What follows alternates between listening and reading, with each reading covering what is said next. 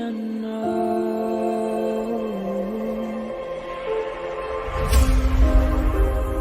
down the rabbit hole,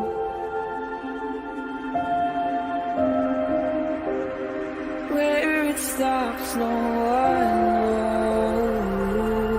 We're going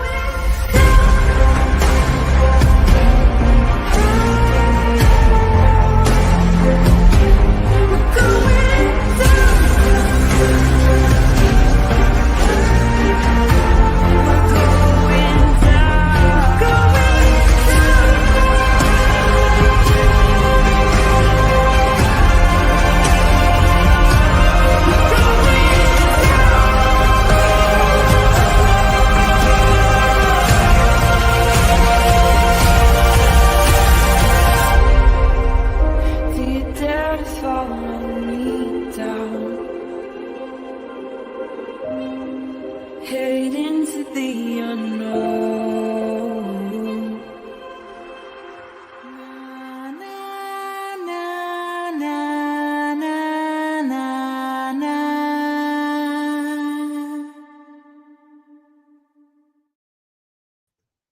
Hi, everybody. Happy Thursday. Welcome back to Criminality, or if this is your first time here, welcome to Criminality. You know, it's been a little while since I've seen you guys. So, let me tell you kind of what's on the agenda, and I'm sorry I haven't seen you guys. My kids actually just went back to school yesterday, so I was doing stuff with them and working on the AI for this trial nonsense. The AI is like kicking my ass sometimes, but it's definitely getting better. So, as always, thank you guys for being here, and we're going to be doing the testimony of day 3 of the Delphi trial of the state of Indiana versus Richard Allen. And this is not audio from the court. This is all created by AI. Well, created by me using AI, I should say. Sleuthy should be joining. There she is. Hi, Sleuthy. Hello. You driving? I feel like we haven't been here for ages. I know, we haven't been here for ages. I was just telling them, so we're going to play the testimony from day 3. And then as each testimony is done, so people who want to listen to the testimony while we chat about the testimony, this is the place to be. If you want to listen to the testimony on its own without our commentary, each testimony will be individual, put in the playlist on my channel called the Delphi trial. And that is strictly only the testimony from the trial. So if you want that, then you guys just go straight there. And if you want to hang out here and listen to us chat about it, then this is the place to be. So let me say hi to everybody in chat real quick. And I know it's just been, I don't even know how long it's been. I don't even know. So ages. Ages. So I was telling them my kids just went back to school yesterday. So I was doing stuff with them, trying to get everything ready for back to school. It's kind of crazy when you have 3 to do that with. And they all need different shit. I saw they looked adorable. Oh, thank you. So, and my son's Are they birthday was excited? yesterday. No. Oh, No, you have to tell them happy birthday. We don't do like, I'm not a mom who, like, I know, and I don't and I mean no disrespect to anybody who feels this way, because I also understand it, but I'm like the mom who likes my kids like home. I don't want them in school. My 2 older ones, I've offered to homeschool them almost their entire lives. My little one, no way. Ain't gonna happen. The kid would not do anything I wanted him to do. But my other 2, no, I already know that I don't have the patience for that. Yeah, I wouldn't. Well, my other 2 are like very disciplined, and they're like very good at like their own structure. So he's just a wild child. The tiny human he's just all over. I mean, he's his own person by far. He definitely does his own thing. And I just would not, I mean, I lose my patience just trying to help with homework, because he hates anything to do with homework. But the other 2 don't want to be home. They never did. I just like, what? Like, I know how to do the things. And so then I said, I know how to do stuff that like he doesn't. And so like, I don't know how to explain, like, I just know how to do it. You know what I mean? Like, I don't know how to explain to you like how to what you need to do it. Well, the problem is, you know, and anybody who has like tiny humans knows, like math is like stupid now. It's like takes an hour when it should really take like 30 seconds. It's like the dumbest stuff the way they teach it now. I hate it, but it is what it is. So my oldest, his birthday was yesterday, and his birthday always falls in the summer because it's August 13th. And this is his first year that his birthday actually fell during school. And it was his first day of his senior year of high school. Like, how sad is that? Like, you have to go to school for the first day on your birthday. But luckily, he's like my husband who just is like, I could care less that it's my birthday. I want nothing to do with anything. But we're going to do like a big barbecue for him and stuff this weekend. So he'll be fine. But, and then my daughter started high school. And if any of you guys have teenage girls or have had teenage girls, wow, that was a day. Not fun. Not fun for her, not fun for us. I'm like, you're gonna love high school, and she's like, I hate it. And then It's tiny bragging and nothing else. Yeah, well, everything sucks in life, and then she has to go to gymnastics for 4 hours, and she's like, I'm tired. I don't want to do this. I don't want to do that. I hate everything. Come here. Bro. You're going to survive, I promise. And she's like, no, I hate everything in life. Mine is going into second grade. He starts on Tuesday, and like he's already over it.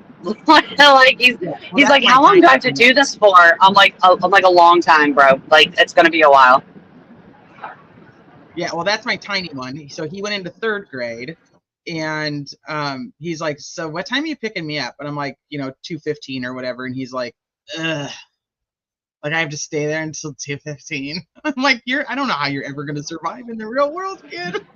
Like, you're really he's like, I think part of like the difficulty transitioning is going from like easy, like where you don't really have to do much, like learning, like learning where you're sitting there listening to learning, and you get like recesses. I mean, obviously they still get that when they go up in grades, but like a hard transition for me was listening.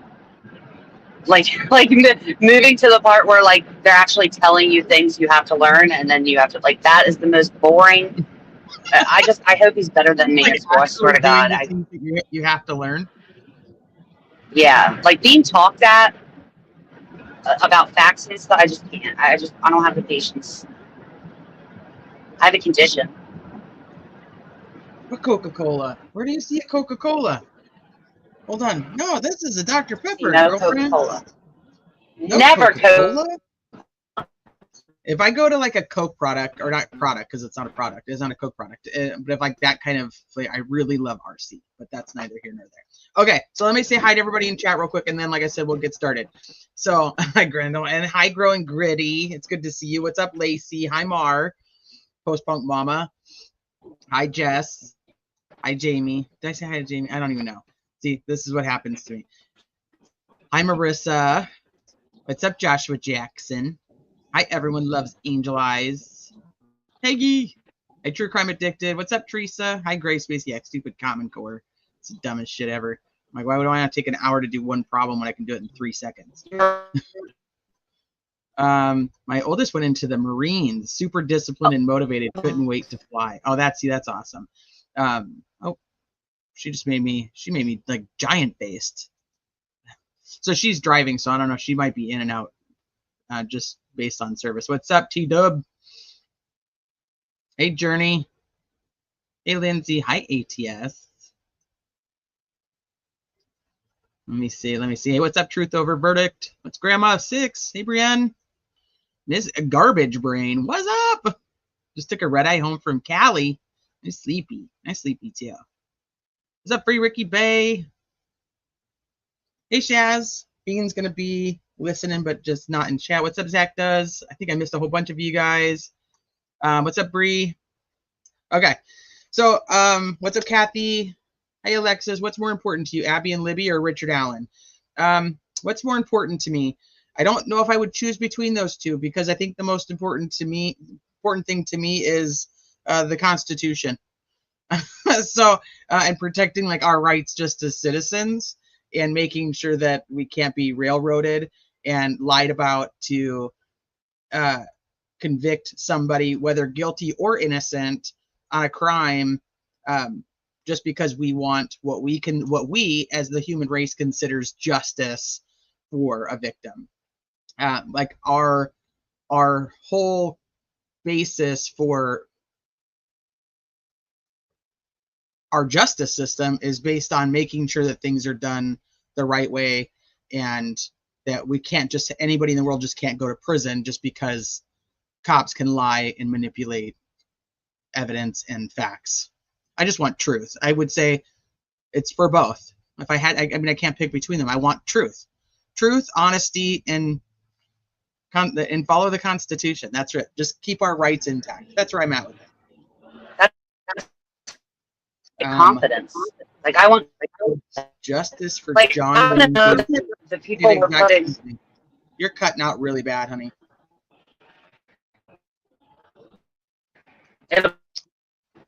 Yeah, I can't hear you. I want justice for everybody.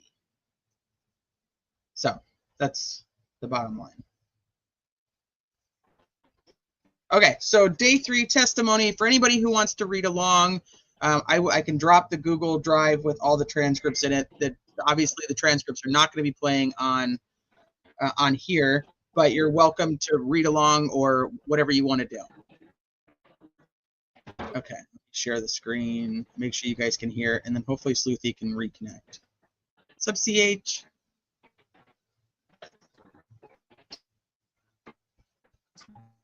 Right. Well, there's three female hairs. There's 3 female DNA. There's 3 pieces of female DNA.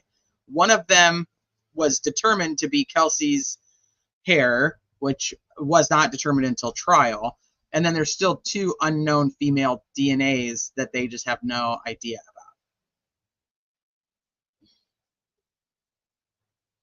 about.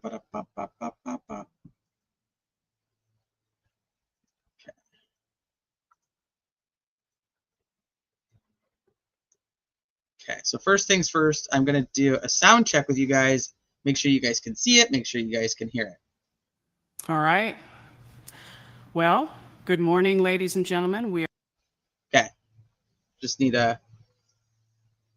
What? Todd Mullis, no updates on Todd's case. Still nothing on his post-conviction relief. You can hear. Okay, perfect. Sleuthy, you want to try one more time to talk? Can you hear me? I can hear you now. Yeah. Okay. Yeah, you were like. Yeah, like driving through nowhere, New Jersey. What's up, Just Jen? Hi, Jen G. What's up, Lindsay? Okay, so first things first. First witness on day 3 is Darren Giancola.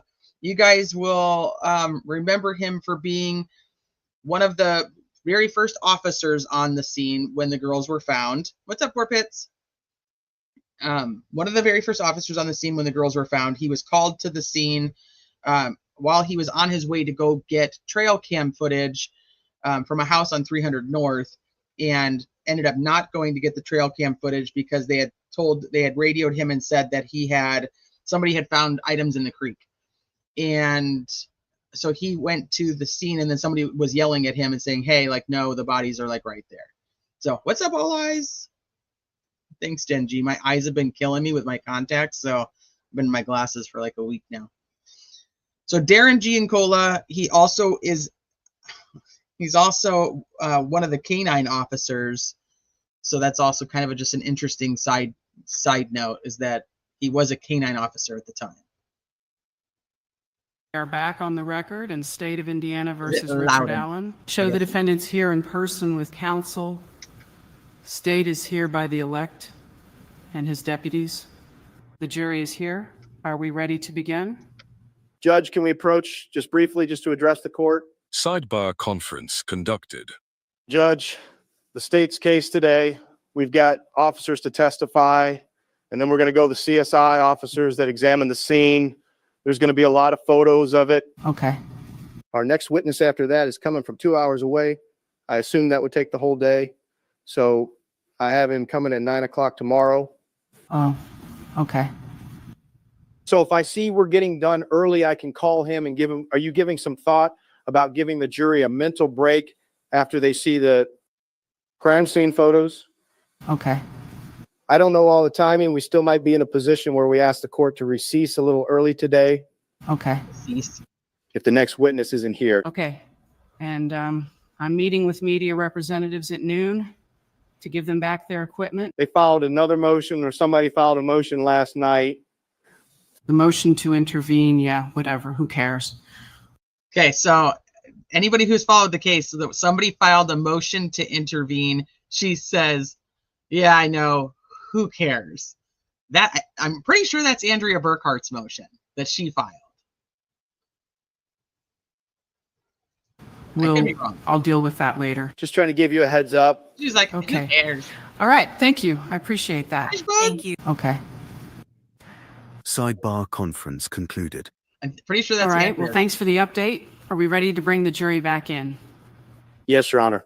Folks, we ready? Yes. All right. Gentlemen, Yes, KO. All rise. Thank you. You may be seated. thank you, gentlemen. I'll let you get all settled in there. Ladies and gentlemen, Yeah, no, this is all just transcript. There's nothing changed from transcript reading. Besides, I think that one laugh that I left in just because it was so fucking funny. I had to for you guys. There was just one laugh, but other than that, it's everything that's in the transcript. The only thing that AI really has a hard time with sometimes is spelling people's names. So sometimes that might be, that might get a little. I try to fix it, but it doesn't always fix. And sometimes I'm just over it, and I'm like, I don't fucking care. People can figure it out. well, good morning, ladies and gentlemen. It's nice to see you back Thank you this all, morning. I know that we had an activity planned for you on Saturday that you all took advantage of. We also provided an opportunity for you to spend some time with your families on Sunday. And I know several of you were able to have your family members come down. I know that your family members were told and honored the court's directive that they weren't to bring any telephones or anything when they came to visit with you, and you were constantly monitored under the supervision of our 3 bailiffs while you enjoyed your family time. And since we have parted company for several hours and had that opportunity to have some contact with outside folks, I'm going to ask each of you collectively as a group the following questions. Ladies and gentlemen, have you read, seen, or heard any media accounts concerning this case? All jurors respond in the negative. Have you discussed this case with All anyone? jurors. All jurors respond in the negative. I like how you added that. So all jurors respond in the negative. All jurors. Have you permitted anyone to discuss this case with you? All jurors respond in the negative. And has anybody persisted in attempting to discuss this case with you? All jurors respond in the negative. And have you conducted any research into this case? All jurors respond in the negative. All right. Again, ladies and gentlemen, I appreciate your continued compliance with the court's orders regarding outside influence. Again, it's important that you make your decision on what you see and hear in the courtroom, not on any outside discussion. So I appreciate that you continue to comply with the court's directives. We are ready to begin. Mr. McClelland, you may call your next witness. Thank you, Your Honor. The state would call Darren Giancola, please. Deputy, are you as comfortable as you can be in that chair? As I can be, yes. Okay, going to ask you to speak up the best you can. The microphone amplifies for the audience, but it doesn't for us, and defense and the jury. And so everyone needs to be able to hear your answers. Fair enough? Fair. All right, will you state your name, please? Darren Giancola And how are you employed? with the Carroll County Sheriff's Office. And what is your rank with the Carroll County Sheriff's Department currently? Currently a detective And how long have you been employed total with the Carroll County Sheriff's Department? since 2011, but in there was a 6-month leave, and then I came back. As a law enforcement officer, did you have to go through special education or training? Yes, Can you tell me about that? I graduated the Law Enforcement Academy mandated training annually, and I attend multiple trainings in niche areas like drug investigations and interviewing, things like that. Is that done on an annual basis? I attend some sort of extra training every year by my choice. Yes. Okay. And again, been a law enforcement officer since 2011. Is that correct? Actually, since 2009, with the sheriff's office since 2011. I was with the Delphi City Police from 2009 to 2011. And in your role as a law enforcement officer, is it fair to say you've investigated all types of offenses? The majority, yes. I want to take you back to February 13th of 2017. Do you recall that day? I do. And were you on duty that day? I was not. What shift do you typically work? At that time, I was working a night shift from 6 p.m. to 6 a.m. as a road patrol deputy, and that would have been one of my regular scheduled nights off. However, you came into work that night. Is that correct? That's correct. I want to take you to around 10 p.m. that evening. Can you tell me what happened? I had seen something on social media about 2 missing juveniles in Delphi. I contacted now Sergeant Kingery because he was the deputy on duty that night, and he advised there was going to be some search efforts going, so I came in to help. Did you get the identity of the 2 missing juveniles? Yes. Who were they? Liberty German and Abigail Williams. After you got that information, what did you do? I believe I went to the sheriff's office. I'll just let you get no. So we don't have Giancola. This is just it's just AI. It's just an AI voice. So it's I don't know what he sounds like. Most of these people, we don't know what they sound like in real life. So it's just AI. Right. So then they get what they get. Yeah, they get what they get, and they don't throw a fit. And you're gonna love. You're gonna love some of the voices that Sleuthy put on. I was like, Sleuthy, where did you even find this? I was literally just thinking that. I was gonna say like one of them's a turtle. It's funny that you knew, like you're like, I don't even remember who it is. You're like, so and so's a turtle. I was like, I thought it was kind of perfect. Turtle. This is his picture. This is actually him. This is Darren Giancola.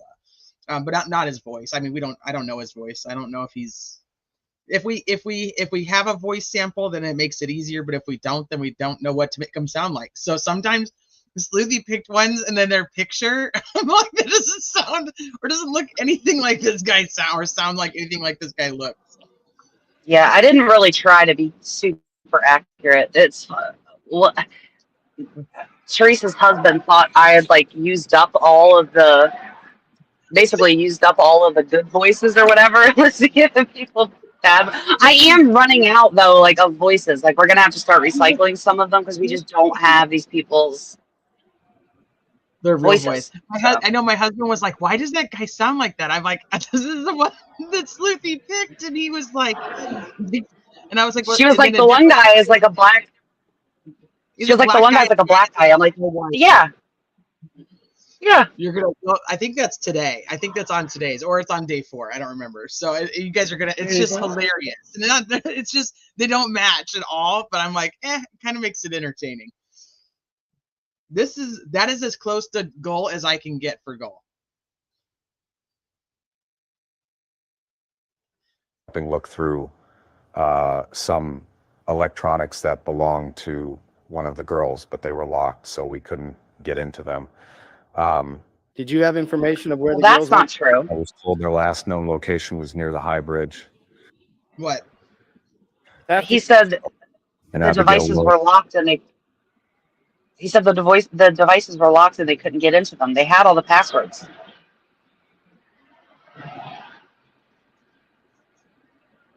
You know? Yeah. After you got that information, what did you do? I believe I went to the sheriff's office and was helping look through some electronics that belonged to one of the girls, but they were locked, so we couldn't get into them. Did you have information of where the girls went missing? I was told their last known location was near the High Bridge. After you completed your activities at the jail, what did you do next? I went out and actively helped in the physical search. And do you recall where you went to help with the search? Yes, I went to, it was a private drive at the end of 625 West. And Judge, I'd ask the court permission if the witness can come to the map so we can point that out to the jury. You may. Officer or Deputy Detective, sorry, Giancola, I'll have you come down to the map and I'm going to have you use this pointer. Okay, I'm going to have you use this pointer and I want you to step back as far as you can so the jury can see the map. Can the jury see the map okay? Okay. Point out where you went after you left the jail, you went out to assist in the search. Is that your testimony? That's correct. And where did you go? So I would have accessed this private drive here.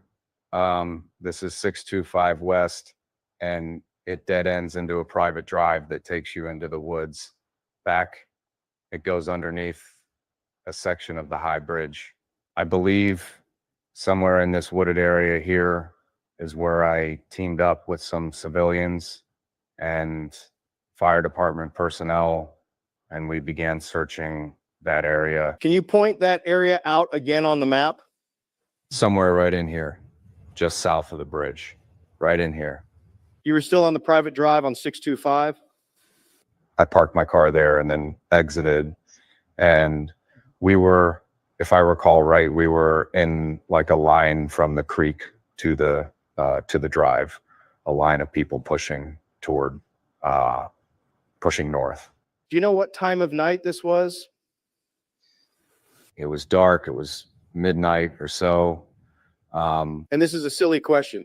What were you using to search? A flashlight. How far around you could you see with that flashlight?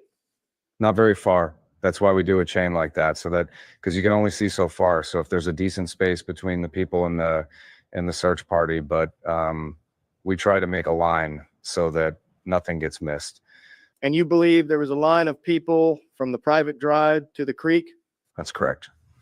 And how far did you go with that search? I believe I was somewhere over here on the northern side of the bridge, between the creek and the bridge, when I got the notification that the search was being called off, and to report back. Once you got to that side of the bridge, and I'm going to say the northeast side of the bridge, you were still actively looking for the girls. Is that correct? Yes. And when you got to that side of the bridge, there's something that stuck out to you in your mind. Is that right? Yes. Can you tell me about that? So as I got underneath the private drive goes underneath the bridge, and along the, I guess you could almost call it like a bank, under the bridge, there's large section of limestone or cinder block. And I was climbing up on those and looking for anything. And I could see a wash of the leaves down the side of the hill that was exposing the bare ground. And that immediately just stuck out to me as odd. And I have a problem with this. Okay.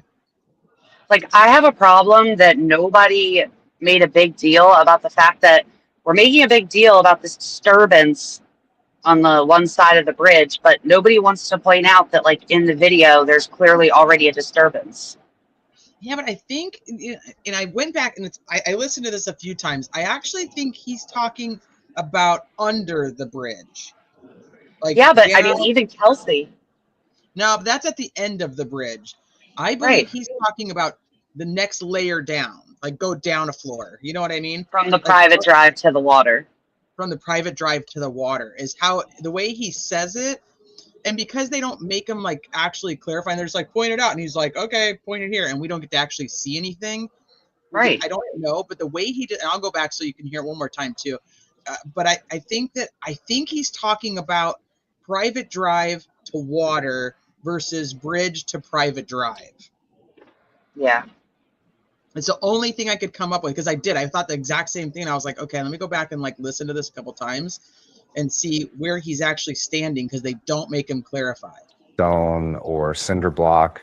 to you in your mind, is that right? Yes. Can you tell me about that? So as I got underneath the private drive goes underneath the bridge, and along the, I guess you could almost call it like a bank under the bridge.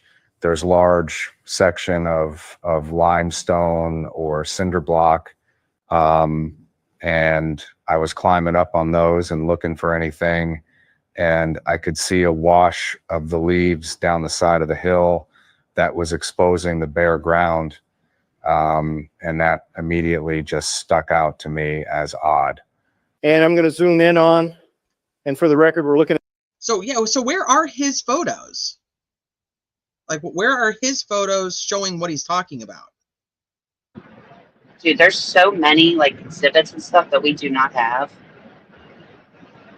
But they like they I don't didn't- but they understand. There's didn't- no right. There's no explanation why. Yeah, so at first I thought the same thing. So I'm wondering if people just listening to it are thinking that because we've seen that photo, because that was my first thought too. And I was like, that's what I'm saying. Like, I had to go back and listen a couple times. I don't think that's what he's talking about. I don't know. I don't know. I mean, I don't know I don't know one way or the other, but he keeps saying like under the bridge and not like at the end of the bridge, like where we normally hear, like at the end of the bridge, you know, if you go down to the left, there's like a bunch of whatever. States Exhibit 5. Can you point out where you saw the disturbance? Right here somewhere. Yeah. Right. And here. was that at the end of the Monon High Bridge? Yes, it's where it dead ends. And tell me, where was the disturbance? See? I know. In a downward angle from the top of it, from the area above the bridge downward. Detective, See? Okay. See, now he sounds like he's talking about from the end of the bridge down. Correct. And so the first question should have been, let's pull up this video. Unless it wasn't in evidence yet, it might not be. And say, like, is this the disturbance that you saw? Because it's on her video before they ever even step foot down the hill. You know what I mean? That's not what he says at the beginning of this. That's why I said I wanted you to listen. I don't to think it he again. knows. He's saying two different things.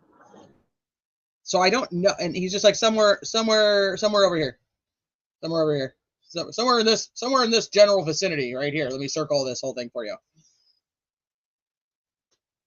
You think he's describing? And so I don't know. It just doesn't make sense to me because he's saying almost two different things. He's saying under the bridge, which that is not under the bridge. That is a different area. That is at the end of the bridge. I'm going to ask you to have a seat back in the witness stand, please. Yep, you can just sit that over here. So yeah, Thank you. Detective, I'm going to show you what's been marked as States Exhibits 9 through 13. Can you take a look at those, please? Detective, have you had an opportunity to look through those? Yes. And it's a silly question, but what are those? They're pictures of the north side of the end of that bridge. Are those pictures that you took? No, sir. And do you know when those pictures were taken? No, sir. Do those pictures accurately represent what you saw on the late night or early morning 13th, February 13th and February 14th, the disturbance you testified about? Do those accurately depict what you saw? Yes. Judge, the state would move to admit what's been marked as States Exhibits 9 through 13, Judge? No objection. All right, without objection, The amount of leading on the prosecution is absurd. It is. Nick definitely did a leading. They do so much leading. I don't know why. And they barely object. I know. 9 through 13 are admitted. And Judge, I would ask permission from the court to publish those pictures to the jury. I've stapled them together just for convenience. And I ask the court permission of that at this point. Oh, so you have cup. Yes. Wait, did he say north side? North side of the, well, north would be up. So I know, see, I think that's also, that's problematic because we're not, let me back it up just a tiny bit. So technically, this is north. So if you go to the south end of the bridge and you go to the left, you are going north. That's not, no, too bad we couldn't actually watch it and see what they were talking about. No, sir. Do those pictures accurately represent what you saw on the late night or early morning 13th, February 13th and February 14th, the disturbance you testified about? Do those accurately depict what you saw? Yes. Judge, the state would move to admit what's been marked as State's Exhibits 9 through 13, Judge. No objection. All right, without objection, 9 through 13 are admitted. And Judge, I would ask permission from the court to publish those pictures to the jury. I've stapled them together just for convenience. And I ask the court permission of that at this point. Oh, so you have cup? Yes, you may. I have copies for the jury, yes. Okay. And ladies and gentlemen, take the time that you need to review those photographs. When you're done, just kind of look up so I know that you're finished. And Detective, while the jury is reviewing those, I'm going to ask you to hold on to these because we're going to reference those in some future questions. You may proceed. Thank you, Judge. For the record, Detective, I've handed you back the pictures that's been marked State's Exhibit 9 through 13, and I've got a copy for myself. I want to talk about a few of these pictures. I want to go to the first one. Can you hold the first picture up, State's Exhibit 9, and point to the jury where you were standing? So if you look towards the right middle half of the picture, there's all the concrete, kind of jagged concrete. That was the area that I was standing in when I shined that section with my flashlight and could see that disturbance in the leaves.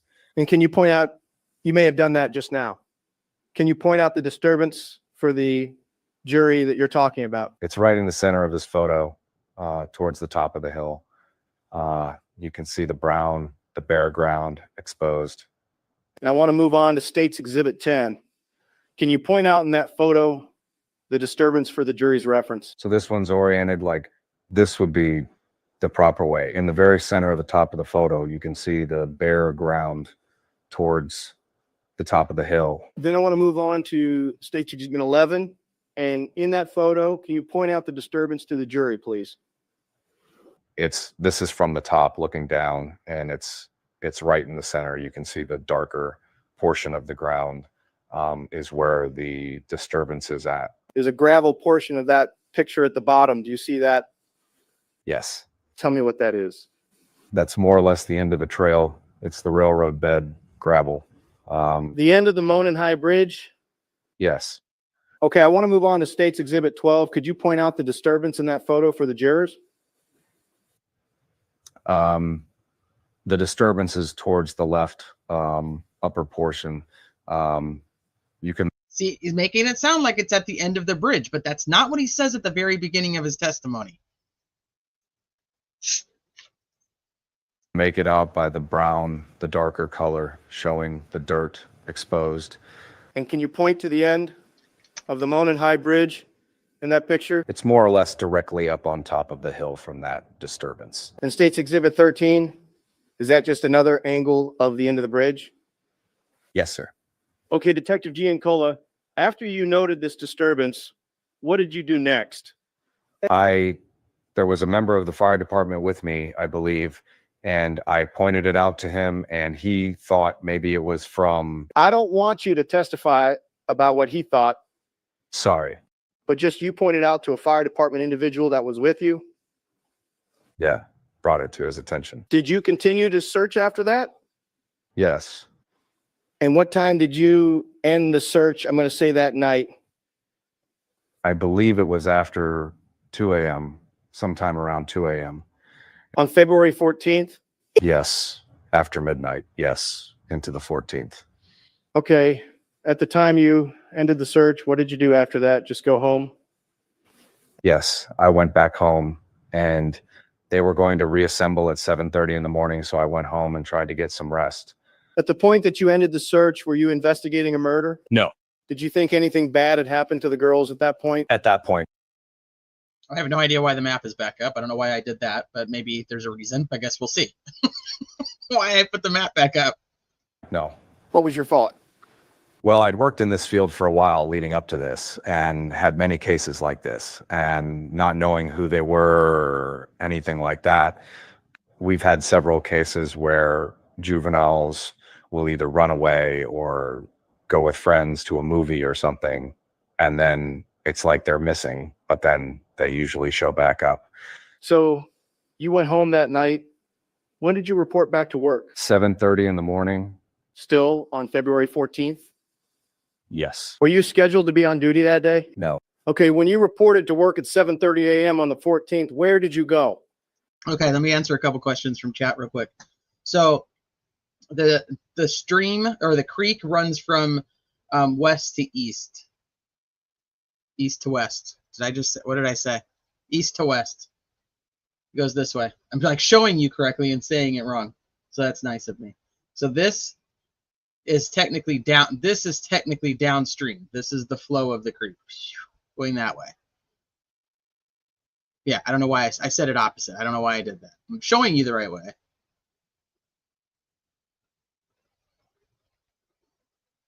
It goes this way. This way. Towards town. So when they say like the beginning part of their search, what they were really focused on was like over here, because they thought if they had fallen off the bridge or if something had happened that they would have ended up down over here. So they say they focused a lot on this area to begin with.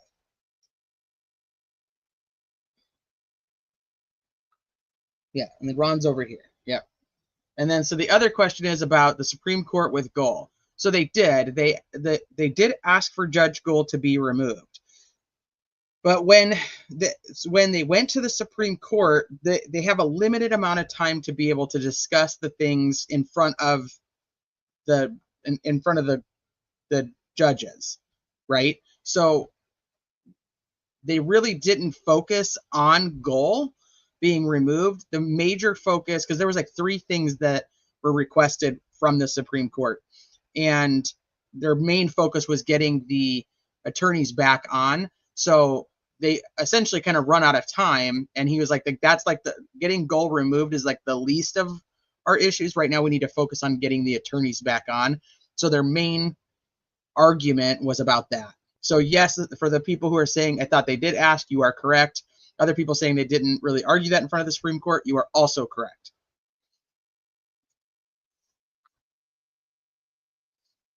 Because they didn't really have the time to make that the focus. I went to, Where'd you report to?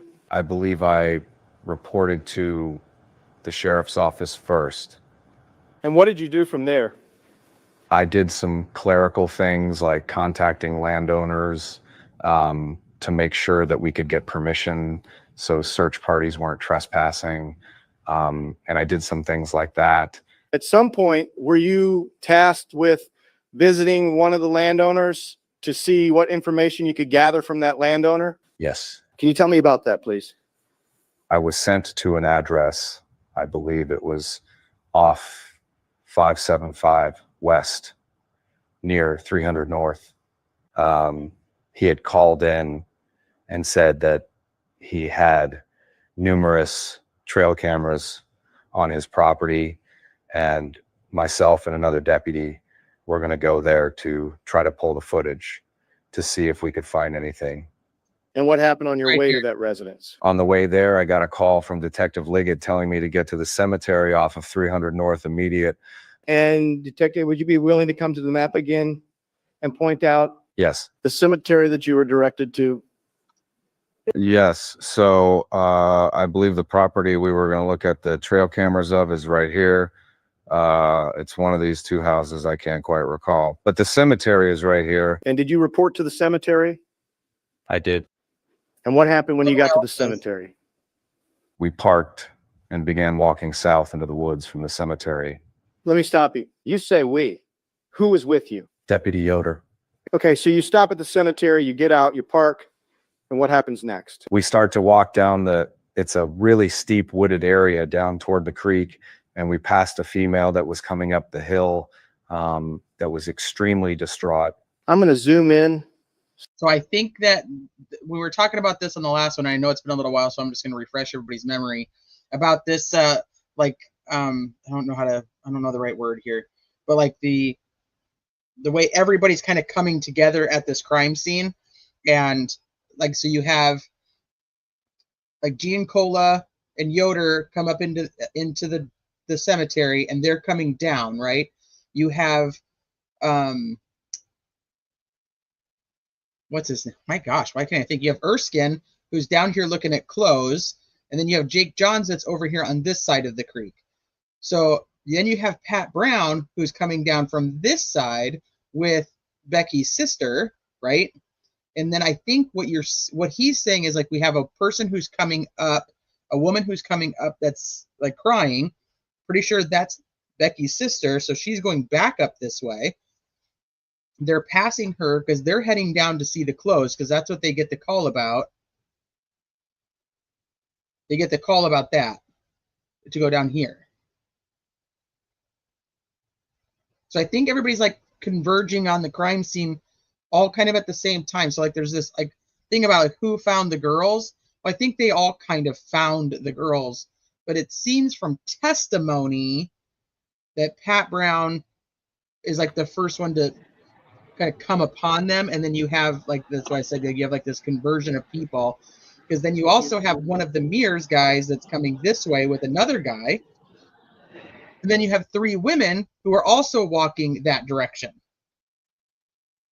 Then you also have like officers and stuff that don't see other people that are said to be there. Right. Oh, that's what he's one of them. It's like weird. Yep. States Exhibit 5. Can you show the jury the path that you took from Oh, this is why I put the map back up. I just apparently did it really early. the cemetery down to the creek as best of your recollection? I don't think I can show the exact path I took, but it would have been just in a southern direction towards the creek from, I believe we parked right here in the corner, and there was kind of a fence we had to kind of go around, and then we walked straight south towards the creek. And did you walk directly to the creek? Yes. And on your way to the creek, did you see the bodies of the girls? No, sir. Why were you going to the creek? We were told that members of the search party had located something there, possibly bodies. So I knew they were down there, and I just needed to get there to them. And they were down kind of near the water's edge. And did you walk to the water's edge? Yes. And when you got there, did you encounter other people? Yes. How many other people did you encounter? I believe there were 4 people on the north side of the creek, and then there was a few people on the south side of the creek directly across from where we were standing. It was Deputy Yoder with you as well? Hey, boo. Yes. Okay, when you got to the creek, what did you see? I had to ask everybody, like, point me what are you talking about? And everybody was pointing into the water kind of directly in front of me. And that's when I looked over and I could see a multicolored shirt, and I believe a tennis shoe was stuck in like the roots that come out into the creek from the creek bank. And that was in the water? Yes. Okay, I'm going to ask you to have a seat back at the witness stand, please.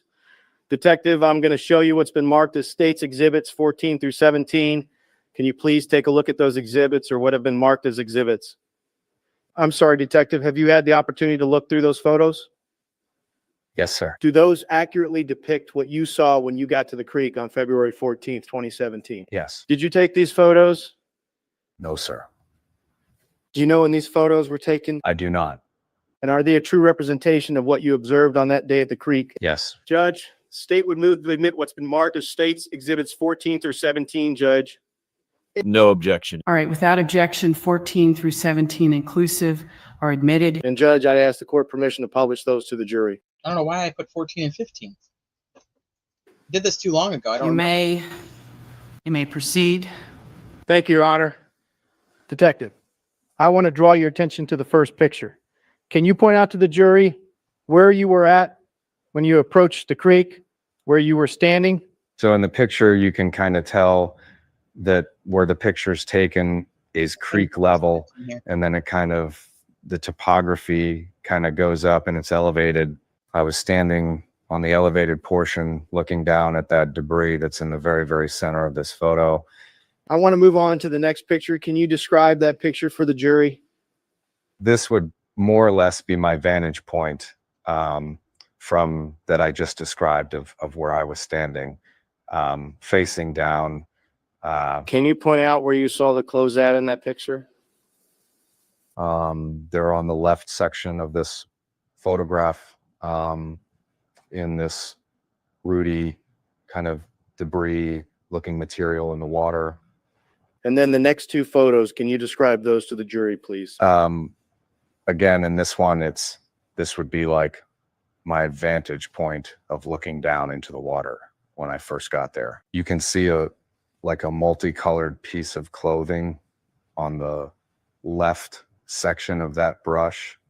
And then there's like a black and white Nike shoe in the center. And then move to the last picture, please. Is that a close-up of what you observed in the creek on that day? So you guys see, like, these are not his photos. These are not the exhibit photos. These are the ones just that have been around social media for a long time, that many people have speculated were released by Erskine. So just, I put that in here. So like the actual exhibits that they're going through right now have not been released. But to kind of show what they're talking about, I just put the ones from social media so you guys could see those. Yes, it is. And can you point out the shoe that you saw? The shoe's right in the center. It's upside down, white sole, and I think it's a white Nike shoe. And you mentioned a multicolor or tie-dye shirt that you saw. Can you point that out in the photo? That's in the top left portion of this debris in this photograph. Thank you, Detective. After you observed the clothes in the creek, what happened next? There was some For the ones that are in the creek, they consider the clothes from the creek part of the crime scene. So crime scene photos were sealed. But I mean, obviously it should have just been like gruesome crime scene, but there's still other random ass shit that was not released that has nothing to do with the crime scene or what should be sealed. But they're probably putting it under that because like we have nothing from Bridge Guy, nothing that they did, none of the stills that they did, none of the reports that they had, none of that stuff was ever released, even though it is, you know, evidence in the trial.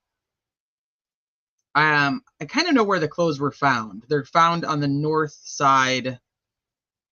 They're found kind of on the north side of the creek. You can almost tell in the helicopter footage where they're found, which is kind of corroborated by testimony and where they're saying that they see them. So, I mean, obviously I can't prove it. I mean, but that's my best hypotheses. conversation with, there was people across the creek kind of hollering to us. There was the searchers on our side of the creek were talking to us. And one of the searchers on our side of the creek said that they believed the girls' bodies were back behind us a little ways, and kind of to the northeast of where we were at. When you say back behind you and to the northeast, you meaning this direction? Yes. Okay. On your walk down to the creek, did you see the bodies? No. After the search party members told you the bodies were behind you, did you turn around and look? Yes. Could you see them from your vantage point? I could see something that kind of stuck out like a bright, like a whitish color, but I couldn't tell what it was from where I was at, and I still kind of needed them to direct me in the, was it, you know, I asked them, was it over here? Yes, and I went that direction. Did Deputy Yoder go with you? Yes. And what did you see? The bodies of both girls, deceased. Can you describe what you saw? See? One was nude. And no person, no Pat Brown. Yeah, he says that nobody's there, but Pat acted like he kind of walked up to like to the creek edge and had his back to the girls. But then, yeah, Giancola is saying like nobody's at the crime scene. Right. And Pat said he literally stood right there with his back to them, Right. waiting for cops to come literally like to him and say, you can go. Right. So let me see.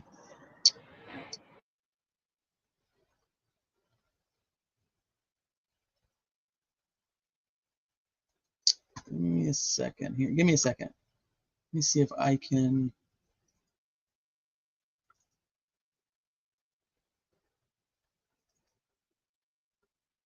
This may echo, so I may have to mute it.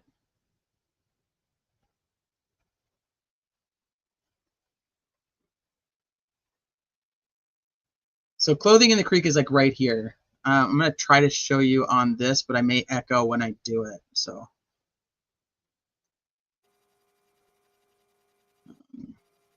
actually, there's no sound on it, so maybe I won't echo.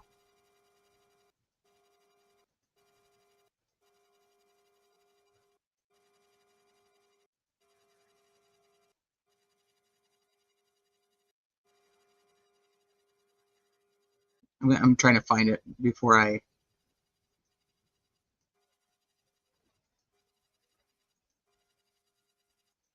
Okay, bring it over here.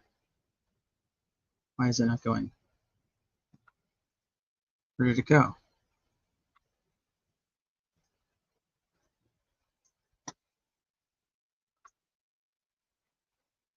Right here.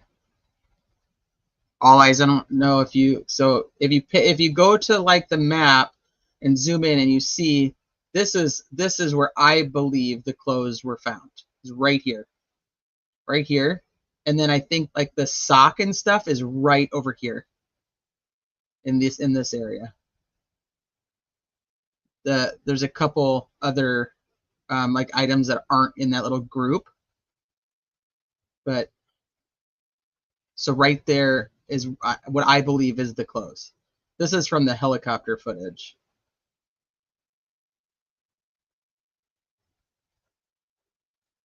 But like I said, I mean, I can't prove it. This is just my hypothesis. It made it seem like the clothes were like right under the bridge. Yeah, they're not. They're not. It's not under the bridge. I don't know. They're not that far over. They're right. They're at the, and then so like Giancola, when he's talking about like his where he sees them, he's seeing them from like up here on this side of on the north side of the creek. Abby's hoodie is found, I believe, right in with the pile of stuff right in here. But it's more underwater.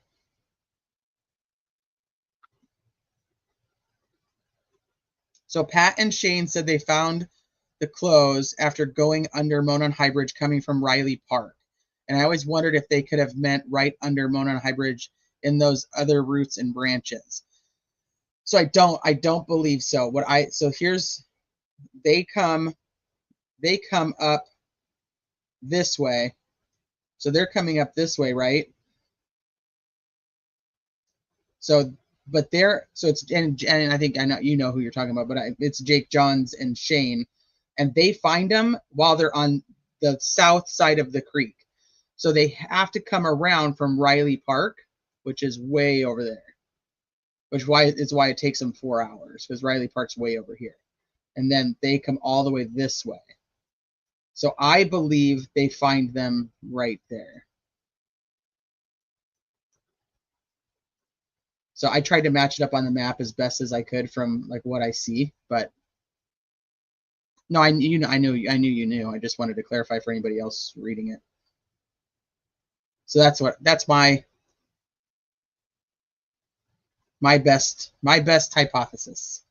Because remember, now then they get the firefighter, which is Erskine, which they refused to like name. It was like weird.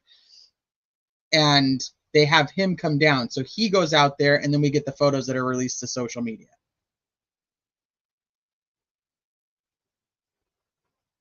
So I don't know. That was just from putting those two things together. That's kind of where I came up with that.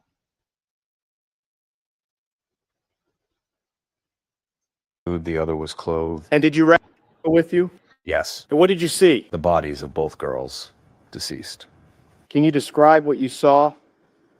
One was nude, the other was clothed. And did you recognize who they were? Yes. How did you recognize who they were?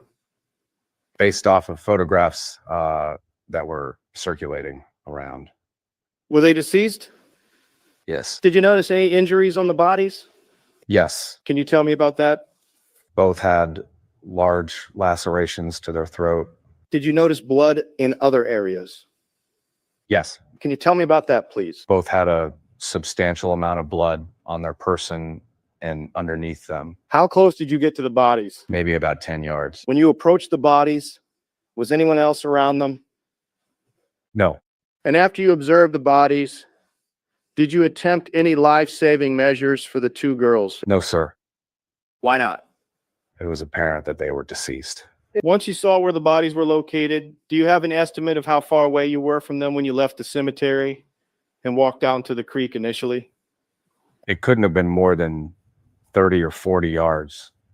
And during your walk down to the creek, did you notice them at all? No, sir. Upon discovering the bodies, what did you do next? I immediately contacted, I had Deputy Yoder begin taking down the names of the people that were on our side of the creek. I contacted Detective Liggett via telephone immediately and told him what I had discovered. What did you do after that? I stood by to make sure no one accessed the crime scene until the proper people got there. During your time as you're standing there, did anyone get near the bodies? No, Did anyone access the area where you were standing, meaning within 10 yards of the bodies? no, How long was it before other officers arrived? it was not very long at all. Within minutes, some troopers started showing up, and then investigators started showing up.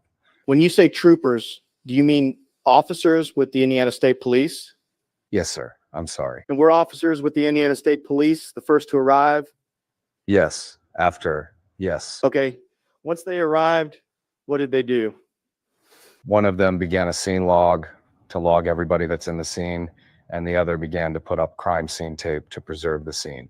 And during your time you were there, once the crime scene tape was up, did any other individuals enter beyond that crime scene tape? No. Once ISP troopers and other detectives got there, what did you and Deputy Yoder do? Once the proper investigators were there, we signed out, left the crime scene, and then I believe it was Detective Liggett directed us to the opposite side of the creek, kind of where I was searching the night before, to make sure no one tried to access the crime scene from that side. And I'm going to direct your attention to State's Exhibit 5 again. When you say the other side of the creek, do you mean this side? Yes, sir. And the night before you testified, you were searching over in this area. Yes. When you went to the other side, See, they're just like this side, that side, over here, over there. Like, we don't get to see any of that. side of the creek upon Detective Liggett's direction, did you use the lane or the private drive at 625 to get to where you were going? I did, yes. And what area, where did you stop? Just past the bridge.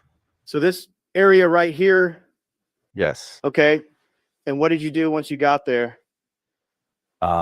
We made sure that everybody had cleared out, and I believe I talked to Shane Hagan briefly. And once I talked to him, we made sure everybody was out of that area and no one else was to come back into that area. What was the point of stationing there? Because you could access the crime scene just by crossing the water. And so, was it for crime scene security? Yes. Okay. Truth over verdict, none of their testimonies match.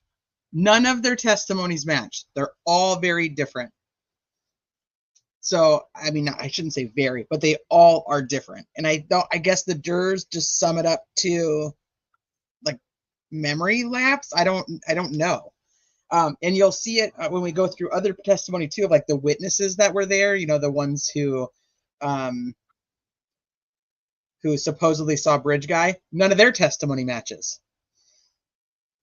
Hey V, this is Darren Giancola. How long did you stay there? The defense should have pointed this stuff out. Yeah, they should have. Yeah, they don't pay close enough attention to notice the differences. That's true too. Until the break of light the next day. So all night, the 14th until the Sometime around, morning of the 15th. yes, sometime around 8 or 9. Okay, so Shane said Erskine babysat the shirt and the ERT still hadn't shown up by 1:30 when he left, which is an hour later than the deputies say people left. So according to Erskine, as soon as the girls' bodies were found, he left. He bounced.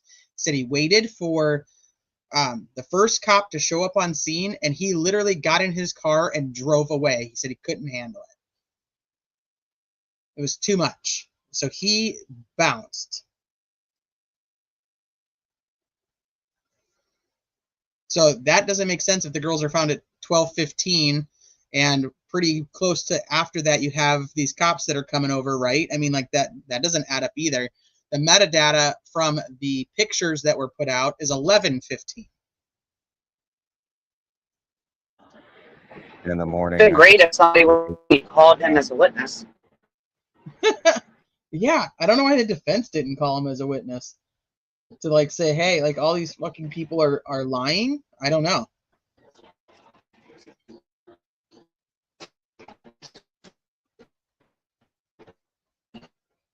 The mountains see everything. Why was Dave Erskine and Dean person of deemed a person of interest early on? I don't know. They interviewed him a lot.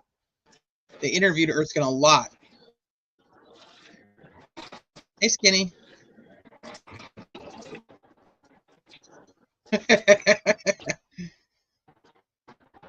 Everybody, we made sure everybody was out of that area and no one else was to come back into that area. What was the point of stationing there? Because you could access the crime scene just by crossing the water. And so, was it for crime scene security? Yes, Okay. How long did you stay there? I stayed there all night. Until the break of light the next day? So all night, the 14th until the Sometime around, morning of the 15th? yes, sometime around 8 or 9 in the morning, I think I got relieved. When you were relieved, was it light out? Yes. Okay. During the time you were stationed, make sure I make this question clear. During the time you were stationed here for scene security, was there traffic in and out on 625? No, Were there any vehicles egressing or progressing down 625 during the time you were there? no, Were there any people? no, Did you see any people travel across the creek during the time you were there? no, Officer, back in 2030 or February 13th of 2007, were you carrying a firearm? yes, sir. Can you tell me what kind of firearm? And A Glock 17, can you tell me what caliber that firearm is? 9mm. If you know, was everybody in the Carroll County Sheriff's Department carrying the same gun? Yeah, we had just recently switched to the Glock 17. Were they all 9mm? Yes, Okay. And you're confident of that? very confident, yes. Okay. Do you know when you switched over? I don't know when. It was within the year before that. Okay. I don't have any other questions, Judge. Thank you. Mr. Baldwin? Thank you, Judge. That, can we go back to 14? Do you have those?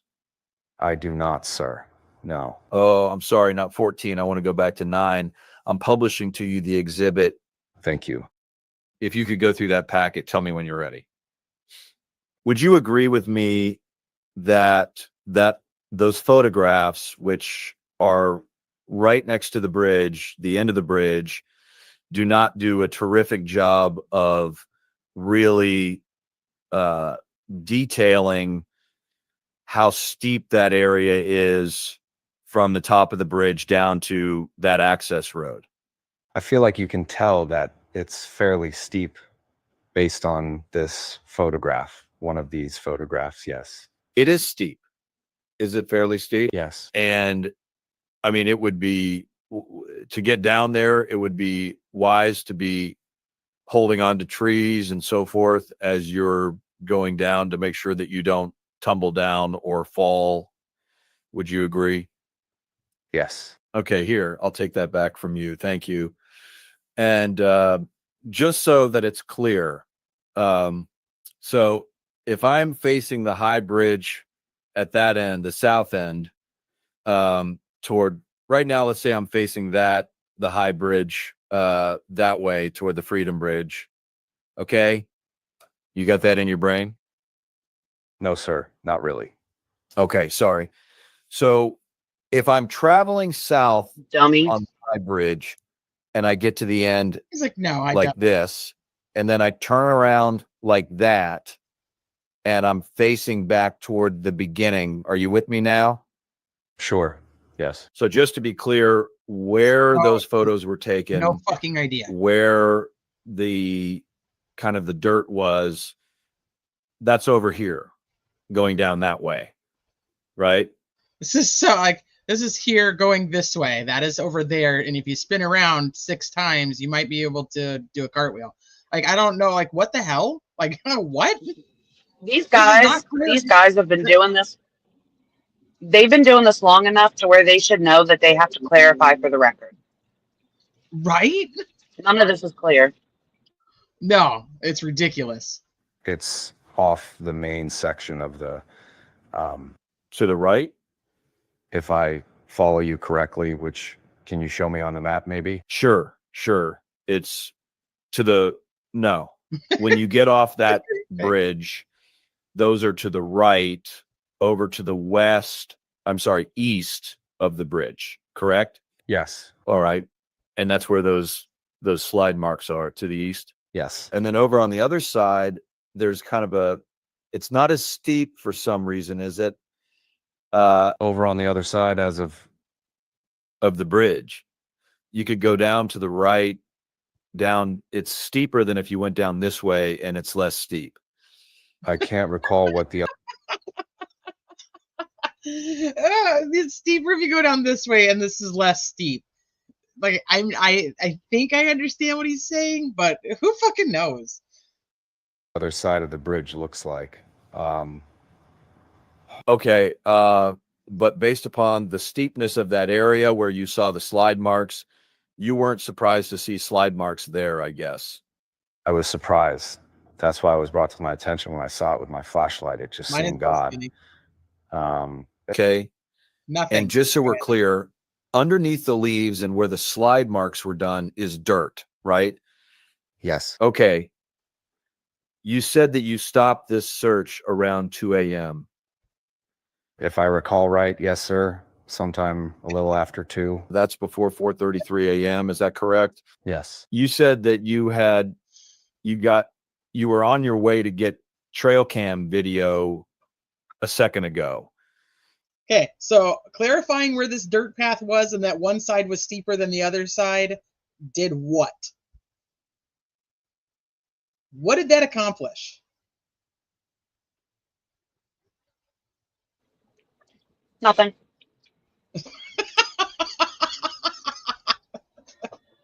Unless your point is like, why wouldn't they choose the less steep side? Or Right. couldn't 'cause you could people go that were right- looking for them have, disturbed it? I don't know. They both sound dumb. But then you got called before that. Yes. Did you ever go get that trail cam video later? No, sir. Do you know if anybody did? I am not aware of. And just so the jury understands, when you go down that from the cemetery down to where the girls were found, that's also got some steepness to it, doesn't it? Yes, sir. But once you get down to where the girls are, it's relatively flat. Yes. And the people that you encountered near the creek when you came down from the cemetery area, do you know from where they had come? I do not. Were you aware if one of the people that you had encountered had seen the multicolored shirt, for example, from on the other side of the creek? Was I aware that someone on my side of the creek had seen it from the other side? Is that what you're? Yeah. No, that was not a great question on my part. So let me try again. You're fine. There were people on the opposite side of the creek, on the south side of the creek. Yes. So you're on this side, and the multicolored shirt was in the creek right here in this area. And some people are over on the other side. Is that correct? That's correct. And it's your understanding that people all the way on the other side saw the multicolored shirt from the other side. That was my understanding later when talking to one of them. Yes. Pretty visible, the multicolored shirt. Would you agree? From where I was at. Yeah. From right off the bank. And if somebody else had seen it from the other side. Well, I can't attest to if it's visible to someone else or not from. That's fair. So I know the point he's trying to get to here, which is you're aware that somebody who was on the south side of the creek is the one who found the shirt. this multicolored shirt in the water, and you yourself were on the south side of the creek looking in this exact area, according to your testimony, but did not see a multicolored shirt on the night of the 13th? Like, that's the question that needs to be asked. Like, there's a lot of pussyfooting around it. I know what he's trying to do here, but it's just not being nailed in. It's not being nailed into that jury. Like, they have no idea. Like, you were there, the exact same spot on the night of the 13th. Did you see a shirt in the water? No.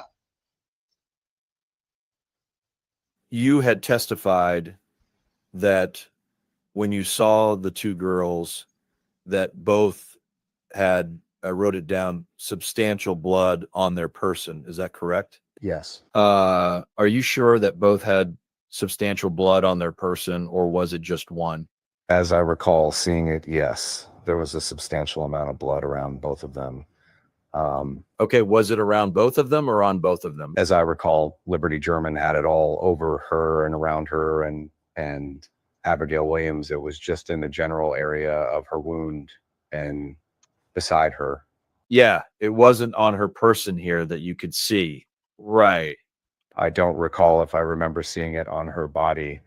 Could you tell whether there was wet marks, like, you know, like when you go into a creek and it's up to here and you get out and you'll see wet marks from here down and it's dry from up here? You know what I'm talking about? Yes. Could you see if there was wet marks, noticeable wet marks from any part of the body down that separated itself from drier marks up above? I recall noting that the clothing on Abigail Williams had appeared to be wet, but as far as a water line, if you will, I don't recall anything like that. And when you say appeared to be wet, that was just from your visualization? But yes. You didn't go and touch and see? No, sir. And what part, you don't recall what part seemed, appeared to be wet? I want to say the pants. That's what I recall. The pants were wet, appeared to be wet. And when you were going from the cemetery down to the creek, that was because you had heard that somebody was at the creek and wanted to talk to you. Is that correct? That's correct. So your mission was to go from the cemetery down to the creek to find these people. Is that right? That's correct. It wasn't really to be looking around for anything. You had a mission. I'm going down there to meet these people. That they had located something. That's what I was told.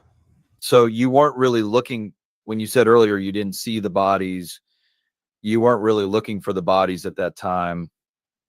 I was looking, but I was looking for the people and to find out where I'm going. People down at the creek. All right. Did you say that you called, who did you say that you called from when you saw the body? I have a problem with that. Okay. I have a problem with that. You know the girls are still missing.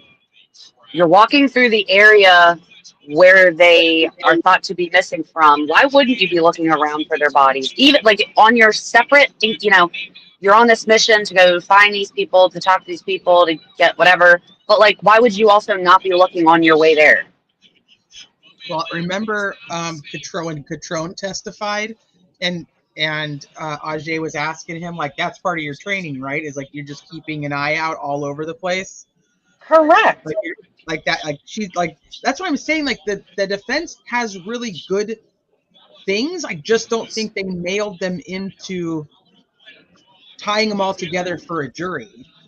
Like, And with every witness they should. Like, it's not Right. redundant if you ask every officer who was walking in that area where the girls were found if they were trained to look everywhere. Like, you're telling me that you're walking through the woods. You're walking through the woods and paying no.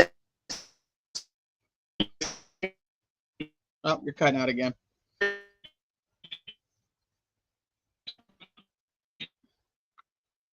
Detective Liggett. And did your phone work? Yes. And is that your own cell phone, or is that a? I don't recall if I was using my department cell phone at that time or my personal cell phone at that time. See, good point here. So and they do consistently ask this a lot of the times.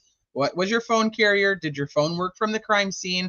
You were able to connect your calls, but yet Libby's phone It's all over the place. Doesn't make any sense. Okay. Do you know what your cell phone carrier is for your personal cell phone back then? AT&T. AT&T. Okay. And do you know what the cell phone provider is for the, I don't know if you know this or not, but do you know what the Carroll County cell phone provider is? Now it's FirstNet, which is through AT&T. I don't remember if we had switched to that yet at that point, but now it's FirstNet. Okay. Well, do you know what it was before? Judge, objection. Asked and answered. Sustained. No other questions. Thank you. Mr. McClelland, Thank you, Judge. Detective Giancola, Mr. Baldwin asked you a question about the area where the girls were found was flat. Do you recall that question?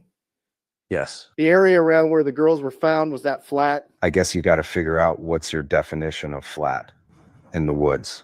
I mean, nothing's perfectly flat in the woods, but compared to the hill down, like he asked me, yes, it wasn't a hill. Right. But they were in a place that at least you didn't notice them on your walk down from the cemetery to the creek, correct? Correct. And you weren't able to see the bodies completely when you looked back from the creek to where they were located. That's correct. So where they were found, was it an elevated position or was it a flat area that was lower in elevation? That whole area is, like I said, your definition of flat or whatever, but it's that whole area has low topography up and down but it's not steep. Okay. There's from the creek flooding and things like that, but they were in an area that was kind of a dip in the surface. So when you talk about kind of rolling, I'm going to say peaks and valleys, although I understand it's not mountains. They were found in a valley. Correct. Okay. But that's not the point. That's not the point that they're trying to make, is that it was in a valley. I mean, that might be part of the point, but the rest of the point, first of all, these people grow up in the woods and stuff. You're not going to tell me that they're unaware of what it means to be in the woods and there be a flat. Literally, you walk through the woods, you try to find a flat to put a blind, you try to find a flat, because why are you going to like walk on a curved hill if you could walk on a flat? You're not going to tell me that, like, it's simply that they don't want to admit that that area that they were found is easily walkable because it is flat compared to everywhere else around it, which is all steep hill.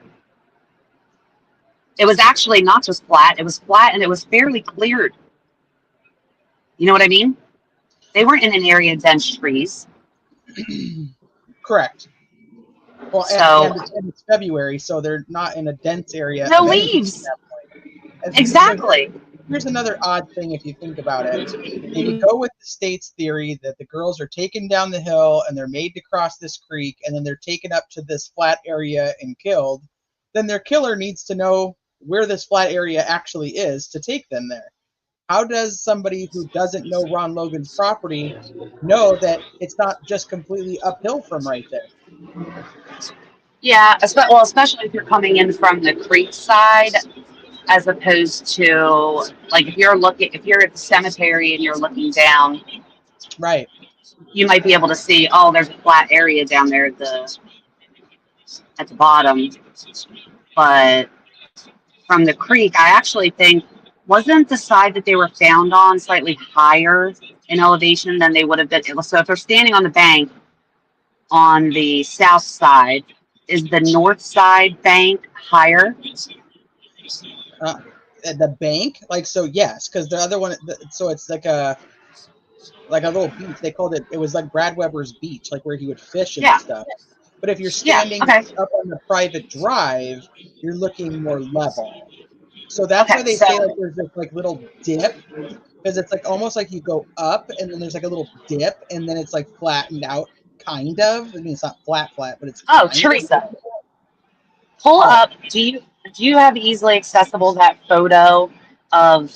I believe it was that fat dumbass Liggett who's like looking around over the bank, basically. Do you know what picture I'm talking about? Oh yeah, I do. Okay, so pull that up, because like what I'm thinking, and it goes to your point, is that so if I'm not 5'4", I'm taller than that, so I can see most things that Richard Allen can't see. But like, if you're 5'4" and and the girls were also 5'4" and you're standing, again, to your point about you would have to know like what was across the creek there.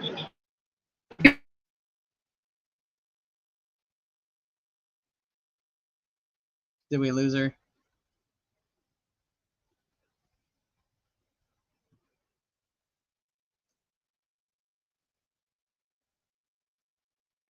Holy shnikes! What's up? Lucy, try talking again. Bro, everyone at the internet. Yeah. It's terrible. Not working. Okay. I mean, I can hear you. You're better now. Do it now. You wanted. This is the photo you wanted.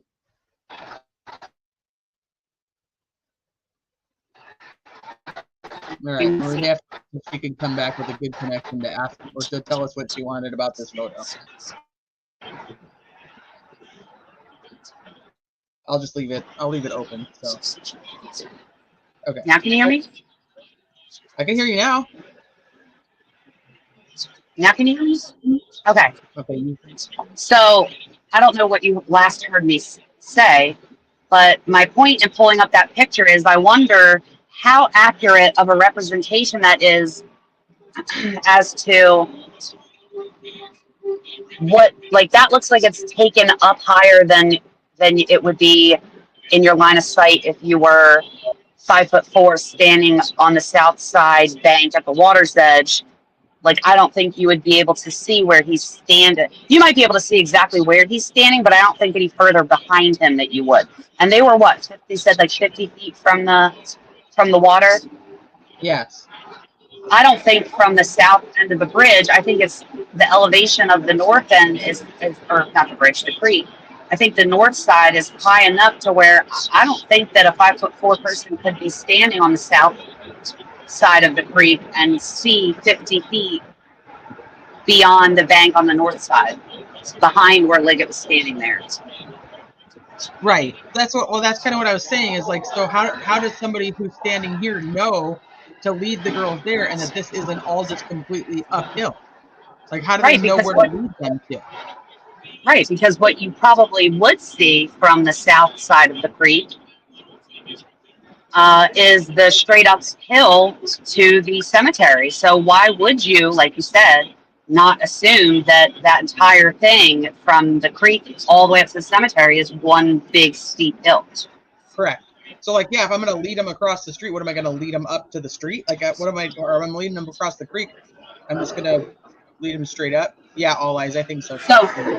So I guess ultimately my point is that the view from the path that they're saying that Richard Allen took via the south end of the bridge, south side of the creek, across the water to the north side of the creek, you would not at all be able to see that flat area 50 feet beyond the water that they were placed. However, you could see it from the cemetery. You could see, like, maybe not see them, but see that that area is flat. From the cemetery, from the top of the ravines, Jared said he stopped, like, looking so he could go down in the ravine. You know what I'm talking about? Yeah. All of those are on the north side. So, again, I find it really, like you, difficult to wrap my head around. You know, you got scared or whatever, so you're running them across a creek where you don't know if you can even get out of the water. That doesn't make any sense. Right. And then what? Everybody drowned? And how did he control two girls in the water crossing?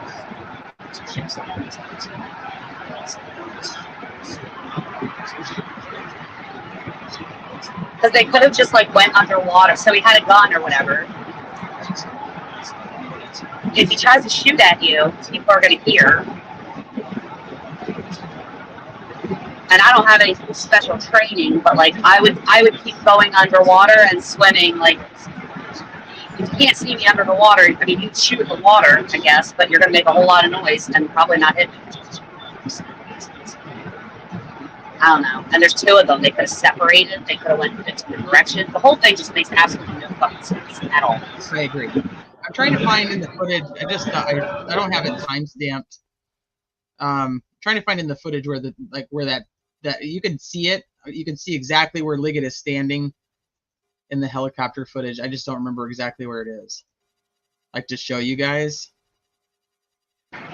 I mean, here's one thing that I don't understand. There's no leaves on the trees. It's winter. They're in these helicopters on the 13th. How did they not see those girl or something? How did they not see something? How did they not see clothes? How did they not see tie-dye shirt? You know what I mean? It doesn't make any sense. Right. You're like you sound like you're like in a hurricane.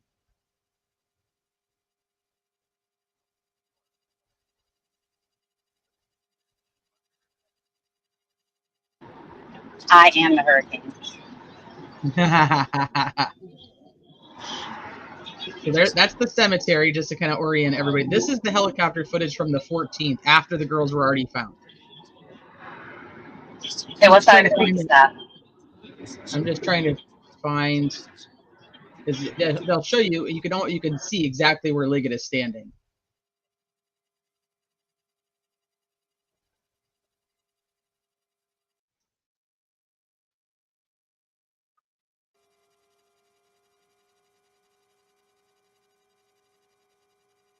I just don't remember exactly where it is in the video. That's my problem.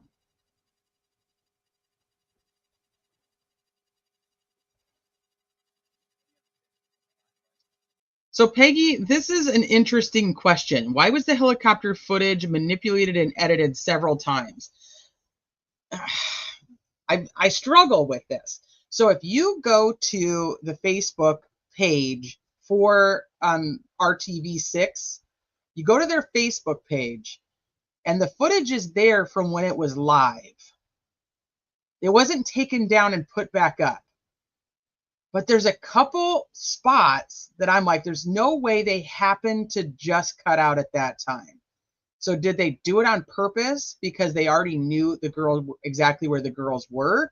Or like, so did they intentionally cut the camera at that moment? I don't know, because I always had the same question. So I went and pulled the footage from their actual live and not like just somebody's, downloading of it. Their live is still up on their Facebook page. I don't know, we may have to do this at a different time so I can finish that testimony, because we have other testimony to go through. If I can find, maybe I'll look through it later and I'll find the spot and I can show you guys exactly where he was compared to his photo. Is this a short today? No, this is a long. This is a what? This is a four witness day. It's a long day. Okay. Okay, let me get back to the actual testimony.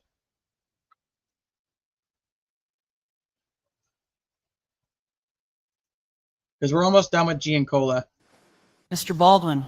No other. From the creek flooding and things like that. So where they were found, was it an elevated position or was it a flat area that was lower in elevation?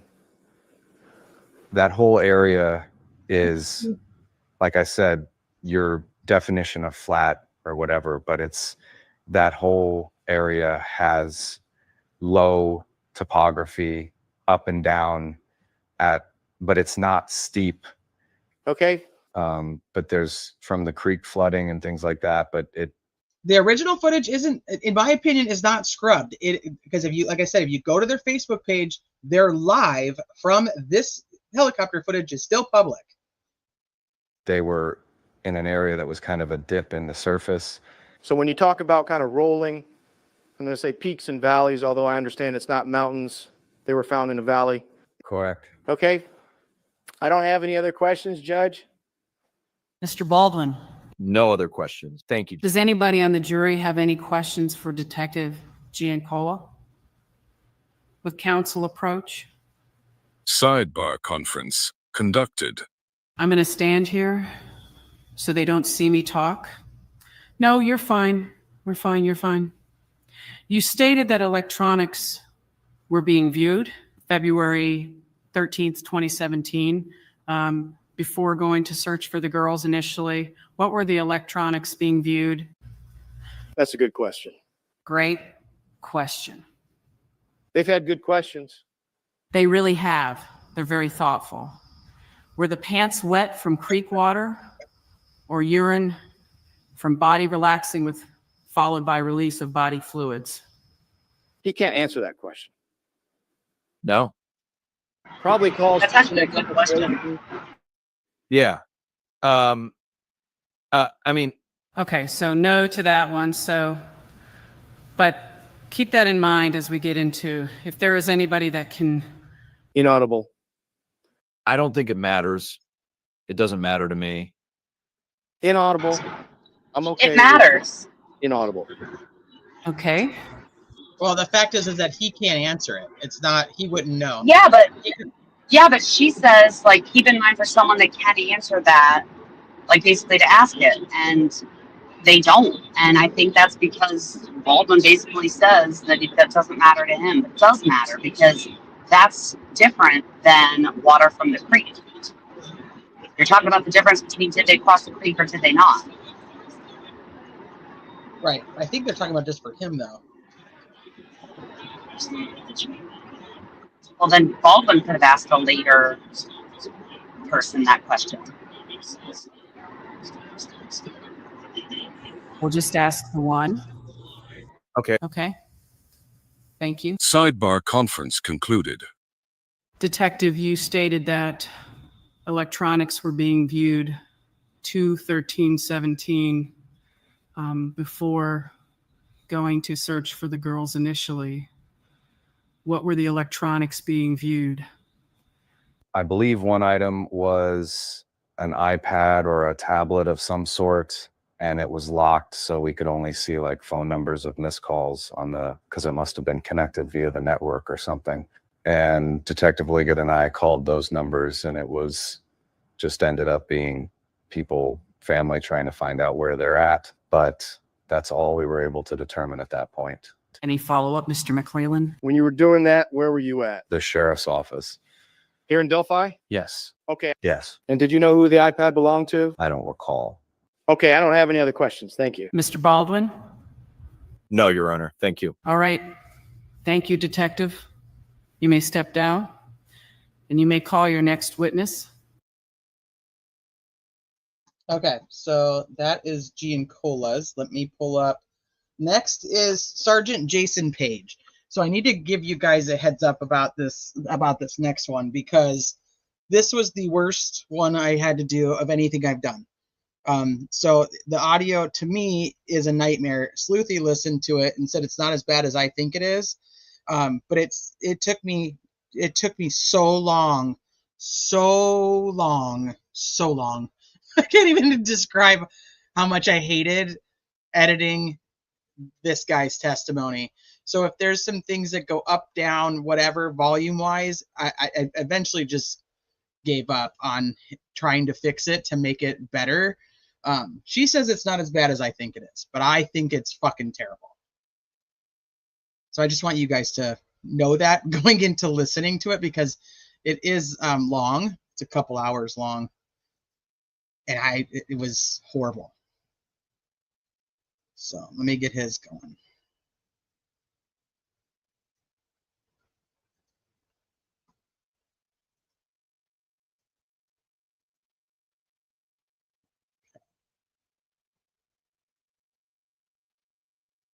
And I was like, I never want to see Jason Page or hear Jason Page's name ever again.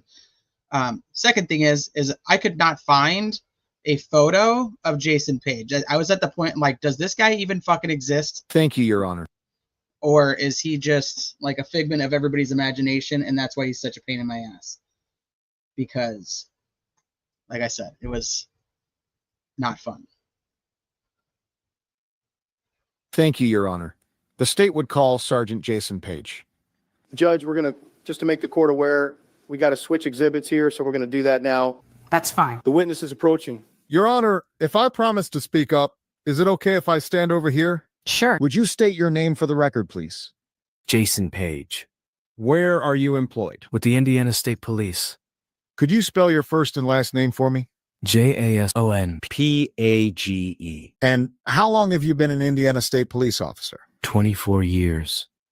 And what is your current assignment? I've been a crime scene investigator for 16 years. When you began with the state police, did you attend the academy? I did. What's the name of that academy? The Indiana Law Enforcement Academy. And did you complete that training? I did. And what was your first assignment? I was a road trooper, assigned to the Peru Post. The Peru Post? Yes, How long were you a road trooper? approximately a year and a half. What was your next assignment? I was a detective at the Peru Post for 7.5 years.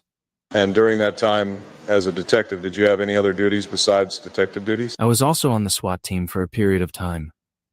Once you had your 7.5 years as a detective, what was your next assignment? I was on the SWAT team, in a part-time capacity. So there was a window of about 3 months that I was in a full-time capacity before I became a CSI. Tell the jury, what do you do as a CSI?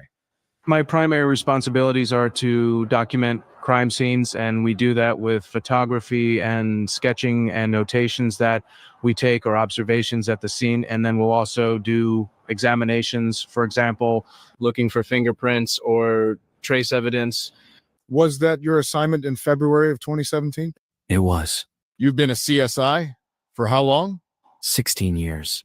Tell us about your education, Sergeant Page. Do you have a college degree? I do. And what's that in?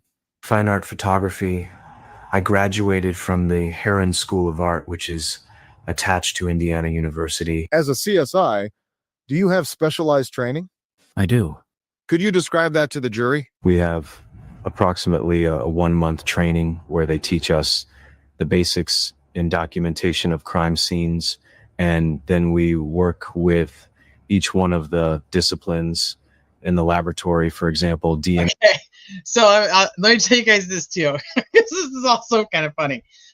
So this is not Latrell's voice. This is not even, we didn't have Latrell's voice, or where Sleuthy didn't realize that we did have his voice. So she used an AI voice for his voice. Obviously, I mean, they're all AI, but you know what I'm saying. Like, we couldn't replicate it. So she sent me this, and I'm like, is that like, it sounds like Barack Obama. That's who I think is questioning this man right now.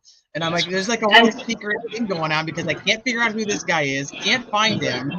And now we have Barack Obama who's actually doing his direct examination. And the name of the voice was like charismatic politician man.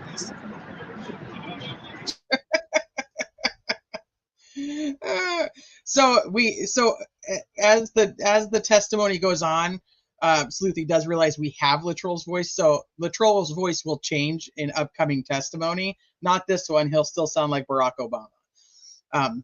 But I don't know. I cannot find ISP Sergeant Jason Page. I also was so at the point where I did not like Sergeant Jason Page just because of editing this audio. So I don't know if I just was like, I don't even fucking care if this guy matters at all because I cannot find him and I hated doing this. So this is the worst audio out of any of them that I've done. It's just, I know, it's just like, or latent print examiners, and they show us how to collect evidence, for their standards so they can later analyze it.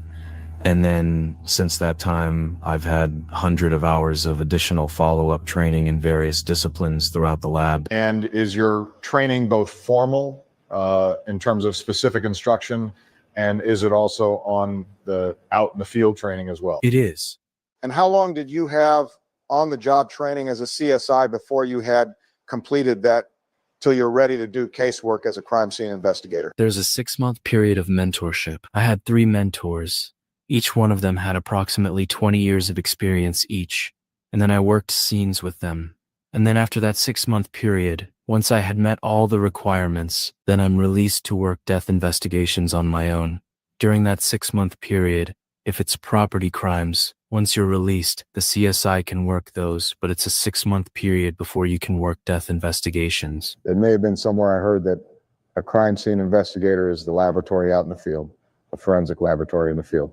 That may not be totally accurate, but are you a part of the laboratory system? I am. And do you receive training from lab personnel in the various disciplines of the Indiana State Police Laboratory? I do. Do you work closely with those analysts in the various disciplines at this laboratory? I do. What about forensic pathologists? Do you work with them as well in your field? Yes, And have you worked with a number of forensic pathologists? I have. Who are some that you've worked with and submitted cases or interacted and collaborated with on investigations? I've worked with Dr. Darren Wolf, Dr. Scott Widener.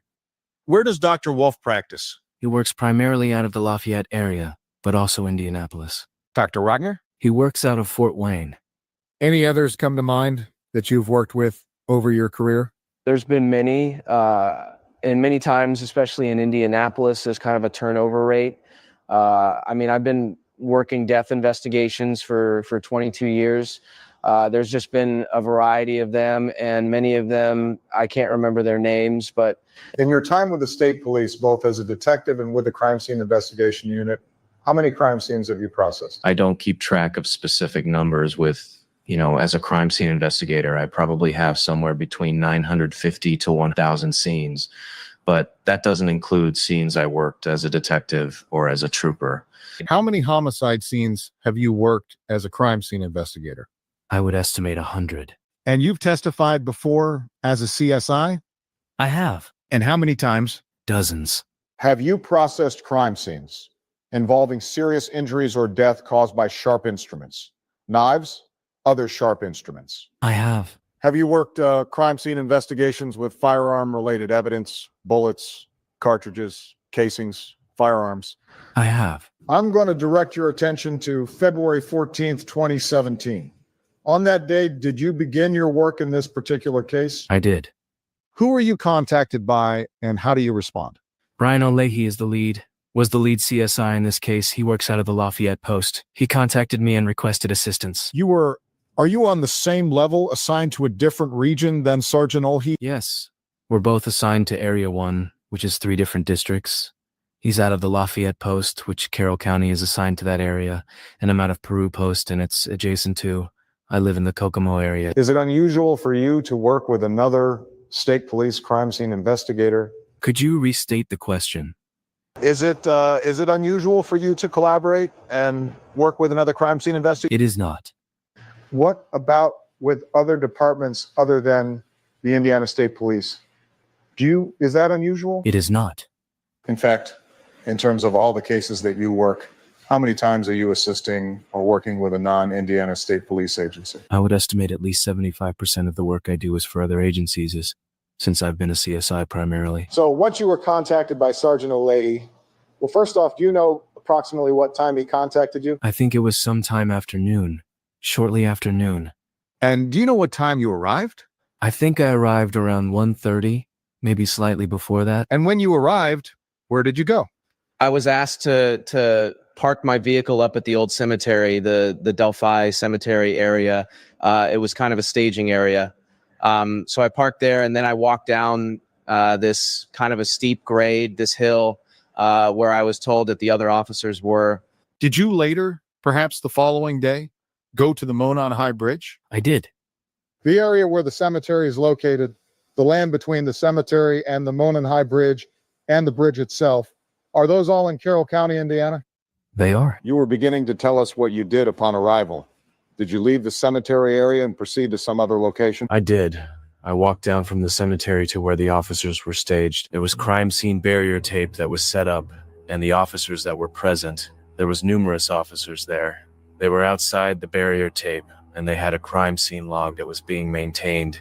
And I met with Brian O'Leahy and Dwan Dotsman. Dwan Dotsman is another crime scene investigator that was requested to assist. You've worked with O'Leahy before, I think you said. I have, many times. Have you worked with Dwayne Datsman? Many times.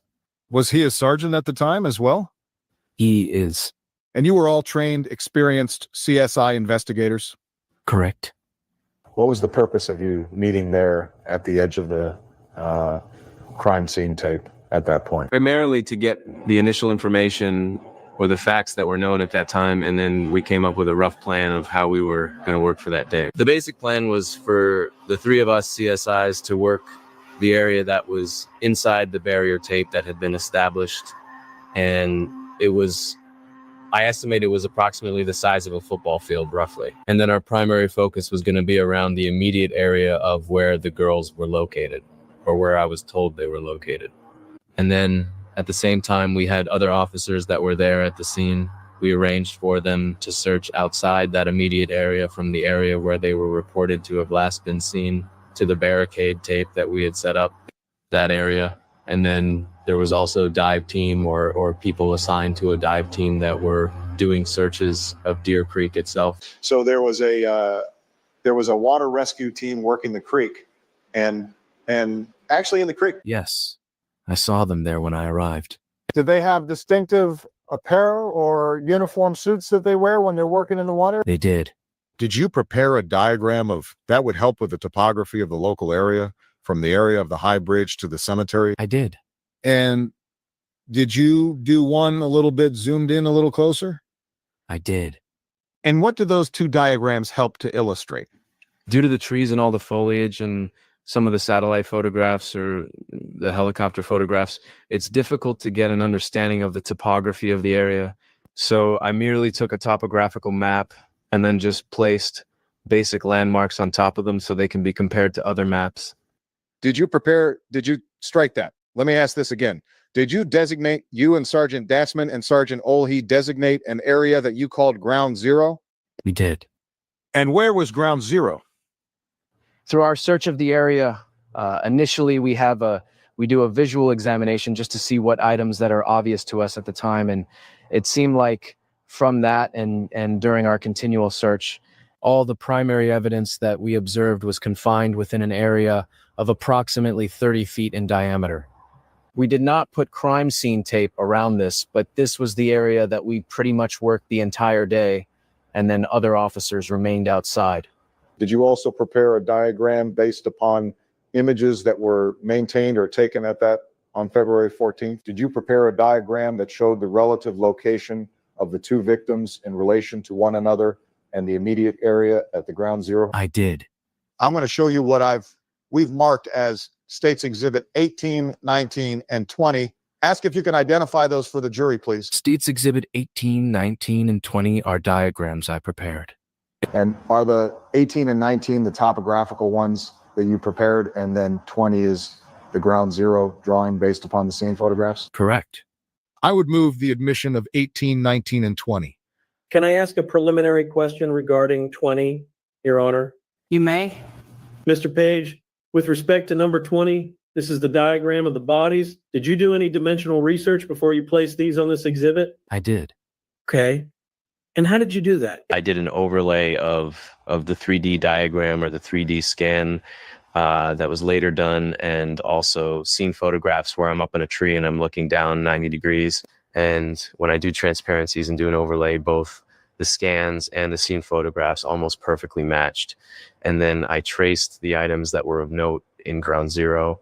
So they're I wouldn't call them to scale 100%, but I put the scale as approximate.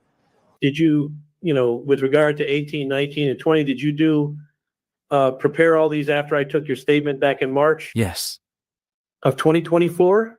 Yes. Okay. I don't have any objection, Your Honor. All right. Without objection, 18, 19, and 20 are admitted. Thank you, Your Honor. We would like to publish those. You may.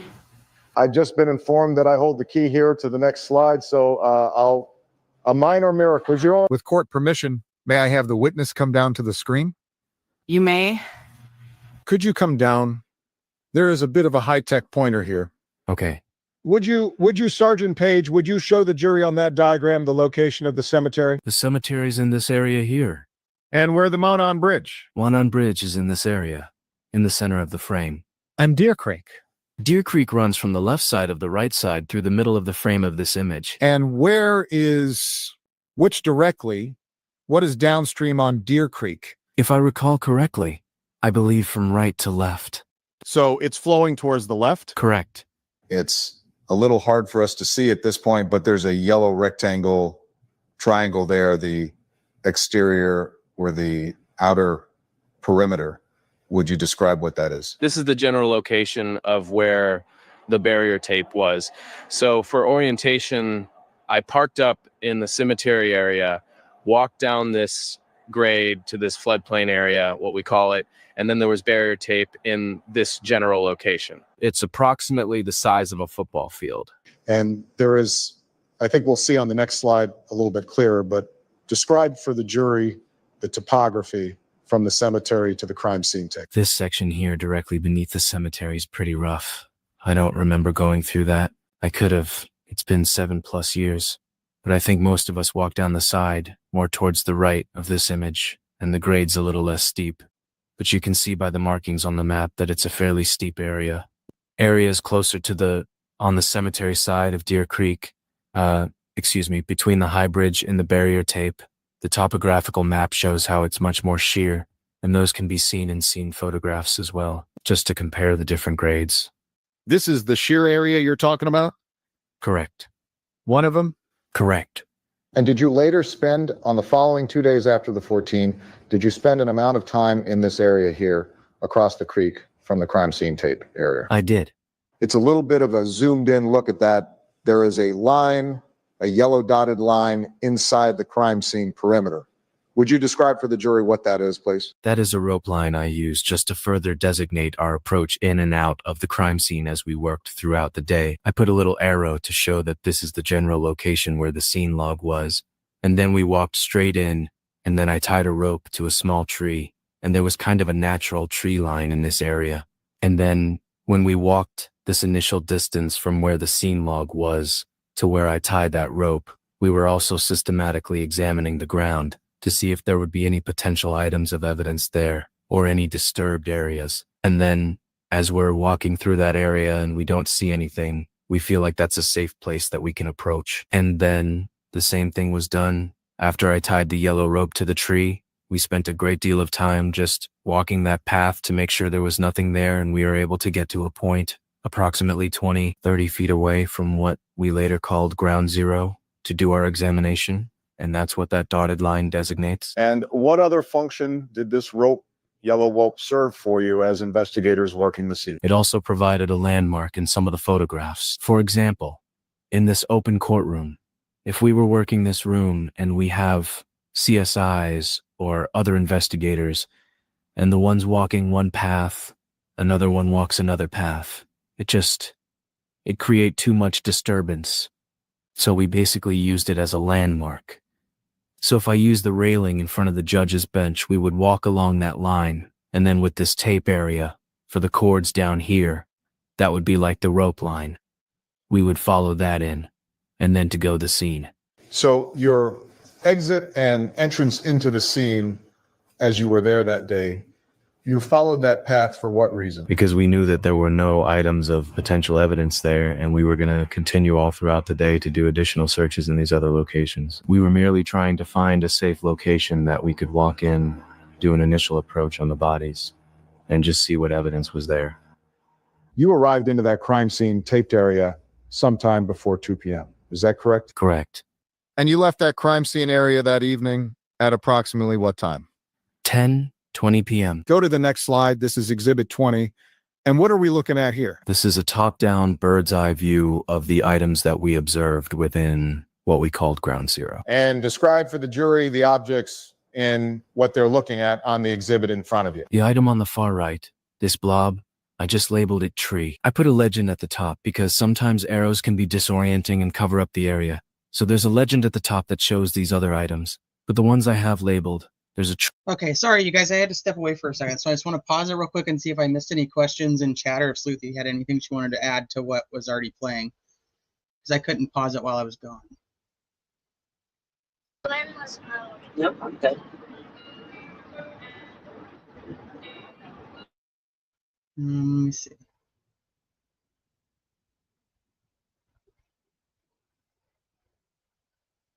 So I'm just checking chat real quick.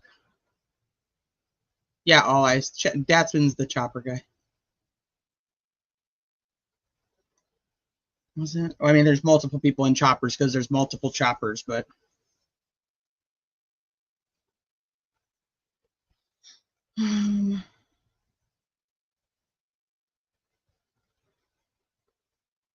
okay. I don't see anything. If there was something that I missed and you guys wanted me to answer or say, let me know.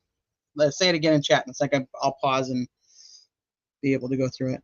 He sounds like that annoying teen anime villain, and it's perfect. Well, you can thank Sleuthy for that. She picked his voice. Tree, which is this blob on the far right-hand side. And on the far left-hand side, there's another blob that I've also labeled as a tree.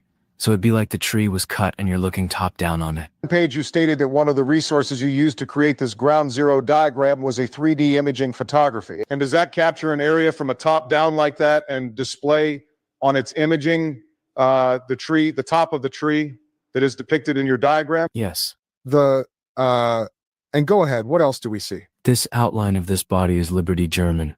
The outline of this body to the left of Liberty German is Abigail Williams. And then these gray, linear, irregular shaped items.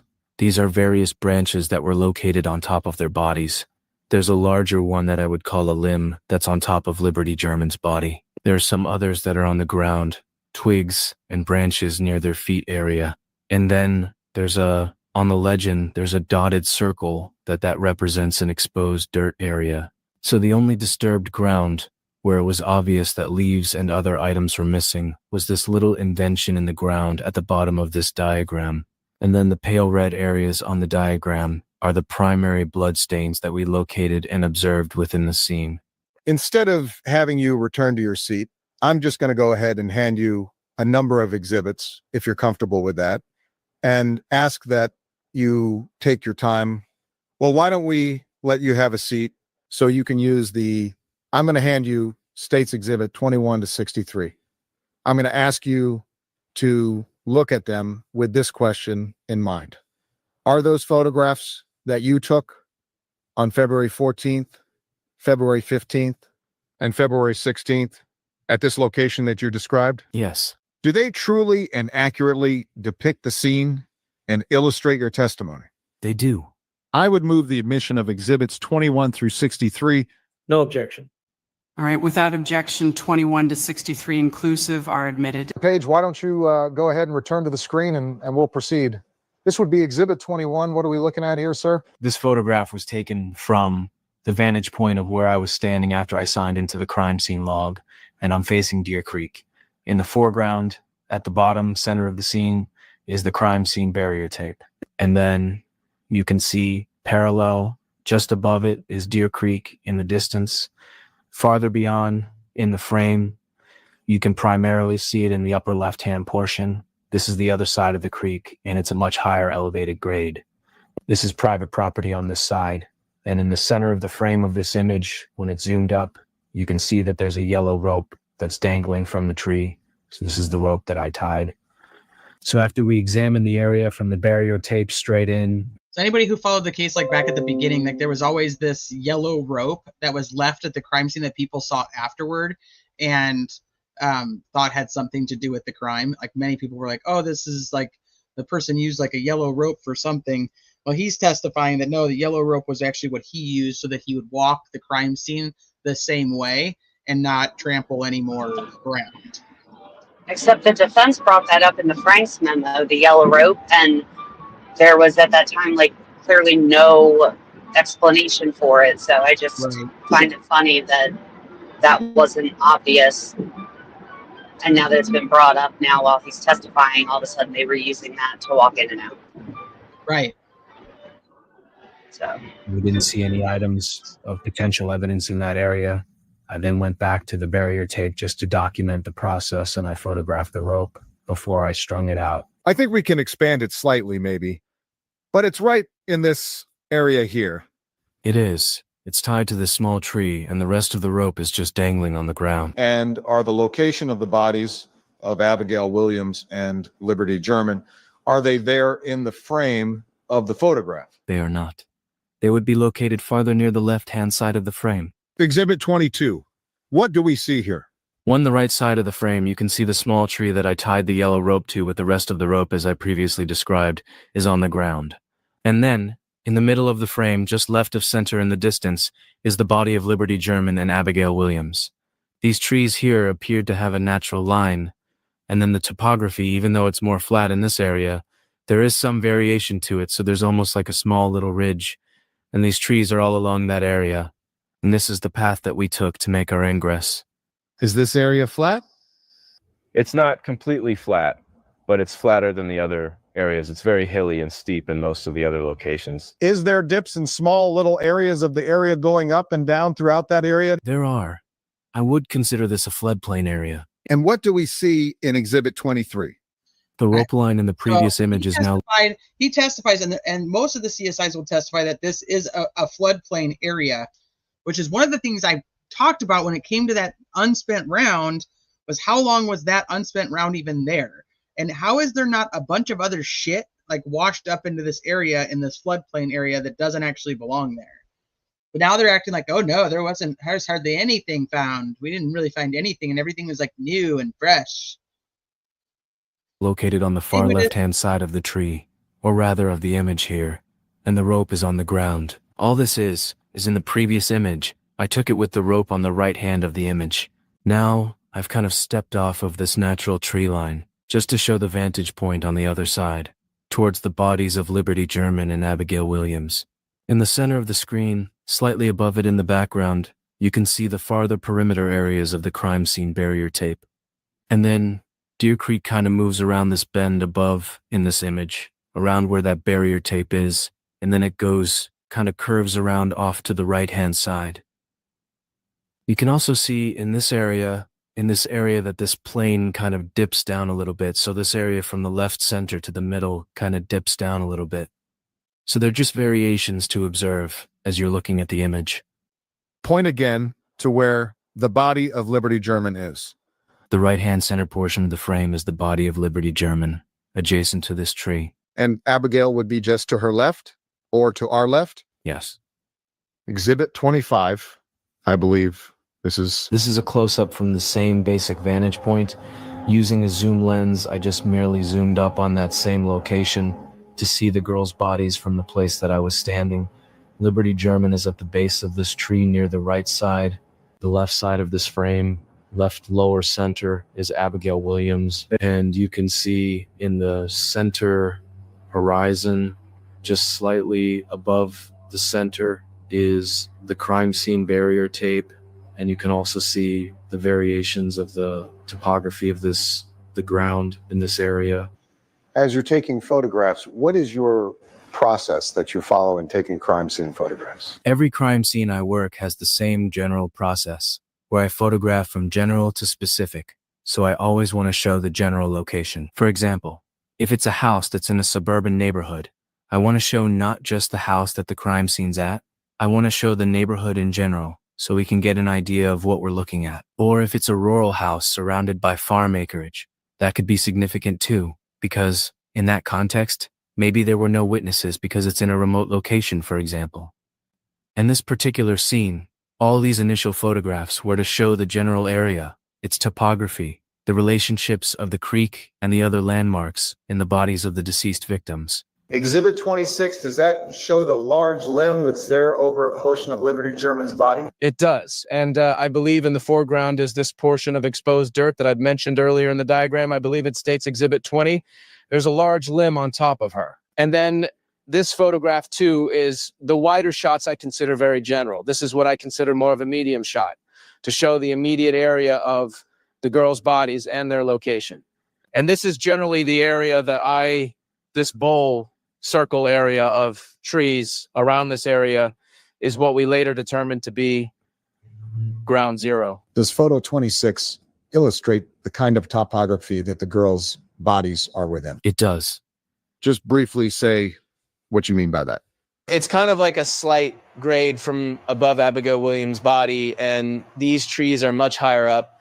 So if the horizon line of this pointer stick is right here in the middle, you can kind of see how this rises up towards the left. The immediate area where Liberty German is kind of more of a valley type area. And then in the distance, this grassy area that you see in the center of the frame near the top. This is the bank of the creek.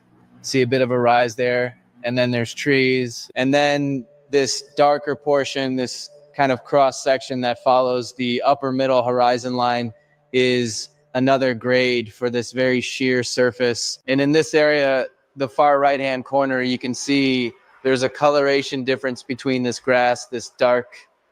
I'm sorry, I touched the screen. Okay. From the grass that creates one band of color, then there's a darker color, and then there's a darker brown, then a lighter brown, and then you can see the skyline with the trees and the horizon. This lighter band color, that's where there was an access road, and there's a slight increased grade that goes up to private property off in the distance. This photo, you're moving around in a sort of a circular fashion or to your right as you're taking these photos? I am. Again, you move slightly to your right to capture that view. I am. And just for landmarks, you can see in the distance, in the center of the frame, along the horizon line, is the crime scene barrier tape, that portion of it. As you're standing taking this photograph, where's the creek? Is it right behind you? I believe the creek would be over my right shoulder-ish. It kind of curves around, but it's going to be on the left side, or I'm sorry, the right side of the frame in this image generally. And flows around, though, past this in a curvature fashion. Is that correct? Yes. And the way that I'm standing, oriented towards the screen, the right side of the screen, as I'm facing it, this is the general location my body was in relation to the creek.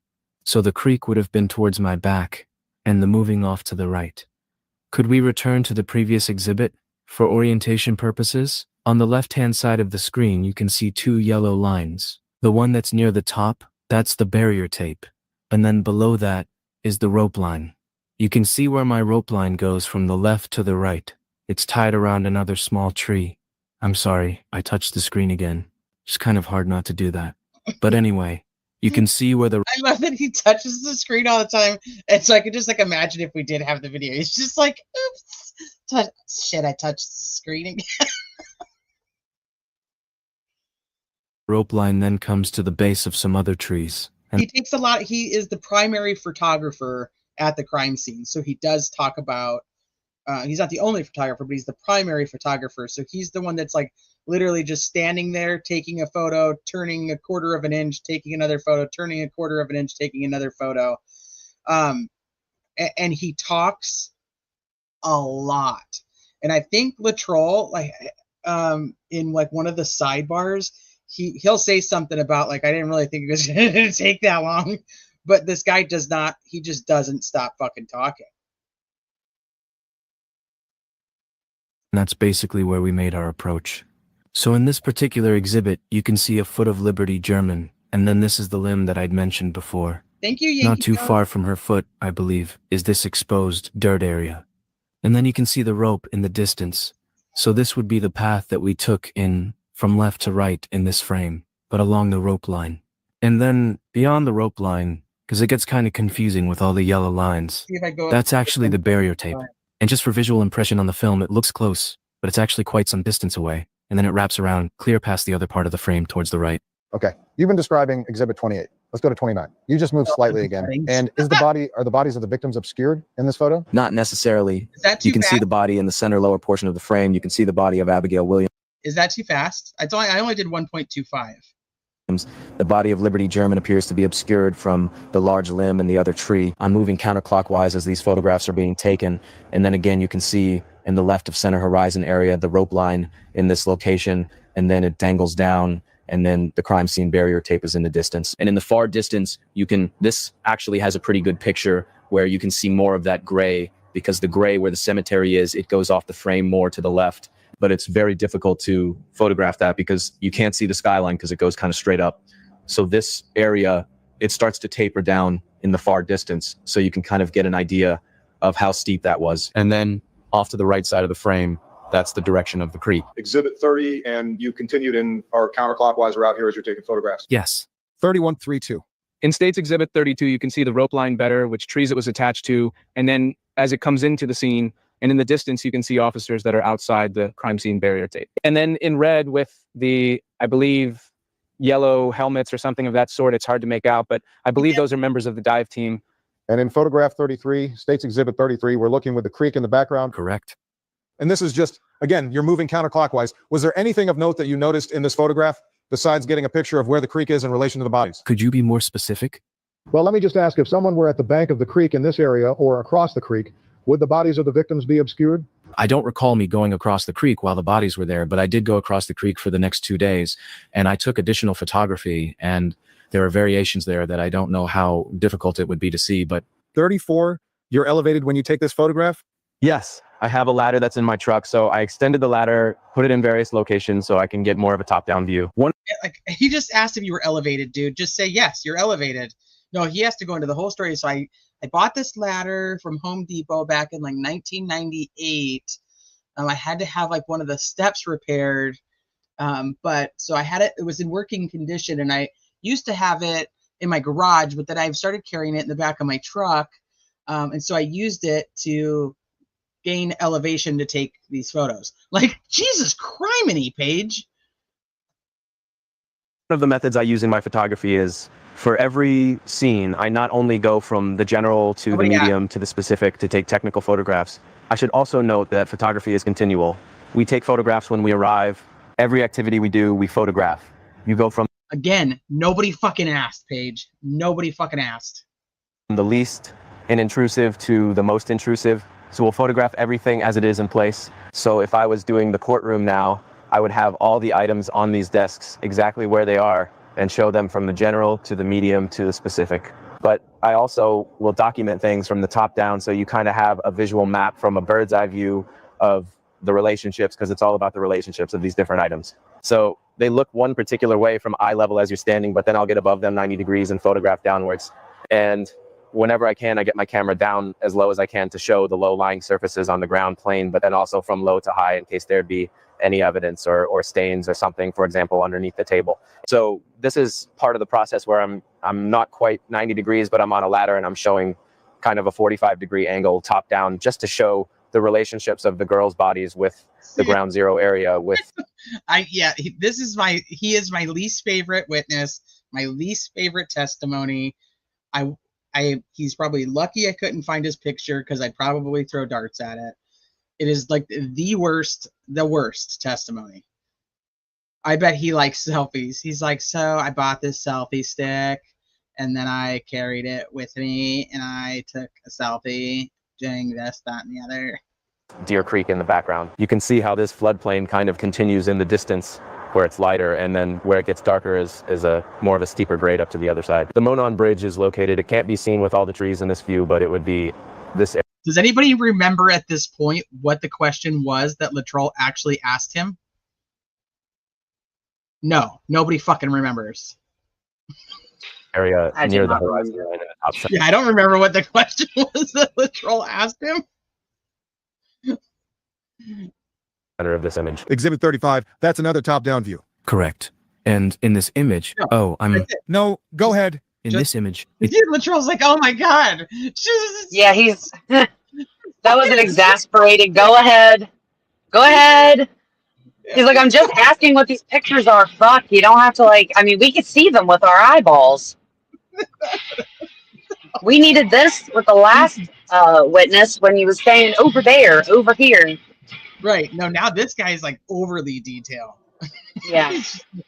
Let me show you exactly. And he's like, and then I turned the camera 90 degrees and I put it over here. And he's like, no, I just wanted to know if you fucking took the picture. Just say yes or no. gives a better viewpoint. There is a red-stained area here on the ground that is more visible than in the previous photographs. 36. This is a top-down view where I'm in a ladder between the crack of this tree and I photographed down at a 90-degree angle to map out the different items within the scene. This is one of the images I used in conjunction with a 3D scan of the scene to put the locations of all these various items. Exhibit 37. And now we go to 38. You continued your counterclockwise movement of the creek in the background, is that correct? Correct. And in this particular image, I used a technique called fill flash. Because of all the shadows, it's difficult to see and to take out that contrast. This image shows there is another blood stain. All right, somebody's going to have to explain to me what this is about. Michelle After Dark just posted her response to the MS accusation of threatening the judge. I don't even know what that is, so I don't know what the response is. I don't even know what that's about. MS said they threatened the judge, because that would not surprise me. So somebody, yeah, I love Michelle, but I really have not been on social media hardly at all the last few days, so I don't know what that's about. Apparent bloodstain on the ground at the bottom of the frame. Oh, you're gonna have a fucking heart attack, dude. No, I haven't been online for a couple of days. 'Cause Bro, like I there's said, back to school. listen. My father-in-law's birthday was the 12th. My son's birthday was yesterday. Back to school was yesterday. I have not been online. Onion and Plebin struck again. They did some kind of, I don't know. I literally haven't even read it. I've just seen pieces of it, like random sentences of it and screenshots. They did, and I think it's at the Daily Mail. I can get the link if you want to go through it and you want to like let off some steam. But they made accusations in it, and I guess it's like in their book too, something about Rick threatening that he's going to hurt Judge Gull if his family was at sentencing, and just all these crazy things that. Oh, and then another thing, another thing is that they claim that investigators say that Janice, I guess, called them. It's stuck in their. I don't. You'll have to read the article. I'll send it, but it like stuck in their mind that right after the murders, the girls or Rick called her and was like, "They're gonna try to pin this on me." It's like the craziest shit you could literally ever think of. Like it just sounds so stupid. Is in this article and apparently in their book. Did they source it? Investigators. I'll send it to you. All right. Yeah, no, I don't know. Yeah, I've not. Em's just putting it in chat, but I can't click it from StreamYard. So yeah, send it to me. Yeah, no, I don't know any of this. It's those fucking people are. God, it's just like frustrating that anybody even don't fucking listen to those fucking idiots. Investigators told them. Fucking idiot sourcing to be determined. It's probably their source is probably page 8. Dean. Yeah, they're just not good people. They're just not good people. I might have a stroke. Oh, jeez.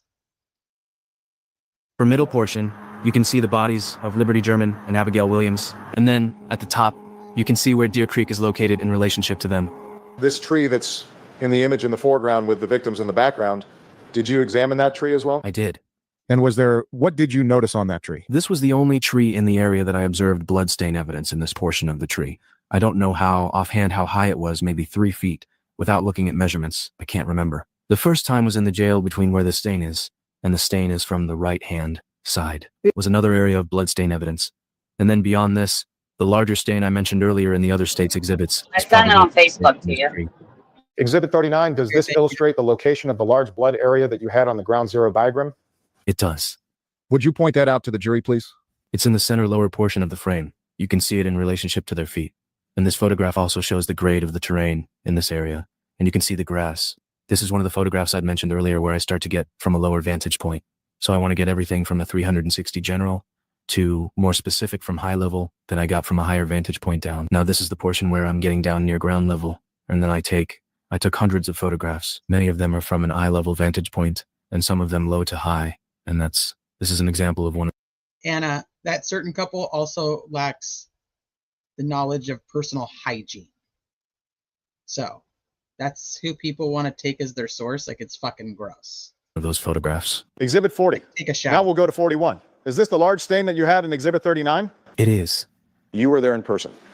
Describe what you noticed about the quantity of blood that you saw at that location. Later during the search, this is the following day, I did a systematic search of this entire area. So I removed I would examine all the branches, all the twigs, any items in that immediate area, and look to see if there'd be any other items of potential evidence on those items.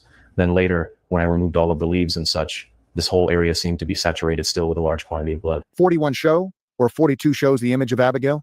It does. I'm sorry, I meant to have a lead into that photograph. You took close-up photographs for what reason? To show more details, to show trace evidence. And the next slide is a close-up of Liberty German's face? Correct.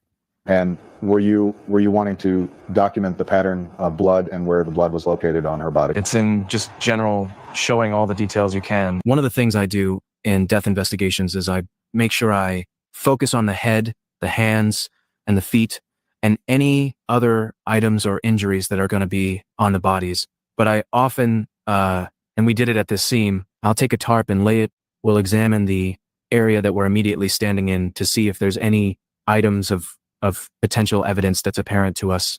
If the area appears clear, this is part of what I mentioned earlier about you're going from the least intrusive to the more intrusive. So we're not moving anything at this time, but you have to eventually get closer to the evidence you're looking at. So I put a tarp, could have been a plastic bag, on the ground, so I'm not transferring anything or disturbing anything. And then I spent a great deal of time with each one. Tarp could have been a plastic bag. He doesn't know what the fuck he put down. Yeah, like, was it a fucking tarp or was it a plastic bag? And is it in your photos? Yeah, you should know whether it's a plastic bag or a tarp. Like, it should be in a report somewhere. Was it a tarp? There's a difference between a tarp and like a trash bag. He's like, I don't know, I just used something to put down. But maybe he talks like this so people don't pay attention to what he's saying because it's so irritating. Like, so monotonous, and he just over talks.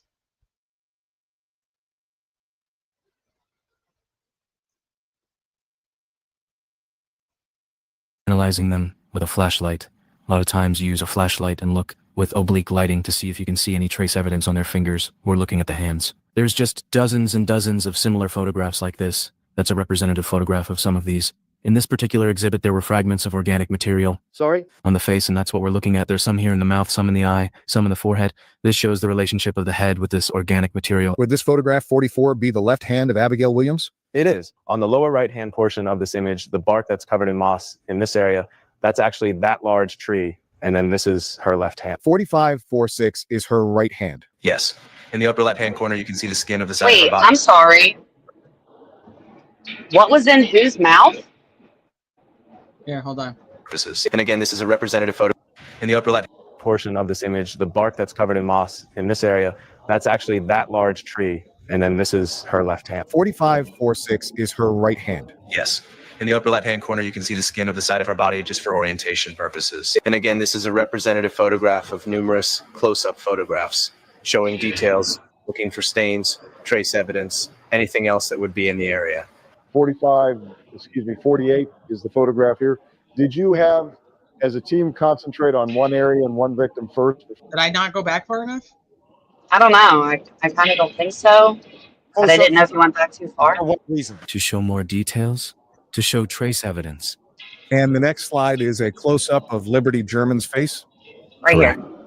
And were you wanting to document the pattern of blood and where the blood was located on her body? It's in just general showing all the details you can. One of the things I do in death investigations is I make sure I focus on the head, the hands, and the feet, and any other items or injuries that are going to be on the bodies.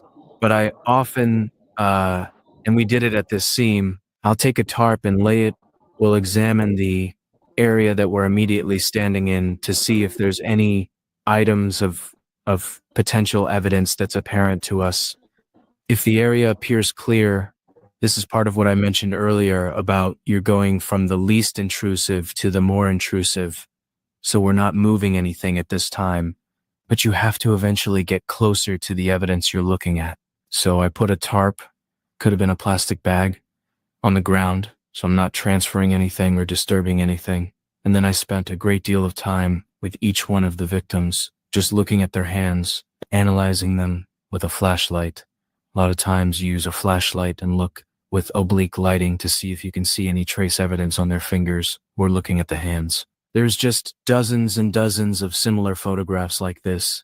That's a representative photograph of some of these.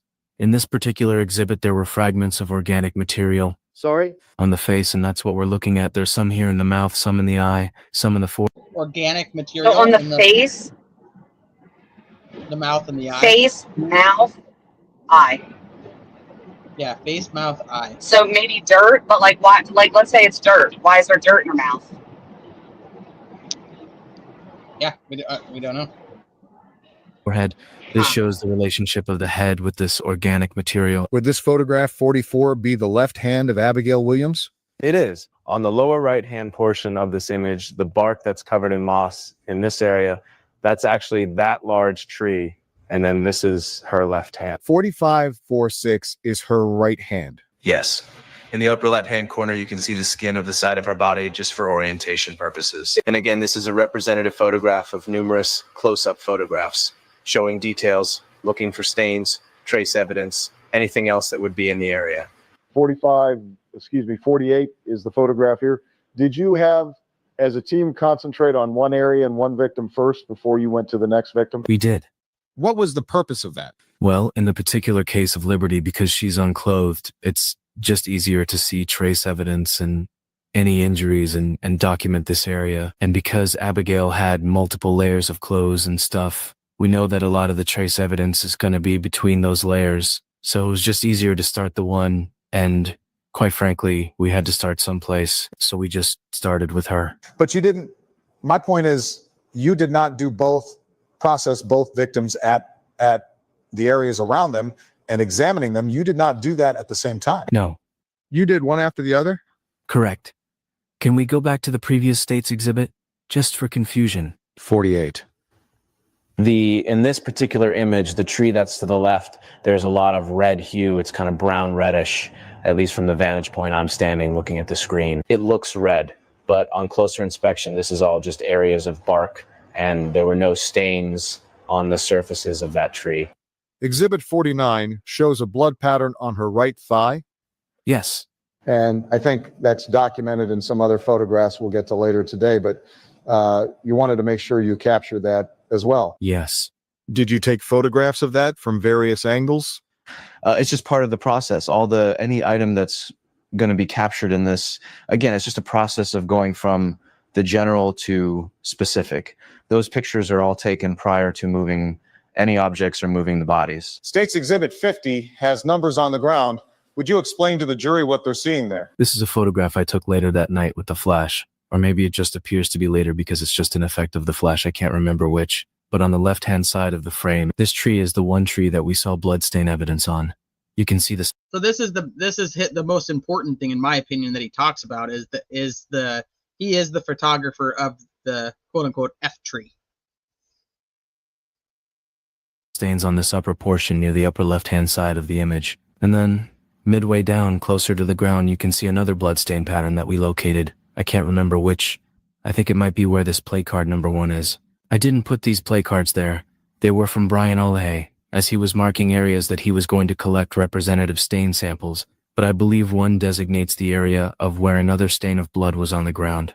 I can't recall what 2 marks. It could be some other leaves that may have been stained. I can't recall. Did Sergeant Olahi, as the CSI for this region, did he collect all the evidence from the crime scene? The majority of it.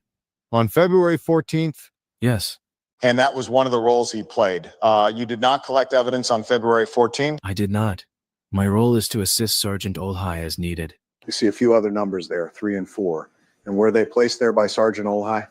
I believe they were. And were they marking evidence that was collected from those approximate areas? Yes, and for orientation, you can see that tree in that previous image. There's bloodstain evidence here, and then I don't know, it could be just slightly off the frame, is where that placard number 2 was. But this also could have been taken before those placards were put there. I can't recall. You said that you remained at the scene until approximately 10:30? We did. And did you return the following day? I did. And did you return to this specific location on the following day? I did. Let's stay for just a moment on the 14th of February. Once it began to be late afternoon, did you notice any change in temperature? I did. What did you notice? It became colder. And through the night that you were there, did that continue? Hi, Julie. She thinks the same thing. Why does it sound like Obama? That's exactly that is so Obama. I know, it sounded just like him to me too. Like I told you guys, Latrell's voice will change in upcoming testimony, but right now he sounds like Obama. And this Jason Page has like a super smooth, silky voice, and I don't remember it sounding like that. We don't have Jason Page's voice. It's just AI. Yes. And when you returned the next day, do you know what time you returned? I thought it was around 10. It's sometime after 9 before 11:30. I can't recall offhand. That would be on Wednesday, February the 15th. Is that correct? I don't know if it was a Wednesday, but I know it was the following day. The question I wanted to ask you, on the 14th, were you carrying any firearms and any ammunition on that day? I was. Why are you yelling? I can't remember. Oh my God. You have no idea how much yelling. I'm like, okay, let me go cut that and change it down and get rid of all the yelling. Sometimes they just fucking yell. AI just gets really mad and just wants to yell at people. I get if it. I was carrying a Glock 19. I'm pretty sure I was, and it's a 9mm. If you were carrying something else, what would that have been? Pretty much all I carry, if I would, and I seldom carry it. We have a 6-hour 45 caliber 227, and I only wear that when I'm in uniform or in some other capacity. And the Glock, is that a standard issue for Indiana State Police? No, I believe that was my personal firearm. We're allowed to carry, this is going back a while, I can't remember, but for a long period of time, if you qualify with your personal firearm, you can carry it. And Oh, okay. So did anybody check that that's actually the firearm he owns? No, probably not. Probably not. And this isn't even all the people that are in the crime scene, like that have firearms. There's still more people who have firearms that don't testify. So it's like, okay, maybe the unspent round isn't from them, but what about the other people who are there with firearms?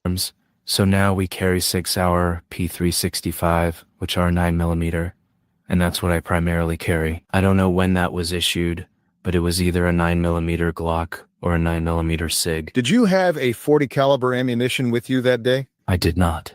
When you returned the following day, did you do any chemical tests on the crime scene at this location? I did. Would you explain to the jury what you did? Well, to begin with, we just were looking for any additional evidence in daylight, because once we lost the daylight hours, it's, we can only do so much. I mean, it is beneficial to look at some items with the flashlight. We had some area lights out there as well, but to do additional thorough searches, we needed to have daylight. So I arrived there with 2 other CSIs, which was Dwayne Dotsman and Jerry Mahalik. We were the primary ones that returned to the scene. And the purpose of that was for Jerry Mahalik and Dwayne Dotsman to examine that area and then beyond that ground zero area with metal detectors. And while they were doing that, I was looking for any other additional blood contains on any other items or objects in that immediate area without disturbing the ground cover at that time. I didn't see any other additional blood stains, so we looked at the one tree that seemed to have blood stains on its vertical surfaces. And I used a chemical called leucocrystal violet. It is a reagent for blood. It's also a presumptive positive test for blood. And all it does is it's primarily used for latent blood stains. So a latent image or a latent blood stain or a latent print impression is just something you can't see readily with the eyes. So with fingerprints, you have to use some kind of a powder to enhance it to make it visible. And with latent blood stains, you use a chemical that just develops the image that would be there that you can't see. And especially due to the bark surfaces, it's difficult to distinguish the different pigmentation of the tree from the stains. So I applied leucocrystal violet to that area and to other areas within the scene. Looking at State's Exhibit 52, is that a photograph of what it looked like after you applied the chemical? It is leucocrystal violet, turns a violet color, and when it reacts to heavier areas or more dense areas of bloodstains, it tends to have as part of the chemical reaction, it'll tend to foam a little bit. So it's not so much. So it's okay, MB. So throughout this testimony and the next 2 people's testimony, you're going to find out, like, there's 3 of them that are there when the round is allegedly found. So 2 of them have like these orange glasses on as they're taken, like they're looking for certain things. And so they have this light that they have to wear these glasses for to be able to see what they're looking for. The 3rd officer, which is Datsman, doesn't have the glasses. So as they're flashing this stuff around, he'll testify that he sees it. And then the 3 of them are there and collect it, essentially. The pigment, this is what's very visible in this image is you're looking at the foaming aspects. What I was looking for is if there was any other blood stains that were blending in to the coloration of the tree. And I didn't see really any other reactions outside of what was obviously visible previously. Did you know that whether or not any blood, any swabs of the blood on that tree had been obtained on the night before? I do. And who did that? I believe Brian Olahy. So this evidence had already been taken from that area where the blood was observed on the tree? Correct. He took representative stain samples from numerous locations. One question I wanted to ask you about let's go to the next slide, then we'll get to that. What do we see here in 53? It's the portion that's a little lower on the counterclockwise portion of that same tree, and no additional latent stains in that area developed. That was primarily just these heavier areas. When the chemical that was applied to them, they tend to foam up. So that's what these lighter colored areas are, is just the foaming action of those thicker stains. And the previous night, had you measured these areas from the ground to record, document the relative height from the ground of these different stains on the tree? Yes. In addition to having the 3D scan, which is more detailed in placement, we also used conventional measuring methods of using regular surveyor's tapes and scales and such to document then before the evidence is collected. Exhibit 54 is the tree just off center to the right in this photograph. Is that the tree that Liberty German's body was next to? Yes. What does 54 illustrate? This is much later from the previous state's exhibits we just looked at. This is midway through the portion where I started with this tree and worked outward from there. The tree that you had mentioned, and I examined systematically all the sticks, the twigs, the branches, and the leaves to see if there was any other items of evidence or if there could have been something underneath that ground cover. This is one representative photograph of this where eventually everything within that what we designated as ground zero and then beyond it several feet just kept peeling that back. But at some point, with every crime scene there has to be parameters. You have to just come to the point like, how far do we go? Do I do an acre? So I basically just took this probably 5 or 6 feet outside of ground zero, and this is part of that process. And then in the foreground, you can see this. This is before I completely uncovered it, but this is the area that was that large stain with the leaves. And then in the distance, you can see in the center top of this image, you can see Deer Creek, and there's divers that are continuing to search the entire time I was at this area. I don't know how many hours I spent there, but I spent most of the remainder of the day in that area. Was scene security maintained from the time you arrived on the 14th until once you returned on the 15th? Was there remaining scene security present? There were. Did you return? Here's another photograph, 55, of the same process you described that. This is from a different angle. Did you return on the following day, the 16th? I did. We're going to look at State's Exhibit 56, this photograph of the Monon Bridge. Which end are you positioned when you took this photograph? I believe I'm in the lower left-hand corner. This side is the public side. Deer Creek is running underneath the bridge. In the left-hand side of the frame, you can kind of see how sheer the bank is and the topography of this area. In the middle section near the top, you can kind of see where this floodplain is, and you can see it's kind of irregular because especially the trees that are along the bank kind of create a little slight rise in the ground there. But this is all wooded, but this is the area that I would call a floodplain. It also continues on the far right-hand side of the frame where you can kind of see how dense the trees were and the topography of the ground. And just to make sure we're oriented, Sergeant Page, where would the victims be? The bodies had been discovered. They would be somewhere in the center top of the frame. Upstream around that bend? Is that correct? Correct. What did you notice about the condition of this bridge when you were there on February 16th? You can see in this image that there are no handrails or guardrails off the side. It's just exposed old timber. Many pieces of the timber were very rotted, and there were many gaps where some of the railroad timbers were missing altogether. Did you cross that bridge yourself? I did. Do you have a fear of heights? Not if I trust what I'm standing on, but I walked it. And how would you describe that process being on it?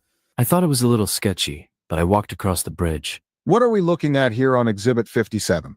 In the upper left-hand portion of the frame, you can see there's some kind of barrier there. That's on the public side. Then you have the bridge that runs along the left-hand side of the frame. And there's some of these boards that kind of create a platform. I'm standing on one of those platforms, looking towards the Monon Trail itself, the public walking trail. And then the entire remainder of the frame from the center to the right shows how sheer this kind of cliff edge is. We can kind of I see. don't know why the AI wants, when it says sheer, is he says it very strange. He's like, it was sheer, and then he does it multiple times. How the topography rises from the high bridge up a little higher. And then in the lower left-hand corner, you can clearly see the creek. And you can even see that you can see in the creek a little bit, the waters, you can see the creek bottom. What are we looking at in photograph 59? Excuse me, 58. Now I'm at the exact opposite direction. So the previous image, I was looking towards the public side, and now I'm looking at the private side. So the upper right-hand corner, you can see another barrier, which is a mirror image of the one on the public side. Somebody put crime scene barrier tape up in this location. Near the upper horizon of this image, you can see this light green sandy color. This is all a large lawn area from a residence. Near the center of the frame, you can kind of see where this home was. And I don't know what the address is. I don't know who lives there. And then in the lower left-hand corner of the frame, this is a gravel drive. I looked it up on the map. It said North 625 West. So I don't know if it's considered a county road or a private drive or an access road. I don't know what you'd call it, but it comes in this area and there's a slight elevation. I had mentioned it previously in other exhibits, and then it ties into this private residence. And then the lower left-hand side of this image is this gravel area that kind of extends just a distance from there to that barrier from the high bridge. So the high bridge is off the frame at the bottom. And then to the immediate left, I noticed that the leaves seem to have been displaced because there's this exposed dirt area that goes down this grade. This grade is steep, but it's navigable. And then it goes to this access road, and then going again to the left-hand side of the frame. This area, just the other side of the access road, is pretty steep, but it leads to a large floodplain area that I mentioned previously. And the location of the bodies of Liberty German and Abigail Williams would be somewhere beyond in these trees on the left-hand side of the frame. Across the creek? Yes. And this was taken 2 days later. This next photograph was taken from that access road you described, looking back up towards the bridge and that area you just described, the darkened area on the just to the side of the bridge. Is that correct? Correct. Coming down the hill? Correct. That's the upper left-hand. I also, if you pay attention to like Latrell and Diener when they are doing like their questioning, I don't know if either one of them have ever been to the crime scene. Like the way they talk about stuff, I'm like, I don't know if you guys have ever been there. They ask weird questions about it. Portion of this image. I've now walked past the high bridge, gone down this grade, standing on the access road. And when you're taking wide-angle lenses, when you're using wide-angle lenses and even zoom lenses, it is a bit of a compression. So this looks like it's a far distance, but I don't recall it being very far. But this goes back to the bridge. The road is relatively level, but to the immediate right, that's off the frame, there's kind of steep grade, and then that leads into the floodplain. May we approach, Your Honor? You may. Sidebar conference conducted.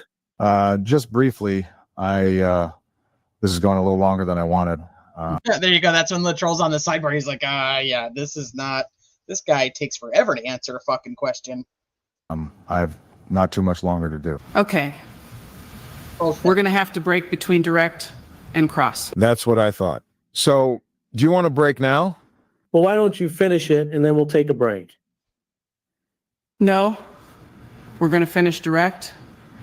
We're going to finish direct, but we're going to have to break between direct and cross. Okay.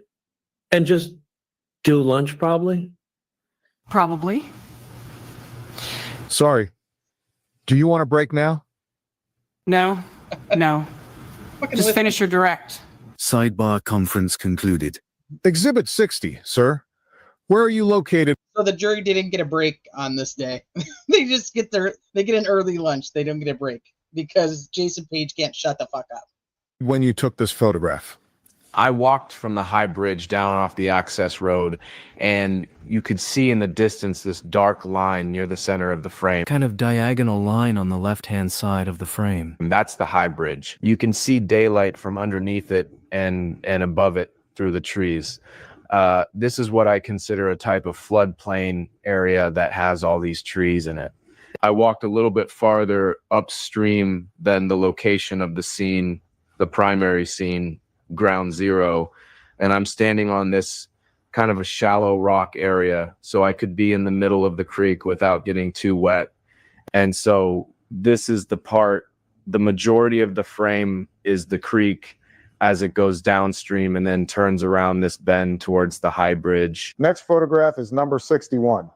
Is that from the same location now looking across the bridge, or I mean across the creek? Yes. From this vantage point, the previous state's exhibit I'm looking at where the high bridge was to my left, and then I've just merely pivoted to my right and I'm showing the other side, the other bank of Deer Creek. And you can see in the middle left, the middle right-hand portion of this image, some of the barrier tape that's up, and that was the farthest area out. You always want to establish, whenever you're working a scene, you always want to be very generous and take whatever area that is apparent that seems to be involved, and you pick a much larger area, because until you've examined it, you don't exactly know the parameters are. So that's why the barrier tape was this far out. Now, more towards the center of the frame where you see these prominent trees are, inward from that towards the cemetery area is where the scene was located. So the barrier tape that you mentioned, the crime scene tape on the right-hand side, would be the upstream edge of the crime scene area? Correct. It's that outside leg. Look at State's Exhibit 62. It's similar to the previous exhibit. You can see the crime scene barrier tape near the middle lower portion near the center. And then the Fishy, they all testify that they did not find any other rounds, spent, unspent, anything within this ground zero. area out to the right of this part of the bank. All these areas of the banks were examined for days by numerous people, myself included. We didn't see anything along these areas of the bank that were upstream. You could see that the sides of the bank are much more sheer. They have a more steeper grade. This area near the left of the frame on the bank, it's kind of a grassy area, and that's one location has a more shallow grade. But these other areas, especially these trees that are right near the creek bank, it's kind of an elevated area. And how, when you designate the area as a shallow or more gradual bank, I should say, that area was where, in relation to where the bodies were found, approximately? The bodies were just from this grassy portion, as I recall it. And of course, again, I have a wide angle lens and there's some compression and it adds a little disorientation. But in this particular image, if you're thinking more from left to right and kind of it would be near the center-ish of the frame. When you were at the crime scene on February 14th and you were near the body of Abigail Williams, did you notice anything about the condition of her clothing, particularly the jeans that she had on? Yes. What did you notice? My recollection is that her clothes were damp, but it's been so long and I didn't make specific notes. I don't know exactly where it was damp. I just remember her clothes seeming damp. And I think it's our final photograph, 63. That simply is from looking more straight on to the bank from that location, from the rocks where you were standing. Correct. I'm just making quarter turns clockwise, so I went from one end to the bank to the other end of the bank. And now I'm showing the extreme other side, where you can see not only the end of the barrier tape, but you also see all this other terrain that's more upstream on the right-hand side of the frame. And then ground zero would be located somewhere beyond these trees in the center left portion of the frame. You may return to your seat. A group of CSIs gathered again on Sunday, the 19th of February. Is that correct? They did. And did you participate in that? I did. And do you recall how many Indiana State Police crime scene investigators participated in that search? I believe there was 9, including myself. Thank you. I have no further questions. As I indicated up here at the bench, we're going to have to take a break. It's 11:30, so I think we'll just do an early lunch. Ladies and gentlemen, it's been a long morning for you, and I apologize that we kind of went through the break, but we will go ahead and break. While you're outside the courtroom, please keep your minds open. Please don't form any opinions or conclusions about anything. You may discuss the evidence that you heard so far, but please only do that if all 16 of you are present in the jury room at the same time, and then please don't deliberate. Gentlemen. All rise. You may be seated. Is there anything we need to do outside the presence of the jury, Mr. McClellan? No, Your Honor. Mr. Rosie, anything? No, Judge. Let's be back here at 1 o'clock, then we'll give him a little bit more of a break. Thank you, Judge. Thank you. Okay, we are back on the record. Where is our witness? Where is Trooper Page? He's right here, Judge. Thank you. He's right here. Okay, very good. Are you ready? Who's doing cross, Mr. Rosie? Okay, all right. Do you want Trooper Page back up at the stand? Well, at least like standing in front of That way he won't have to. All rise. Thank you. You may be seated. Thank you, gentlemen. Trooper Page, if you'd resume the stand, please. I'm sorry, Sergeant. Mr. Rosie, you may proceed. Thank you, Judge. Trooper Page, you're aware that those girls were last seen on February 13th in a video on the bridge, Yes, and that was in the afternoon hours, I believe so. I don't have a lot of information. and they were found on the 14th around noon. Is that your general understanding? Yes. And you don't have any opinion about when those two girls died between those two times, do you? Can you restate the question? You don't have any opinion about the time of their death between those two bookends? My primary job was to document the information at the scene and not form an opinion. Okay. So you don't have an opinion? No. And you've done, I'm assuming, a number of investigations in rural areas in Indiana? I have. And is it fair to say that in woodlots like this, or, forest tracts like this, that there are scavengers around? Sometimes. Yes. And one of those scavengers would be, let's say, a coyote. Yes. And there are other scavengers like raccoons and birds, like buzzards, things like that, right? Yes. And those things can sometimes tell you or provide you with information about a crime scene, can't they? In what way? Well, in terms of how quickly they may access a crime scene, if there's a body or something there that they're interested in, they can get to those things fairly quickly, right? Not necessarily. Okay. Do you often use insects as a way to assist in making determinations about time of death? On occasions. Okay. Would it be reasonable to expect that a coroner, or I should say a pathologist, would take those things into consideration? If it's available. We've used entomologists on occasion. Okay. And so it's the same concept, really, right? That, flies get to, bodies and things, and it tells you something about timing, right? There are many variables involved. That's why I'm reluctant. Because it's not a yes or no. Okay. Now, answer. There's several variables. And maybe that answers the question. There's a lot of variables out there in that outdoor area that can determine or help determine when someone died, right? With time of death in general, there's just numerous variables that have to be taken into account. Okay, and in this case, taking into account whatever it was that you consumed while you were out there in terms of information, you can't generate any opinion about it? No. And in fact, you really don't have an opinion about anything that's interpretive about that crime scene, right? You're not really allowed to have an opinion. Is that MB, I've had that issue consistently with the defense team. I absolutely agree with you. I do not know what made them decide to do that. And I mean, it seems intentional since they all do it, but I did not like it. I agree. And the bodies. Yeah, the bodies. And those girls, were those girls there? Yeah. Were those girls here? Why not just say the girls?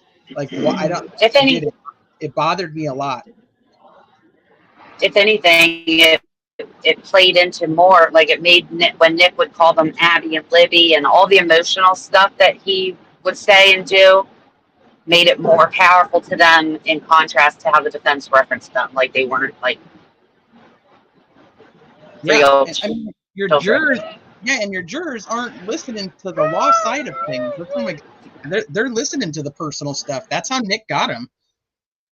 He played to the emotion, and I think that the evidence became irrelevant. The testimony of these people with all these inconsistencies became irrelevant. fair? Correct. And that's part of the policy and protocol that exists with the state police and your job as a CSI? Yes. Okay. Holman Let's talk does, about yeah, crime scene but Nick doesn't. integrity. Have you heard that phrase? I have. Okay, and just generally, you're the expert here, but does that basically pertain to the idea that you're trying to maintain a crime scene in its most natural state so that there's essentially no taint? Correct. And is it fair to say that that's what? Okay, and I had a real problem with that. Taint? Well, he said so that there's no taint. There's always a taint. There's always a taint. Like, don't say it like that. Like, I don't know why you said So it it's like not that. tainted? Yeah, so that it's not. Yeah, as to there's no taint. I'm like, oh God, Rosie, what are you doing? one of the big challenges that you have in the course of your business is trying to maintain that integrity from the beginning of the investigation until the end? It's one of our responsibilities, yes.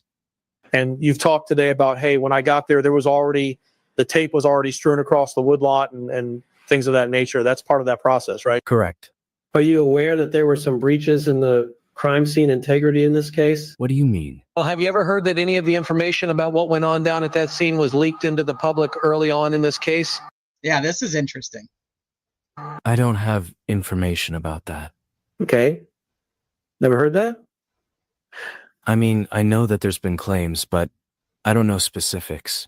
I don't follow these cases in the news, so. Fair enough. Are you aware of any information that would suggest that anyone took any photographs of those bodies and disseminated that early on in the case through means other than law enforcement? Are you talking about at the time? Yes. Or are you talking about now? When the girls were found. I don't have information. Okay. All right. End of that. You've never talked to any other officers in the investigation? No objections. Like, that's a really big deal to me. He's asking, like, are you aware of these leaks of pictures of the girls? Nobody objects to Well, that. maybe that's because then they would have like opened the door for him to Nick to bring up somewhere that the defense leaked.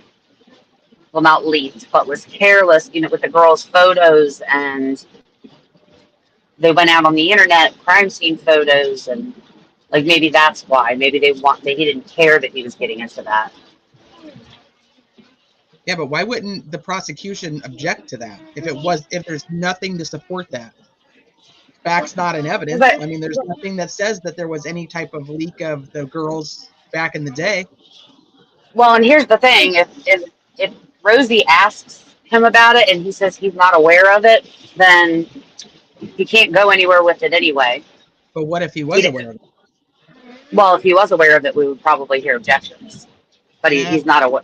I mean, we still might hear an objection because he's not aware of it. So if Rosie keeps asking about it, something he's not aware of, just to be able to say it in front of the jury, then they'll object to that. Yeah, that's what I would think. Investigation about any of that? I don't know what you're talking about. Okay. All right. Let's talk about. To be clear, just for follow-up, you're talking about something that happened 7 years ago. Yes. Okay. 2017. Okay. Are you familiar with any circumstances in 2017 that involved, let's just for example say, photographs of that crime scene being leaked into the public? No. So he's asking again. About that. Or any information about that crime scene being leaked into the public? No. Primarily, I worked this case, and then I worked on to my other cases. Okay. So the answer is no? No. Right. Yeah, so still no objections. He's still asking. Let's talk about DNA. Obviously, that's kind of a big ticket item in your business. Something else that bothers me is them trying to get into this stuff and like come to find out they stipulated to like all the, I do not know, knowing that they don't have, and they made a big deal about the fact that they didn't have photos of that bullet. I don't know why they stipulated to chain of custody. I cannot make sense of it. No, I don't understand it either. And then they tried multiple times to get into chain of custody and was told repeatedly, and not wrongly, that you already stipulated to chain of custody. You cannot imply that chain of custody was broken when you stipulated that it wasn't. And I don't know why they would do that. Yeah, I wouldn't have stipulated a shit. Like one of those. O'Shea at one point, she's talking. I don't know who she's testing. Oh, maybe it was. So we didn't get there yet. Maybe it was one of the cell phone people, and she was asking about a Post-it note on the folder or something, and she's like, is that like normal chain of custody or whatever?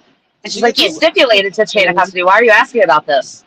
Yeah, I think it's Ole. And she's like, well, that's our whole case. Like, our whole case is the investigation. It's like, well, then why did you stipulate to chain of custody? That makes no sense. Yep. It makes sense to me.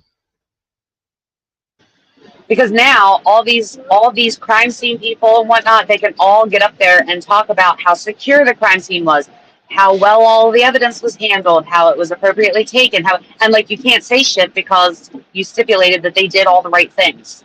Yep, you screwed Like, yourself. I'm surprised they were even allowed to ask all those questions about the bullet and like, would you not take a picture of it in your hands? Would you like? I'm surprised they were even allowed to ask all that.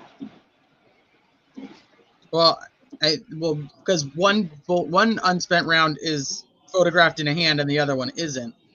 But yeah, I think that was a stupid decision too. But you know, I just want to make sure that because we have this is all created by AI reading a document. We have no idea the tone or this just brings me back to Bob. The tone or the tenor of any of these people as they're speaking.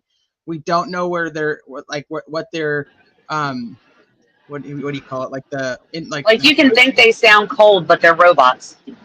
Like we don't get to actually hear them. We don't know where they're showing care or not showing care. It's just because it's not real. I mean, they are actually saying these things, but the AI is reading off of a PDF. So I just want to make sure people understand that. Like, we don't know. We don't know how cold or how many gaps or how many ums or any of those things that were actually said. Right. I also want to add, like, in the transcripts, she puts AW and LG for literally everything. So there's no way to know if whoever the speaker is saying Abigail or Abby. I've been going through and trying to keep it as Abigail and Liberty for everybody saying it, because instead of I'm sure during the trial they were mixing them up, like some calling them Abby, sometimes some. Yeah. So I've been trying to keep them all as Liberty and Abigail, but like, so when we get onto that stuff, like if it seems impersonal, I guess. Right. That's why. Yeah. The AI reading is not actually recording. It's just like the sketch ain't no photo. A sketch is not a photograph. Is that you take extra precautions to try and collect when you're at these scenes? It's one of the things that we collect, yes. Okay, and in this particular case, I'm assuming that you did some swabs and other things of that nature, trying to collect as much as you could in that regard, right? I didn't collect any swabs. Okay. Who would have done that? Brian Olehi, the lead investigator. Okay, you were primarily taking pictures, right? Correct. We kind of established that before. That was your main job. Yes. All right. Let me just get to the point. Are you aware of any DNA evidence that was collected from this particular scene that in any way connects Mr. Allen to this crime? I have very limited knowledge about any of the subsequent laboratory tests. I'm not aware of any. Okay, so basically you're, in your mind, as far as what you know, you're not aware of any. No. Okay, you used an alternative light source, I believe, at that crime scene. Is that right? I did. And that light source, it's just another investigative tool that you use to try to find trace evidence? Correct. Okay. And I think we talked about this before, but just to kind of move things along, trace evidence would be things like semen or saliva or sweat, those kinds of things? Yes. Not blood, right? Blood would not be one of those? Well, blood under ALS absorbs light, so it appears darker. So in some ways it could be useful. But primarily, we use it for bodily fluids or fibers or anything else that would fluoresce. Okay, and in the course of using that alternative light source, were you able to recover any trace evidence that you believe is material to this case? I didn't recover any evidence, but I know some evidence was recovered. Okay, but I'm talking about this trace evidence, semen, saliva, anything. Oh, I don't recall any stains. We looked at the scene twice, once when the bodies were in place and then later, looking at the area. I don't recall seeing any stains that fluoresced or anything of that nature. Okay, and do you have any knowledge of whether or not there was any type of like a rape test kit done or anything like that on the victims in this case? I'm assuming they would have been done at the autopsies. but not something you would have been involved with? No. Okay. I mean, sometimes you guys will go down and attend these autopsies, right? Yes. I did not attend an autopsy in this case. Okay. That would have been Mr. Olheim, maybe, Yes. that might have been involved in that process. Correct. Earlier, we got a chance to look at some of the photos, and obviously, would you acknowledge it when you got to that crime scene that there was some unique circumstances to that crime scene, especially as it relates to the sticks that were around the bodies? Specifically, what do you mean by unusual? Well, ever been to a crime scene like that where you saw sticks arranged on bodies like that? I've been to, as we've spoken before, I've been to scenes where there's branches and sticks and objects on bodies, yes. Did you think that there was any particular significance to the way those sticks were arranged, or the fact that they were even there for that matter? It's something that we note and we document. Okay, you agree with me that those sticks were not placed there just coincidentally? Right. It wasn't something Mother Nature did? Are you asking my opinion on this based upon? I'm asking if you would agree with that conclusion. It appeared that when you just look at the sequence of events, that the bodies would be there, and then those sticks, the branches, were on top of them. But there was some human act that caused that, right? That would be reasonable. Okay, and with regard to those sticks, did you do anything in particular to try to recover any trace evidence from the sticks themselves? I didn't recover any items of evidence. Okay. You didn't collect any items of evidence? I did not. Yeah, I did not collect any items of evidence. Did you do anything in terms of examining those sticks to try and recover any trace evidence from the sticks? I recall examining the sticks, the limbs, and the items in that area, but I did not recover any items of evidence. Okay, and when you say you recall examining them, are you talking about with the ALS source? That, and with white light, and just visually, and during daylight hours. Okay, would you have actually picked those sticks up and moved them over or turned them over when you were doing what you said you were doing with the white light and the ALS? Yes. Okay. And even the larger branch then? Yes. Okay. And you didn't find anything of any significance? No. Let's talk about the clothing, Avadil. He was the only victim that was clothed, right? Correct. And there was some testimony earlier about the condition of her clothing in terms of whether or not it was damp. You remember talking about that? I do. And your recollection is that you recall her seeming kind of damp, but you don't have a great recollection about what happened 7 years ago at this point, right? Correct. And apparently, looking back at the photos was not helpful in you recovering any of what you remember from back in 2017. Correct? That's accurate. Yes. Okay. And would you agree with me that there was nowhere on those clothes where there appears to be like an obvious water line or anything like that where we can discern that, hey, somebody was in the water up to their thighs? Well, I've looked at primarily my photographs, but it could be in some of the photographs if I examine them for that. But after sitting here today, you don't have any recollection? I don't have any direct recollection. It seems like something I've seen. Do you have... Teresa, the last thing about the appeal is that his appellate attorneys have requested an extension to be able to file their brief, and it was granted from my understanding. So, and I would not be surprised if they request more. I mean, they just got the transcripts, essentially when we got the transcripts, and that's what they have to go through to write their brief and file it. So I wouldn't be surprised if we see more extensions on it.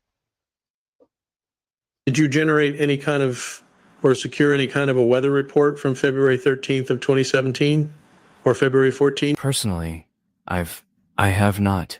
Is that something you've done as a crime scene tech in the past?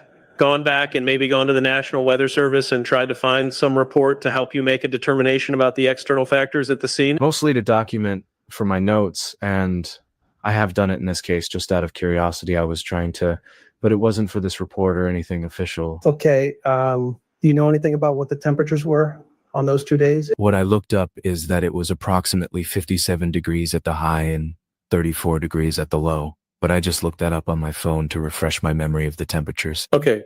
Do you remember The high being higher on the 14 than it was on the 13? I can't remember. Okay. When did you do that? Do what? When did you look up the weather that you were just telling me about? Just a couple days ago. Okay. Just recently? Yeah. What the hell made you? Were you a do part of that? any circumstance where What does just a couple days ago mean to you?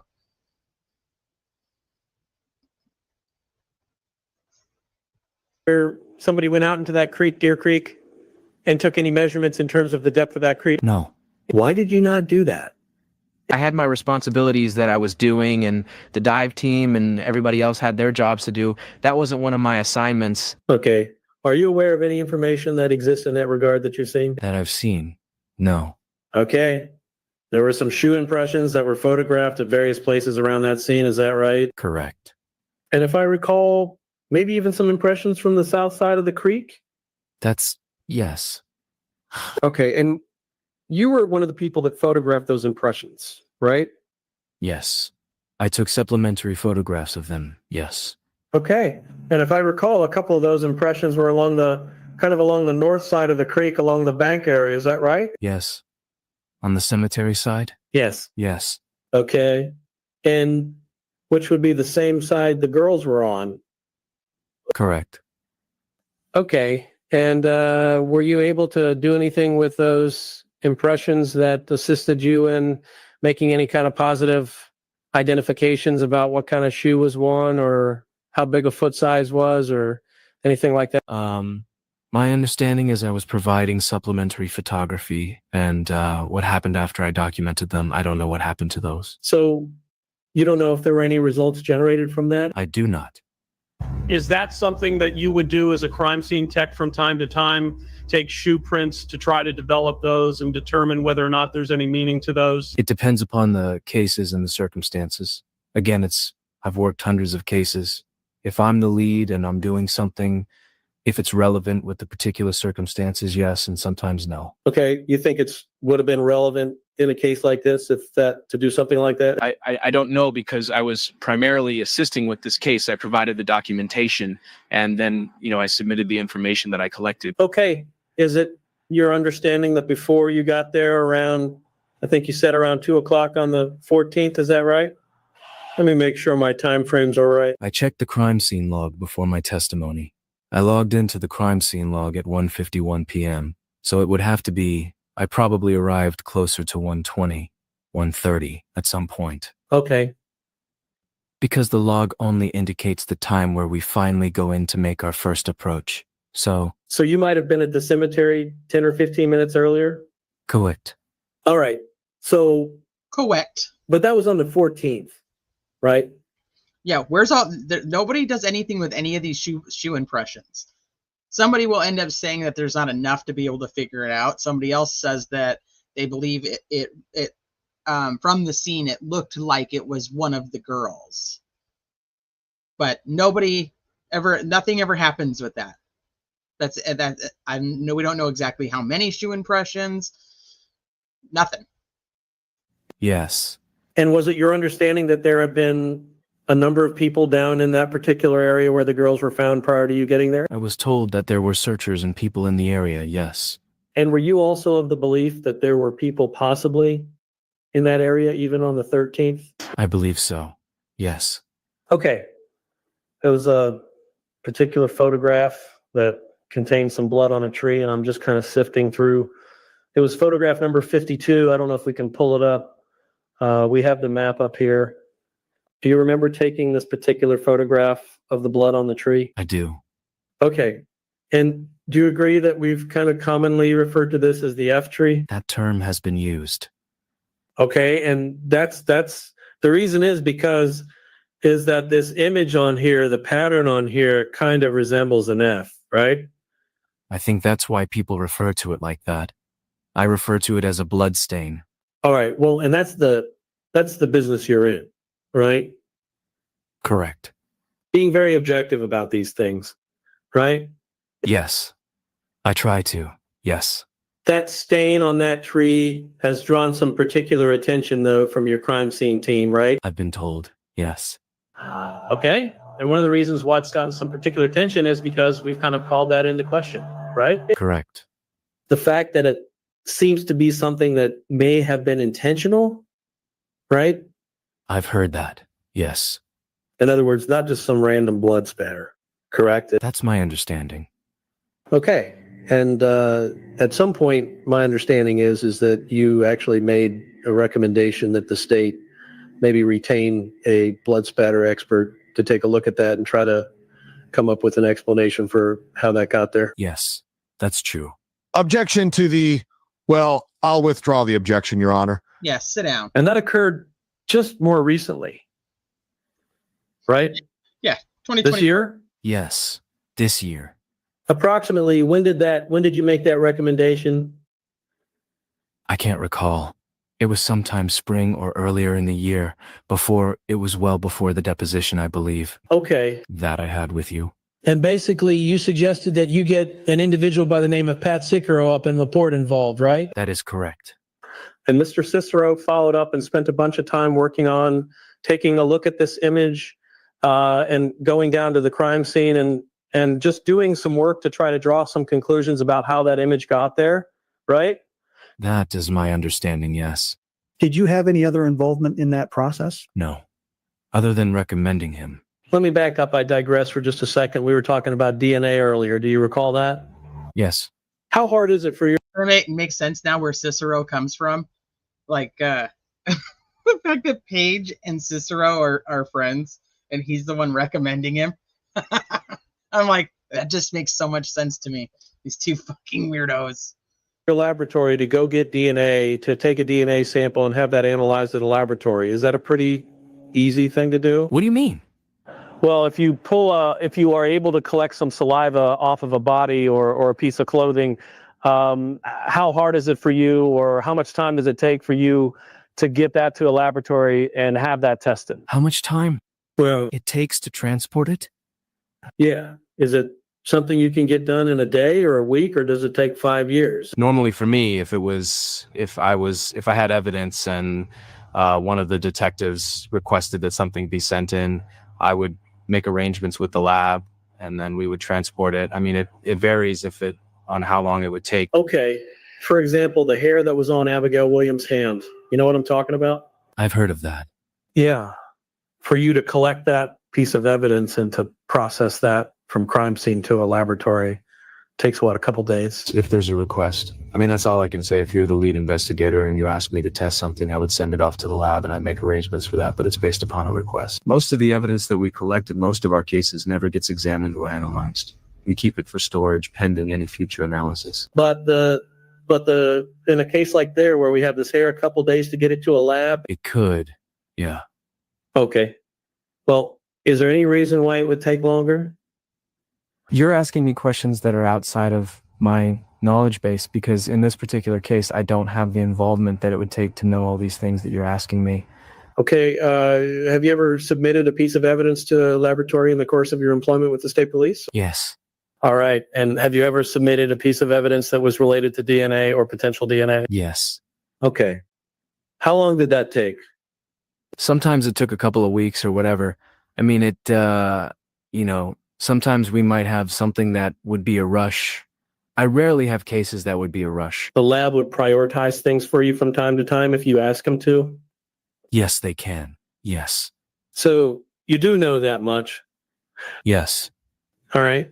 And so let's just say, for example, with this piece of hair, what would your expectation be about how long it would take for them to turn that result over at the lab and give you some explanation? I don't know. Well, once I give it to the lab, I mean, what they do with it, I don't know. I don't know all their processes intimately. I mean, and I don't work out a regional lab. I work out of our post doesn't really have a laboratory. We call it a lab, but I'm not as familiar with all their latest technology and techniques. I collect items. I submit items. I'll transport them. But as far as the turnaround time and all that goes, I don't work out of a regional lab and I don't really run in those circles. Okay. Well, you used to run in those circles, right? You were a detective at one point. I was a detective, but my whole career has been at the Peru post. Okay. I mean, I don't spend time in the laboratory, so you'd have to ask a lab analyst how long it takes for them to turn around and write reports and have it peer reviewed. I mean, that's something I would defer to an analyst. A couple weeks sound unreasonable? Maybe a month? It could be. I mean, sometimes when you have autopsies to get toxicology, it takes a month or two. I mean, I frequently will have detectives asking Not why it 7 takes years. so long. Not It's just 7 years. sometimes it's quick, sometimes it's not. I have no control over that. Okay. So, But you're aware that you can prioritize these things if you want to get them done? on occasions, yes. May I approach, Judge? You may. Let me hand you what I've marked. I have it marked. Miss Williams over here has marked exhibits E through L. If you just take a quick look at those and let me know when you're done looking at those. I'm finished. Finished? And you recognize those photographs? I do. And are those photographs from this crime scene? They are. And are those photographs that you took, or at least you or one of your fellow crime scene techs took? Yes. One or two of them might be mine, but the rest of them are another individual. Okay. And you agree that those photographs fairly and accurately depict the conditions that existed at the time they were taken? I believe so. Yes. Is this most likely on February 14th of 2017? Yes, because the presence of the girls' bodies, that would be on the 14th. Yes. Move to admit E through L. Did you show them to him? Yeah, he's seen them. Do you have a copy for us? I do. Like, what is she doing that she doesn't know that he's literally looked at her witness that's sitting right fucking next to her is looking at these photos, and that's what Rosie has been talking about. Like, she's like, well, did you show them to him? What? Yeah, are you not fucking paying attention? Well, I'm sorry. You're waiting on me. We're waiting on you, Jim. I apologize. Yeah. I have no objection. All right. Without objection, E through L inclusive are admitted. What were those letters again, Judge? I'm sorry. E through. E through L. Thank you. My apologies. Move to publish. You may proceed, Mr. Rosie. Thank you, Judge. Trooper Page, let me direct your attention to Exhibit E, which is the first one in the packet. See that there on the screen? Yes. And just fine without coming up here? Yes. This is a photograph that you're familiar with, right?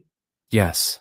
And just tell the jury, what's the significance of this particular photograph? Why was it taken? What are you focused on there? I believe this photograph was taken during an ALS examination where Brian O'Leahy and I had her alternative light sources and we were wearing orange goggles, and those filter out certain wavelengths of light. But I believe Dwayne Datzman did not have those goggles, and he thought he saw something shiny on the ground when the blue light, for him, the light would have looked blue, passed over that area. So we looked at that area, and the shiny object was a cartridge. All right, so just in particular here, if I could direct your attention here to the center of the screen, there's a little bare spot of dirt, isn't that right? I believe so. A little of that, there's a cartridge. Is that what you're talking about? It's difficult for me to see, but I think so. Yes. And so with regard to that cartridge, did you take some more photos of it? I didn't take any photos. You did not. I did not. Okay. Who took the photos of the cartridge? I don't recall. You don't know? No. I was holding my ALS and I did not have a camera on me. Okay, so you, in the course of your investigation as a photographer, the primary photographer in this case, you didn't take any photos of that bullet on the ground? I disagree that I was the primary photographer. I was a supplementary. Okay, well, You took the majority of the crime scene photos. So I'd say you're the primary. Photographer, but at the time I was ALS is an alternative light source. using my ALS and I didn't have my camera, so. Okay. How many pictures you think you took out there? Hundreds. You just didn't take any of this bullet. There's a lot of activities that, at certain times, I didn't photograph. Okay, just directing your attention to Exhibit F. Just another shot, right? Just a little bit more close than the first one? Correct. Okay. Again, you didn't take this photo, right? I did not. Max G. G, just another shot of the bullet, right? Correct. And let's just rifle through these real quick. H, please. Yes. Same 4, right? Yes. And then this is a photograph that appears to be taken maybe when it was a little darker. Would you agree there's a reflection there, or maybe a flashlight on the left there? Yes, when we used our ALS, the sunset, the sun had gone down and it was dark, so we could use the ALS, so we were using flashlights. Okay, and then Jay, just kind of a different angle, same situation. The cartridge is in the middle. I have no idea why it sounds like he's a sports referee. He sounds like he's on a football field. No idea why. There. I believe so, yes. And then this is kind of a larger panoramic view of the scene. Would you generally, just to help the jury, would you generally agree that the area that we're talking about is over, kind of in this area, just off of Liberty's right ankle, basically? On the other side of this twig or stick? Correct. Okay. And so is this image, is this more of what the circumstances look like in their natural state before the bullet was exposed? The cartridge was exposed, I should say. I believe so, yes. So in other words, when that cartridge was first seen by, you said it was Mr. Daxman? Correct. It was in its natural state. In other words, as far as you know, the ground around it had not been disturbed. As far as I know. Okay. But the pictures that we saw previous to this, where there's a bare spot, and you could see the dirt around the cartridge, that's after the cartridge, the area around the cartridge was cleared, right? I believe so, yes. Did you do that? Did you clear it away, or did... I did not. Okay. Did you see anybody do that? I can't recall. It could have been Dwayne Datsman. It could have been Brian Ohai. I mean, if Dwayne Datsman saw something shiny, he might have been the one that looked at it. You would have to ask him. You don't remember who did it? I just remembered I was looking in certain areas, and during our search, Dwayne said he saw something shiny on the ground. Earlier, you noted in one of the photographs, one of them in Mr. Luttrell's exhibits, there was a bare spot. Actually, it was in your diagram, right? There was a bare spot that you took note of. Correct. And it was a little larger than this particular spot where this cartridge was recovered, right? Yes. I believe it was a few feet farther down. It could be off. I can't tell if it's in the frame or out of the frame on the top edge. Maybe up here? It could be. And so, but in this particular case, as far as where this cartridge was, there was no bare spot there? No. It was created? This is what it looked like. Yes. Okay. It would have been likely at least recovered to find out what is shining on the ground. Very good. The next image, please. And so this is a close-up, basically, of that particular area, right? Yes. And just to help here, and direct me if I'm wrong, but where generally it'll be kind of in this area right here, where the other photograph would have demonstrated that that cartridge case was before the ground was disturbed around it. Yes. It's in that general area. I'm using her right leg and ankle as a landmark, and that branch. But at the time that was located, I don't know if they might have moved the branch slightly when they're looking to find out what is shiny on the ground. Okay, did you get a chance to visually inspect that cartridge yourself? I can't remember. I didn't collect it. I didn't touch it. I don't have a memory of that. Okay, would you agree with me, just looking at the photos, for those people that don't know much about cartridges and bullets, that kind of the business end, if you will, the end that has the projectile on it's facing down into the ground, basically? I would have to see a close-up of the photograph again. Okay, if you want to step up here and take a look.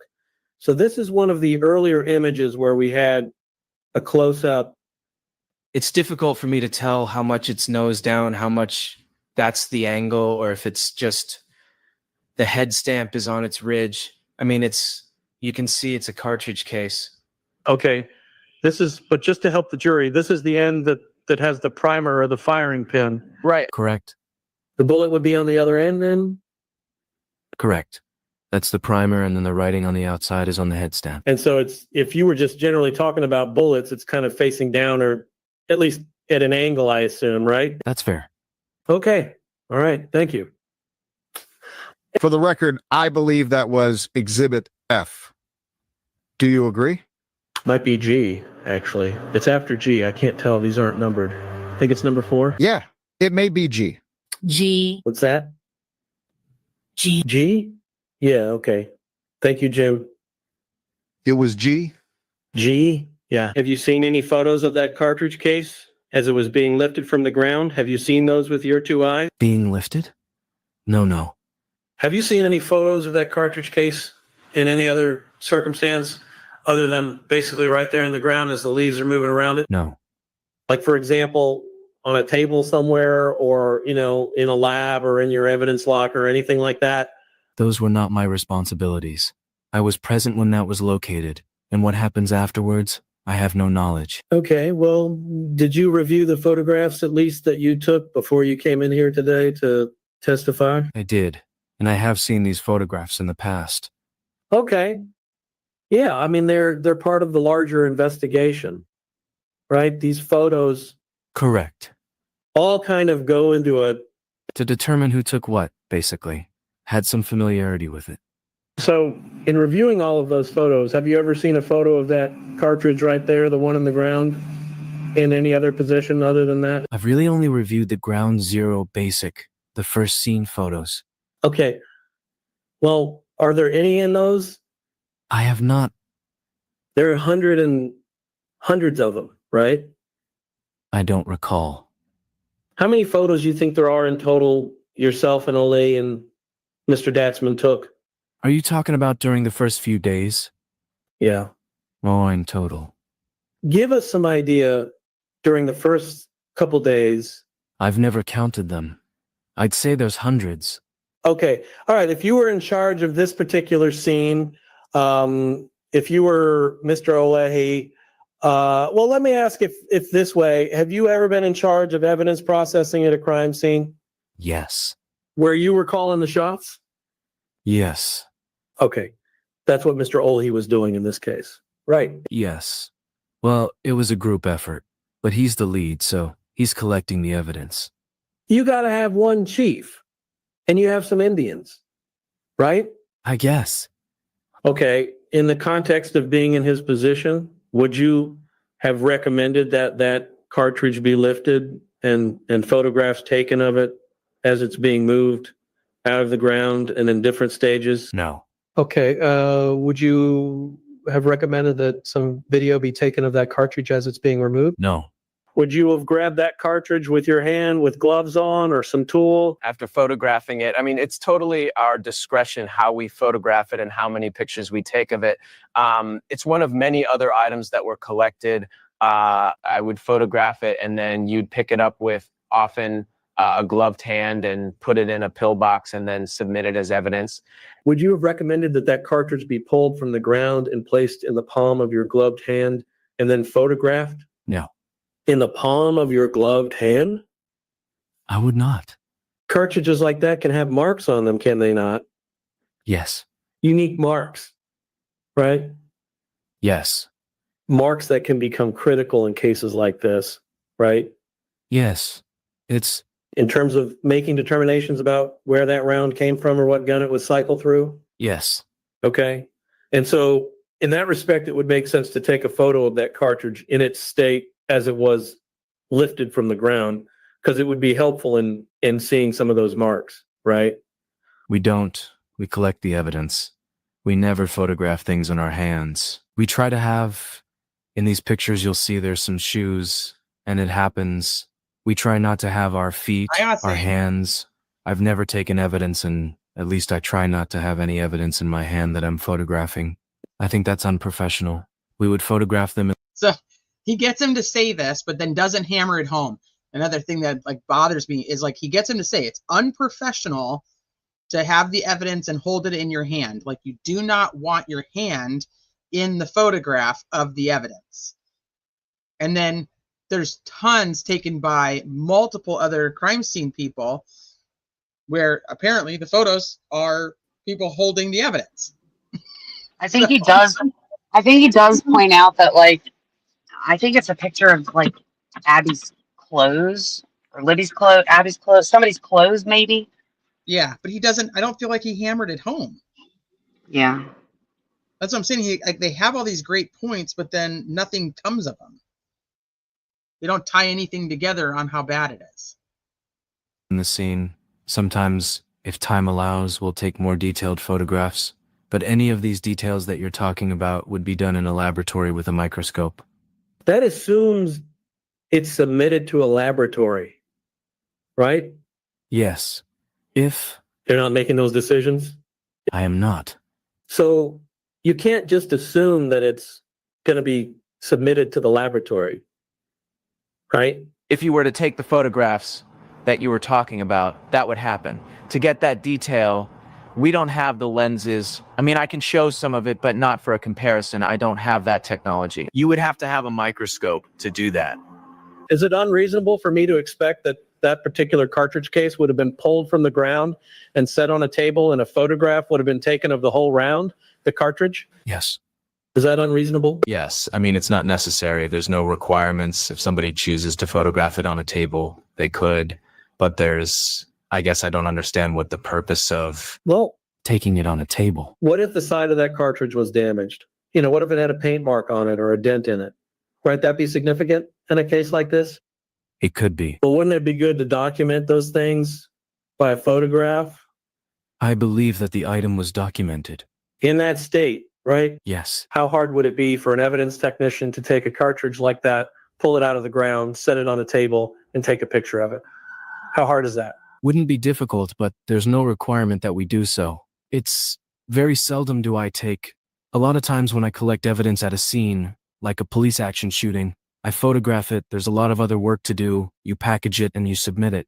If there happens to be some time, occasionally I will take pictures like that, but there's no requirement to do such.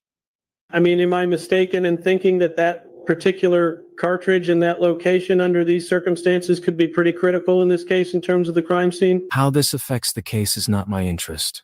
My job and our jobs at the scene is to collect items of evidence. At the time, we don't know if something's significant or insignificant. Anything that we see that could have potential to be evidence, we photograph them in place and we collect them as items of evidence. There's a concept called the chain of custody, right? Correct. And that's a very material or substantive aspect of crime scene processing, isn't it? Yes. And basically, just to kind of get to the heart of the matter, that is that the idea that you take an item, for example, this cartridge, from its natural state, and you document every phase of that item's journey to an evidence locker, right? Correct. And even from the evidence locker to a laboratory where it may or may not be tested, correct? Yes. And in this case, one of the ways to do that would have been document this cartridge case in its natural state, which was done, correct? Yes. And then as it was retrieved and placed into, would you say, a pillbox? Pillbox. That'd be one way to do it, right? So just FYI, the bullet in this case was not collected in a pillbox, according to the other CSI. Yeah, but then there's a question from the jury, and O'Shea and I guess Rosie, or maybe even all of them, was like, he said a pillbox. Yeah. He said a pill bottle. And it's like, that's not what they said, dude. Nope. But he said if he was the one collecting the evidence, he would have done it in a pillbox. So, hey, true crime fan girl. That's not a... Yes or no? Yes. It would be a way to do yes. Yes. And then, at some point that pillbox could be taken back to the evidence locker and you would be able to take some photographs of that cartridge outside of the pillbox. Right? Are you just saying I would be able to? Yeah. I mean, you could do that. Yes. If you wanted to, you could. Yes. And that could be helpful in a case like this to see what it looked like in its natural state. Perhaps. You're not aware of any photographs that exist in that regard, are you? What I've testified is my awareness.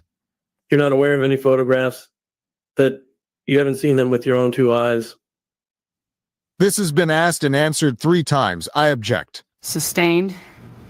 Thank you. Max, would you throw that map up? Obama getting all pissed Let's off. talk about this particular crime scene. You talked a lot earlier about the scope and the kind of the geographical aspects of the crime scene, right? Yes. I'm going to have him pull this map up real quick, and we do have a few questions. This is State's Exhibit 5. Am I right about that? Can you blow that up, please? That's 7, State's Exhibit 7. Thank you. You want to come up here and take a look at this? Yes. I don't think you've seen this particular map since it's been marked up. Yeah. I have not. So just to kind of orient you, I think you're just as orientated as you probably need to be. Down here at the bottom is, well, up here at the top is 300 north. You see that mark? Yes. And then the bridge would be right here, kind of northwest, north end of the bridge. Yes. And then the south end of the bridge, right? Yes. This would be the. And earlier when we were using this, forgive me, but the area where the bodies were found was generally, I think, believed by the witness to be here. Would you agree with me? It's probably some down in here, probably more to the right of this big circle, bottom right? Yes. Because where the cemetery is, I think it's off just a little bit. It's the same general area. Okay, all right. A couple questions I have. With regard to this, the Deer Creek shoreline, if you will, or the line of Deer Creek here on the north side. So that would be side the girls were found, right? Yes. Did you take any measurements in terms of the elevation changes from the bottom of that river up to the top of that incline? No. Okay. The reason why I'm asking is because you prepared that nice three-dimensional map, right? Yes.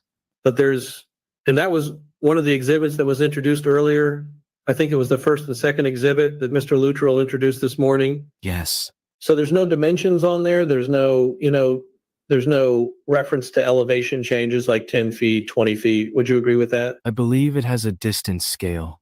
It's like a GIS map that was used. But in terms of the different elevations and different areas, it doesn't really demonstrate that, correct? That map? Yeah. I thought that was the purpose of the map. Well, I'm talking about in terms of the measurements, raw measurements, like how much elevation is, for example, the area behind the cemetery relative to where the creek runs. I'd have to look at it again to see if there's elevation. So he doesn't. He creates all that topography mapping that he created was after his deposition. None of that was created like for the actual to figure out who did this. It's all just created later, like everything else in this fucking case. They didn't investigate anything until depositions. So then now Rosie's like talking about like, okay, so what is this? He's like, that's what I thought the map was for. Like, isn't that what I made it for? I thought that's what you wanted me to do. Kathy, do I think that Allen should have testified? Rick Allen? Absolutely not. I don't ever think a defendant should testify. I thought this was suspicious. Okay. What was that, Smoothie? Like, in general, it's not appropriate, but then on top of it, it's like, we don't even know that he's capable. Maybe capable of actually testifying? You know what I mean? Yeah. Uh-huh.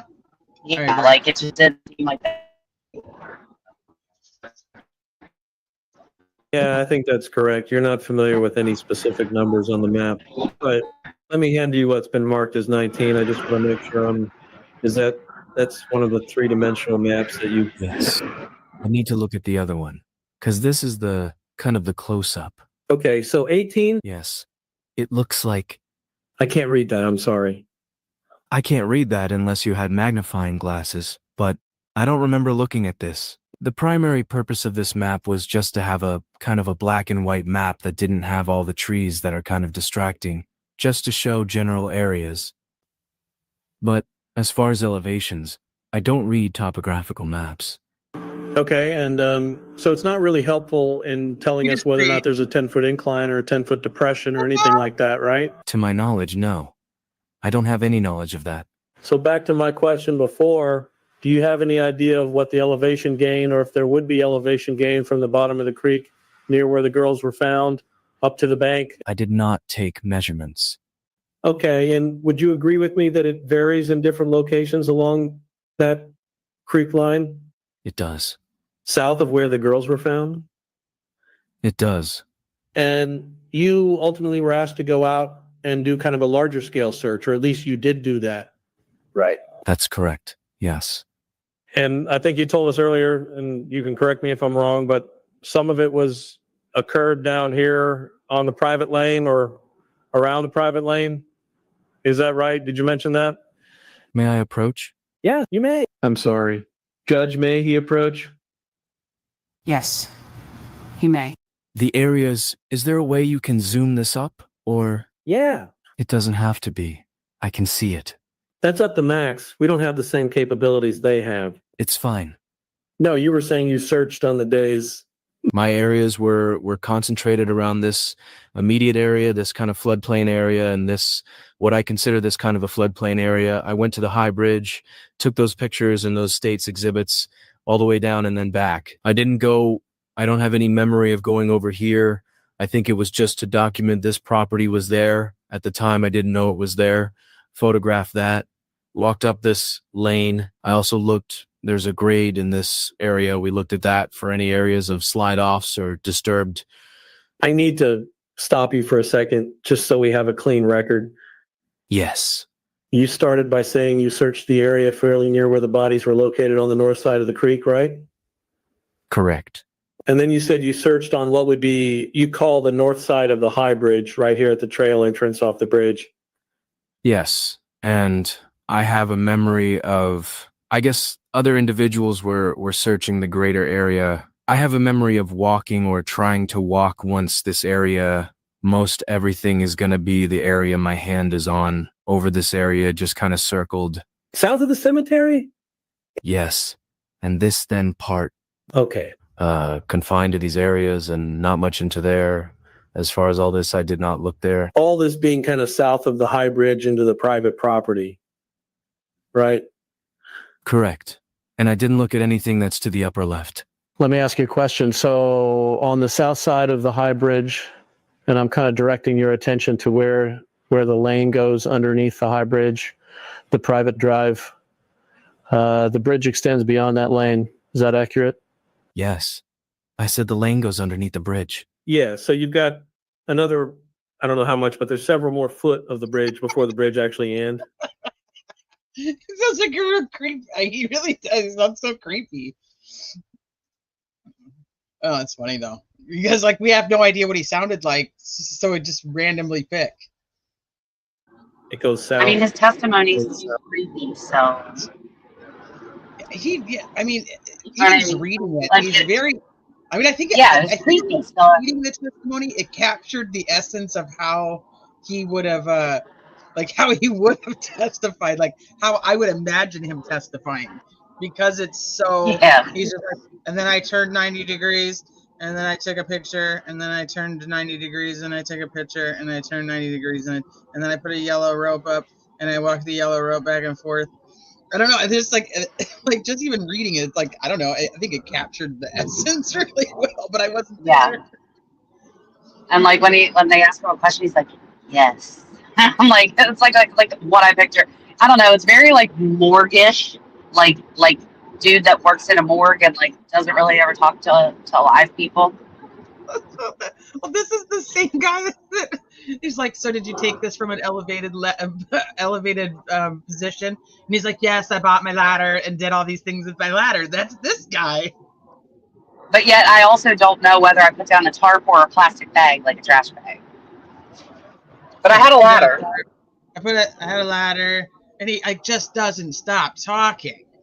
I'm almost like, don't even ask this guy any fucking questions. And then Rosie's asked him stuff that he can't answer because he's not the one collecting any of the evidence. He's only doing photography. Yeah, a pathologist. Yeah. And I feel like they should know who all did what. Like if they deposed a lot of these people, I feel like they should have been going into this knowing like exactly who collected what and whatnot. You know what I mean? Well, so that's pretty much how it is so they each have their own counties that they're in charge of. They all work for ISP, but then they have their own counties that they're in charge of. So if it's your county, you're the one in charge of collecting the evidence. You can bring other people in to support you. So if this was in his counties, he would have been the one collecting all the evidence. And then Olehi would have just come in as a support. But because this is Olehi's county, he's in charge of doing all of that. So, I mean, I think that it makes sense. But, I mean, why is Rosie questioning him on, so when you collected this? And he's like, I didn't collect evidence. And Rosie's like, okay, so when you were collecting that? And he's like, I didn't collect evidence. Yeah, I mean, it seems pretty clear to me that this guy, like, just took photos of everything. Other people. No, Right.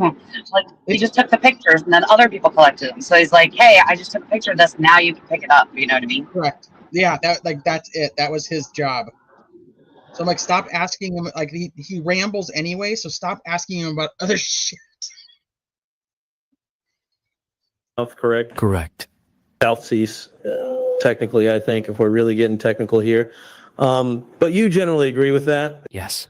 Okay, and is it fair to say that at the end of the bridge, I think in maybe one of the photos, there's actually a barrier or there's some kind of gate that's erected there? Yes.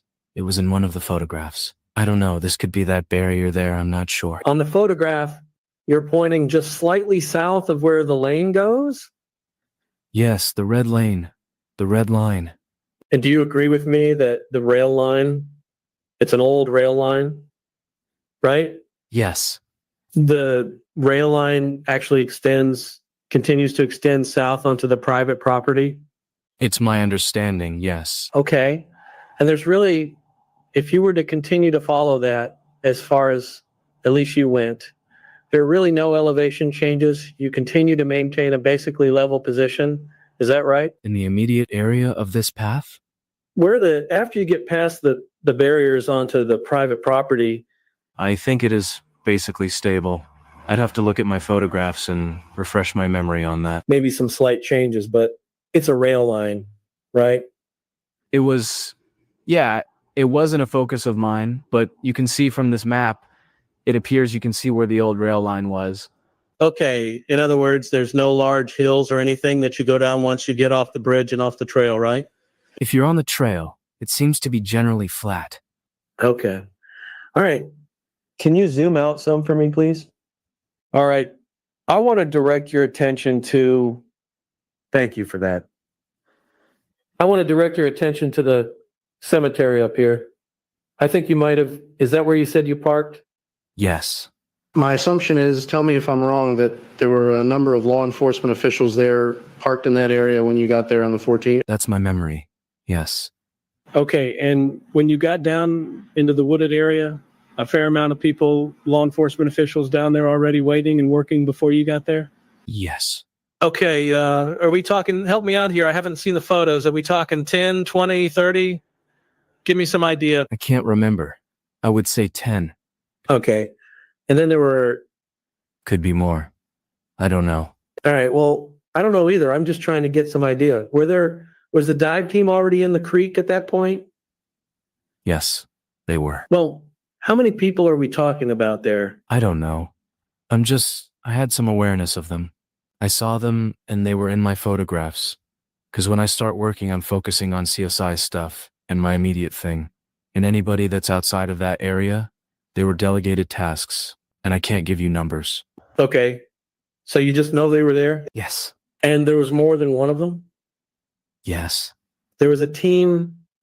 I think maybe that's the word that was used, is that, Yes. okay, all right. Are you generally familiar with this 300 North, this roadway that comes into the cemetery? Is that one of the routes you traveled to get into the crime scene? I'm sure I did to get to the cemetery, but I'm not familiar with this area. I have worked scenes in Carroll County and Delphi, but it's so sporadic. I'm not a local to this area. Okay. Let me direct your attention here to this circle in the middle of this exhibit. Do you see here where there's like a little connector trail that comes from 300 North down to the Modon High Trail? Yes. Are you familiar?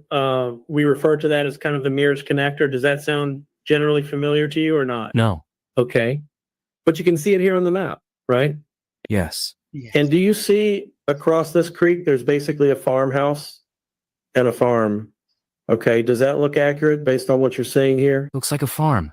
Were you ever asked to go out and do any type of, to do any inspection of anything north of 300 at any point in time in this investigation? No. Not next to this farmhouse in the cornfield? No. Not behind it? No. Not in that particular area on that property? No. In the backyard or anything like that? No. Okay.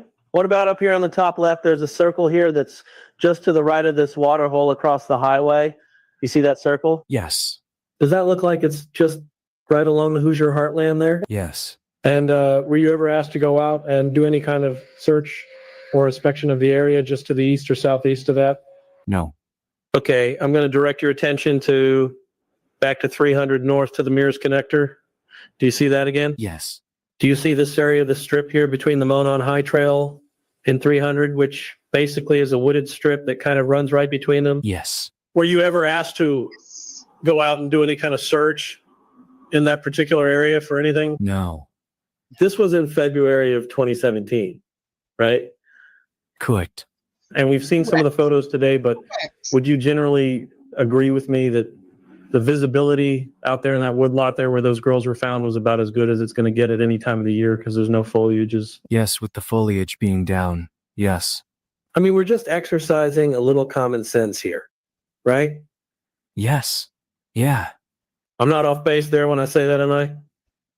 No.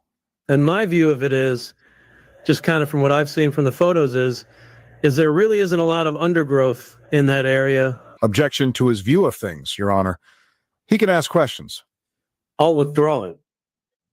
Sustained.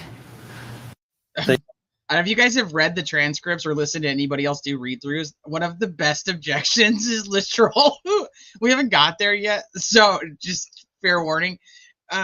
Baldwin starts talking about how his mama used to take his temperature. And literal's like, objection to what Baldwin's mama used to do. It's like one of the best objections ever. So just be prepared for that, because I think I listened to it like 7 times because it was just so damn funny. Thank you. Do you agree that there was not a lot of undergrowth out in that woodlot near where those girls were found? I do. You agree with that? I said I do. Yes. I'm sorry, I just couldn't maybe understand you. I'll speak up. That's all right. And a lot of it is because there's kind of a high Well, canopy. did he answer? Big, and there's just not much on the ground. What? Did he answer? He's like, I couldn't hear you. And he's like, I'll speak up. And then it's like, did you answer the question though? I don't think he did. Thank you. Do you agree that there was not a lot of undergrowth out in that woodlot near where those girls were found? I do. You agree with that? I said I do. Yes. Yeah, he agreed with them. So this also becomes a major issue, like either later in this day of testimony or the next day. I don't remember which one it is. It's like right around this time. So when like attorneys say, do you agree with you? Would you agree with me about XYZ? Well, they're doing it fine now with no objections, but now the prosecution will start objecting to it, and then the defense is no longer allowed to say, would you agree with me on Is XYZ? Bob here? Yeah, Bob's here. Okay, so then question for Bob. I don't know if there's any other attorneys, but I know that Bob was here. Is there a difference between would you agree that there's no undergrowth? Is there a difference between that and would you agree with me that there's no undergrowth? Meaning, could they just have gotten rid of the with me and it been okay? Because I've heard other trials where they say, would you agree on cross? They're like, would you agree that blah, blah, blah, blah, blah? Right.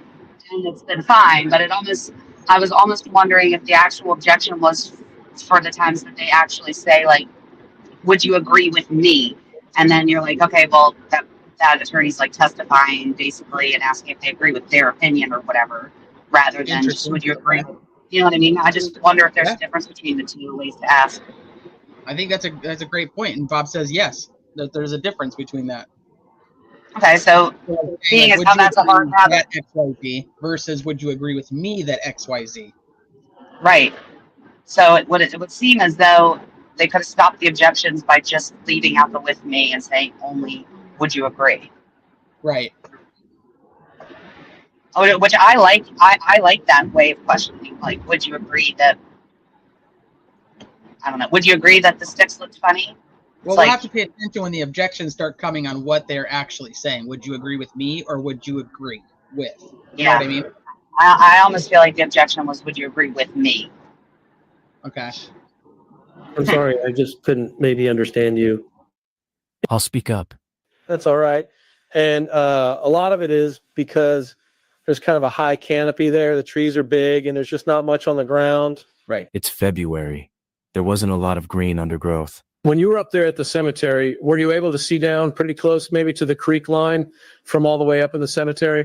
I just don't have a memory of what it viewed like up there. I have I have memories of parking up there in the cars, but I mean, I walked up and down that hill several times, but I just can't remember. Okay, one other question that's similar to that concept. On the north side of that, strike that. Let me direct your attention back to that private drive on the north-south side of the creek. Do you know what I'm talking about? Yes. The one that goes under the bridge? Yes. And would you agree with me that when you're under that bridge, that I have another drop question. kind of starts to incline up, back up to the top level there where the home is located? Yes. He said, "Would you agree with me?" And nobody objects to it. So Bob says there's no rule of evidence that disallows the use of the words "with me" that I'm aware of. And then he said, "Allie concurs." Yeah, I mean, she sustained every single one of those, though. So She then does. I guess it wouldn't have mattered. I guess it wouldn't have mattered even if they said, "Would you agree?" and left it out. You know what I mean? She Well, I'm just saying, sustained it anyway. it's interesting that nobody's objecting to it now, and that's like every question is that, and then they start to on everything. Yeah, I'm still confused. Nobody's explained to me why they say strike that if they don't strike it. You can't strike somebody from. You can't strike something from somebody's subconscious anyway. Like, you know, when I But say did they strike? Like, I thought they were saying strike that because they like wanted it stricken from the record. Like, instead, that's added to every single transcript we've ever seen. Yeah, no, it's just like strike that. Like, do it this way. Okay. Do it a different We way include all that? legally. Huh. I know. Okie dokie. What I'm talking about? Yes. The one that goes under the bridge? Yes. I backed it And up. would you agree with me that Oh, when you run that bridge, that drive kind of starts to incline up, back up to the top level there where the home is located? Yes. Towards the home? Yes. Yes. There is an incline. It's kind of a gradual incline that takes you up to the home. Yes. And so as you're standing on that road, would you agree that you have a pretty good view of Deer Creek? I believe so. I mean, it's elevated, so it's almost like a kind of stadium view up there, or Yes. I'm trying to remember my view from being the opposite side, looking up.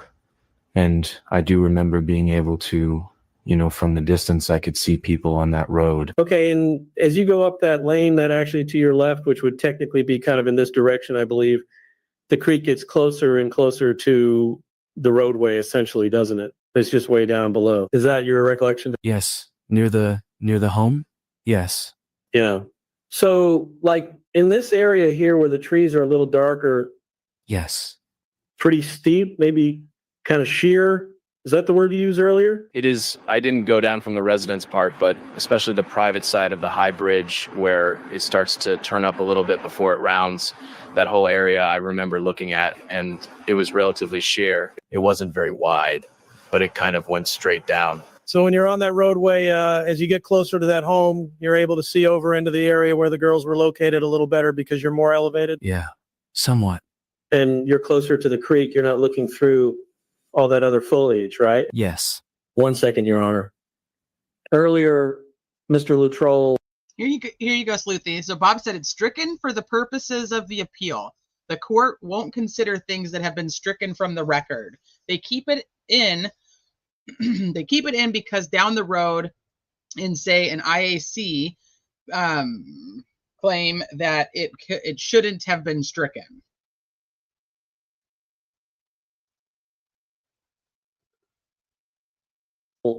Offered up some exhibits that were taken from the south side of the bridge, which was from the east side of the south end of the bridge, where there was this slide and the leaves were disturbed. You remember that? I do. And did you actually at any point try to traverse from the top of that bridge down to that private roadway along that slide at any point where that was a week later? I did. Would you agree with me? The gravel there is pretty loose gravel. I mean, it's gravel. I don't know how to. Well, did you slide when you went down? Did you have to kind of assist yourself, or did you just walk down casually? The gravel is more up where that walking trail is. And I don't remember there's any gravel on the side of that hill Okay. It was like leaves and such. Do you remember the gravel being kind of loose up there? Maybe near the edge, the boundary area, but it's not like some strong memory I have. Was it your impression when you were out there that that area gets quite a bit of foot traffic from people using that trail? I don't know anything about the locals and the foot traffic up there. Okay. Did you go down that private lane and ever walk or drive along that lane? It sounds like you did. I did, yes. Did you see the tree down there with all the shoes on it? All the shoes hanging from it? I don't. You didn't see it? I don't have a memory of that. Okay. I mean, if I did, I don't remember it. Did you ever talk to anybody to determine how much foot traffic or just traffic that area gets in general from people that are not living on that private property? That was not my responsibilities. I didn't interview anybody in this case for this type of information. So the answer is no? No. I don't have any further questions. Mr. Luttrell. Thank you, Your Honor. I'm going to hand to you what is marked as State's Exhibit 1A2. Do you recognize that document? I do. And what is it? It's an attachment on one of our RMS reports of a Google Earth map. On this map, it says it was drawn by Sergeant Jim Cody. And who is Sergeant Jim Cody? He is now my lieutenant in the laboratory division, so he's currently the supervisor of all of the CSIs in the lab division for the state police. And was he present on February 14th when you were there at the crime scene? He was. And was he the Sergeant Cody who did the 3D imaging that you utilized to do your diagram? He was. And does that contain coordinates on it in terms of the longitude or latitude? It does. Yes. And that's appears to be a Google Earth generated document? Yes. I would move the admission of 182. I have no objection. All right. Without objection, 180 is admitted. Thank you, Your Honor. I would ask leave of the court to make copies for the jury for later. Yes, that would be fine. But I would like to ask Sergeant Page. I will be pulling up another one of your photos, but at this time, would you just hold that up for the jury? Again, this is that Google Earth document. Would you point out the creek so that the jury can get oriented to that exhibit? The creek goes from the right-hand edge of the paper, kind of lower center, and then curves upwards to the upper left-hand corner of this piece of paper. And downstream would be which direction? The right side of the paper. Well, that's it's flowing from upstream is what I meant to say, going to the left side. And does this contain the areas in which you testified on cross-exam? You covered both the north side of the creek and I guess what would basically be the south side of the creek, north of the bridge, floodplain area you described. You did a lot of examination of that area? I did. And did you, as Mr. Rossi asked you, there is a drop off there at the area on the end of the bridge down into this floodplain area, is that correct? The drop off is from that county road. It's kind of like a sheer area and then it levels off underneath the bridge. Did you, in your examination and covering that area, did you meander through there to where you could find, for want of a better word, an easier footpath or route from the access road to the location where you took those photographs from the creek, standing on the rocks? Do you know which portion I'm talking about? Yes, I do. And did you find such a path of least resistance? I did. Did it take you a while to find it? Not really. Okay. And do you have any understanding of what type of distance that would mean you traveled on the access road below the bridge, following the path of least resistance to the area where you were standing on the rocks in the creek in your photo? Could you restate the question? I'm sorry. About as convoluted as I can give you. Do you have any idea the distance involved in that path from the access road to the location where you walked to the rocks in the stream? To that specific location, I can't recall that without looking at notes of measurements that we took. We took a wheel. I believe it was one of the other CSIs. We had a rough sketch diagram and they mapped out different wheel locations. But to go specifically to where I was standing on the rock location, I can't provide that answer without looking at my notes. Would you, by using, hang on a second. We'll go ahead and publish this. Would you come down here, please, Sergeant? Do you have a recollection of the route that you took that was across from the access road to the following through the floodplain area to get to the creek? To that location where I took the photos? Yes. It's difficult to see in this just from the shadows, but I think that rock location was kind of up in this area, went down to the access road. This whole area here, immediately adjacent and winding with that access road, which is labeled as County Road 625 West, is steep. At least it's steeper than the hill it takes to get down to the access road. But when you depart at the center frame bottom of this exhibit down this hill area, crossing the access road underneath the bridge is relatively level, I presume because of the construction of the bridge. And then from that point, you can really enter anywhere into this area. You can see that there's trees, and that's going to prevent some movement, and a lot of dead wood. But if you wanted the path that day, it was kind of hugged the side of this drop off just on the other side of 625 West. And then I got in that rock location so that I could make those photographs of the locations, you know, just kind of walking straight across. Really, this whole area, it's not completely flat. There are trees down and dead wood, but this area looks like a floodplain. Do you know today how much time it took you to walk? Once you discovered that route, how much time it took you to get your access to walk to the area of the creek approximately? I didn't know where I was going. I was just kind of looking for the path of least resistance so I could kind of document the area. It didn't take very long. All right. Thank you. You may return to your seat. Do you happen to know the approximate width of that creek and the areas between the area of the creek that you were examining when you took the photograph of the creek? And so I could create a simple diagram. The ones that I created earlier, I referenced this Google Earth document and others that have a distance scale on the bottom, and measurements can be obtained from that. I thought it was, to my memory, approximately, was it 100 feet, I thought? Sergeant Page, let's go back to the question you were asked about scavenger and insects, how you have had cases where you utilized entomology and those who are experts in entomology, forensic entomology, to help you establish a timeline or get some information about when a death may have occurred. Is that correct? May I make a correction? Yes. I don't know if it was clear before either. I have used entomologists because there were bugs present, but it's been on maybe 4 or 5 occasions.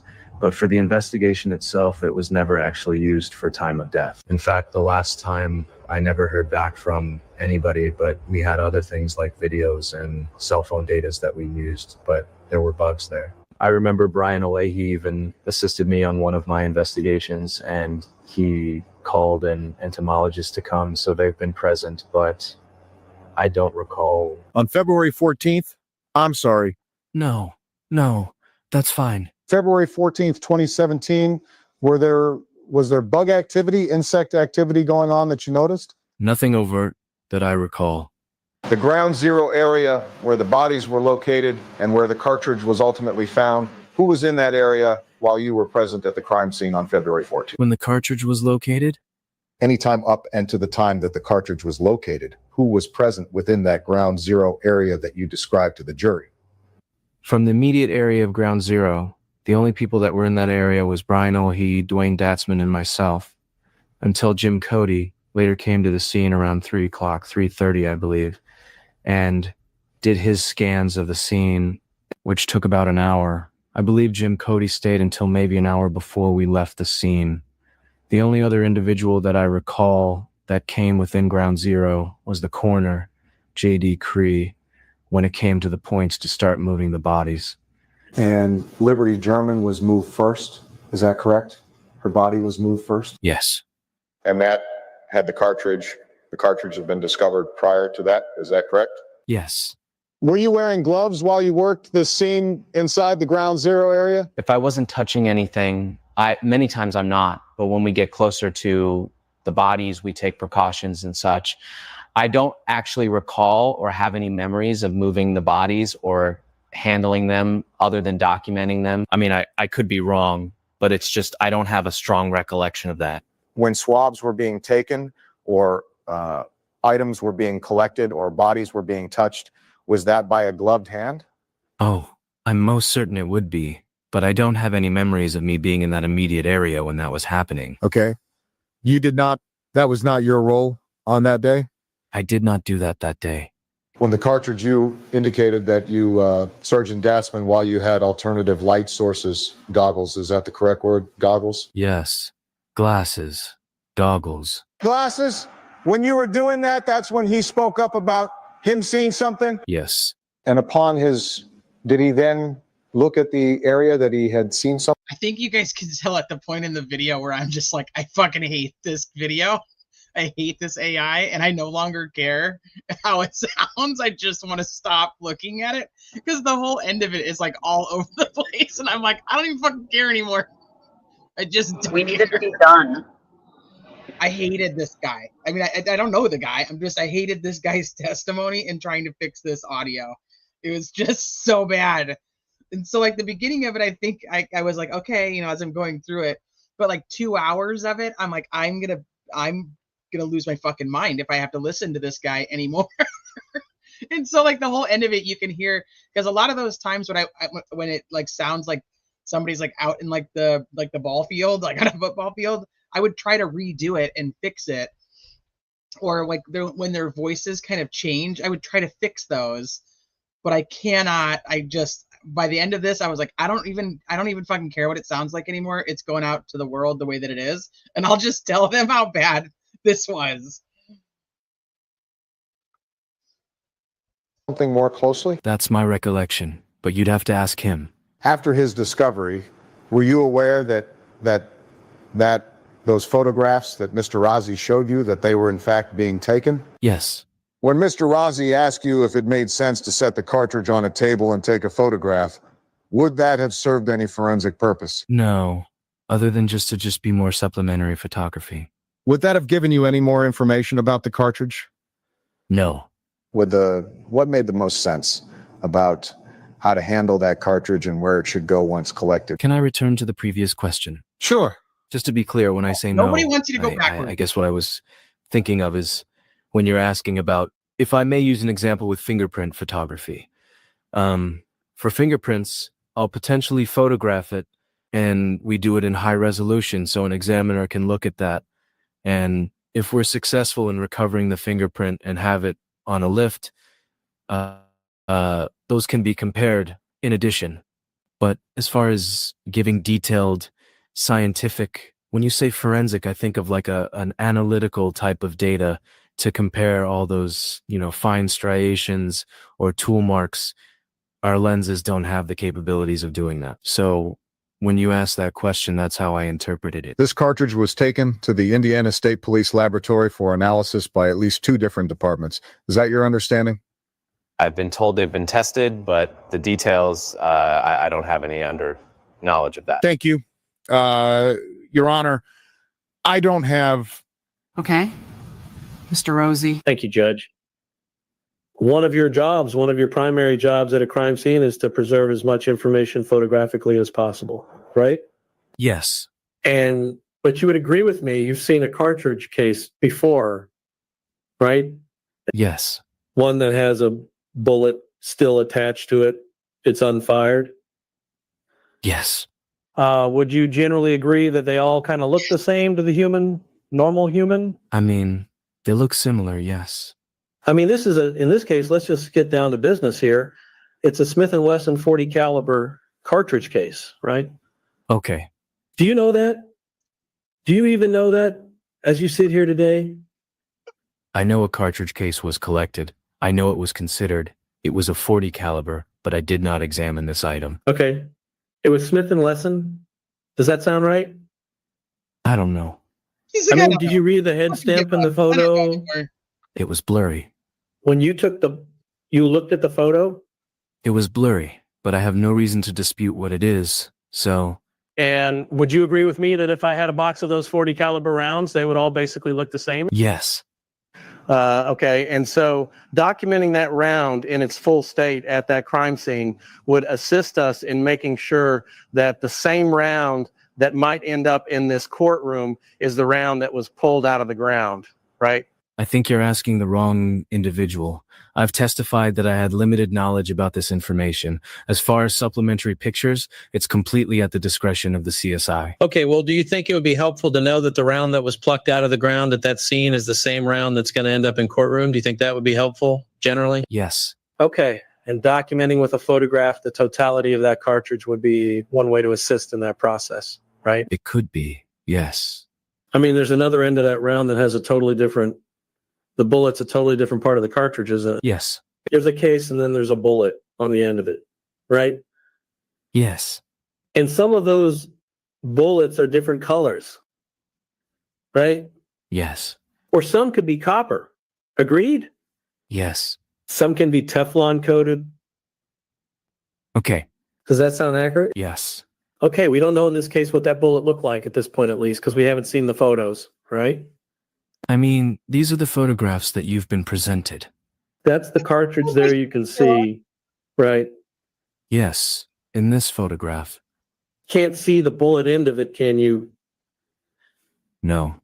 May I, Judge? Yes, you may. Mr. Page, let me direct your attention back here to this exhibit. It's 120. 182. 182, sorry. Directing your attention back to 182. And there's this line here, this line that's got this 599 foot reference to it that travels from, would you agree, travels from southwest to northeast? Yes. In the photograph?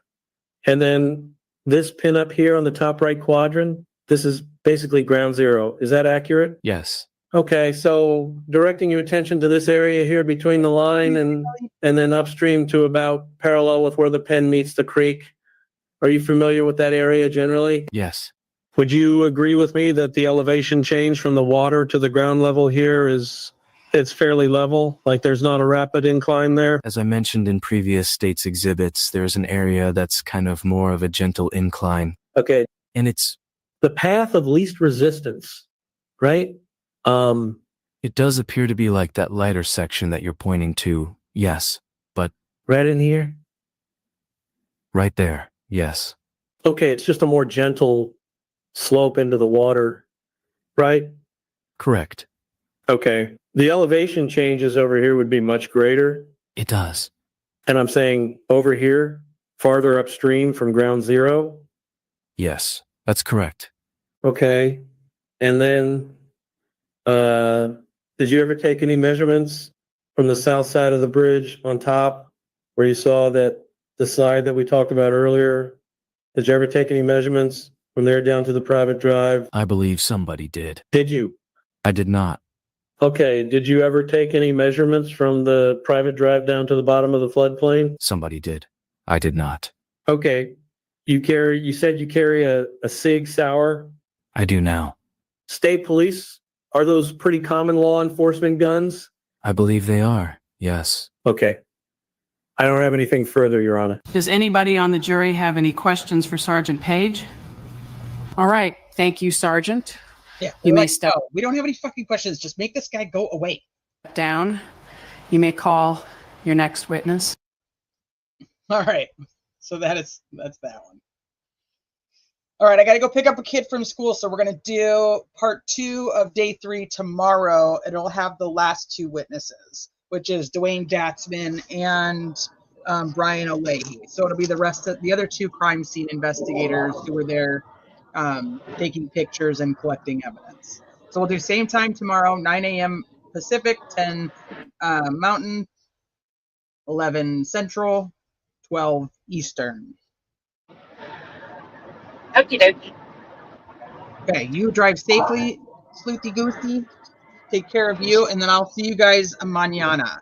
Go enjoy the rest of your Thursday, and I will talk to you guys later. Love you, bye. Love you, bye. Do you dare to follow me down? Head into the unknown.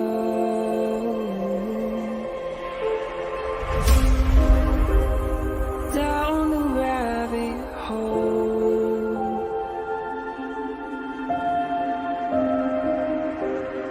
Where it stops, no one knows. We're going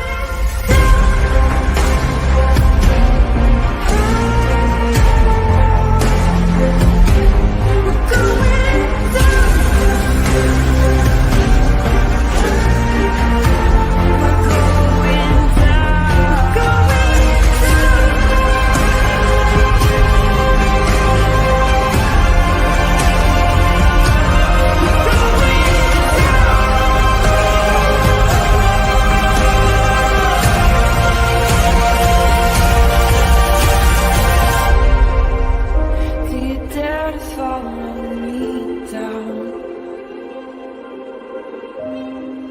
Head into the unknown.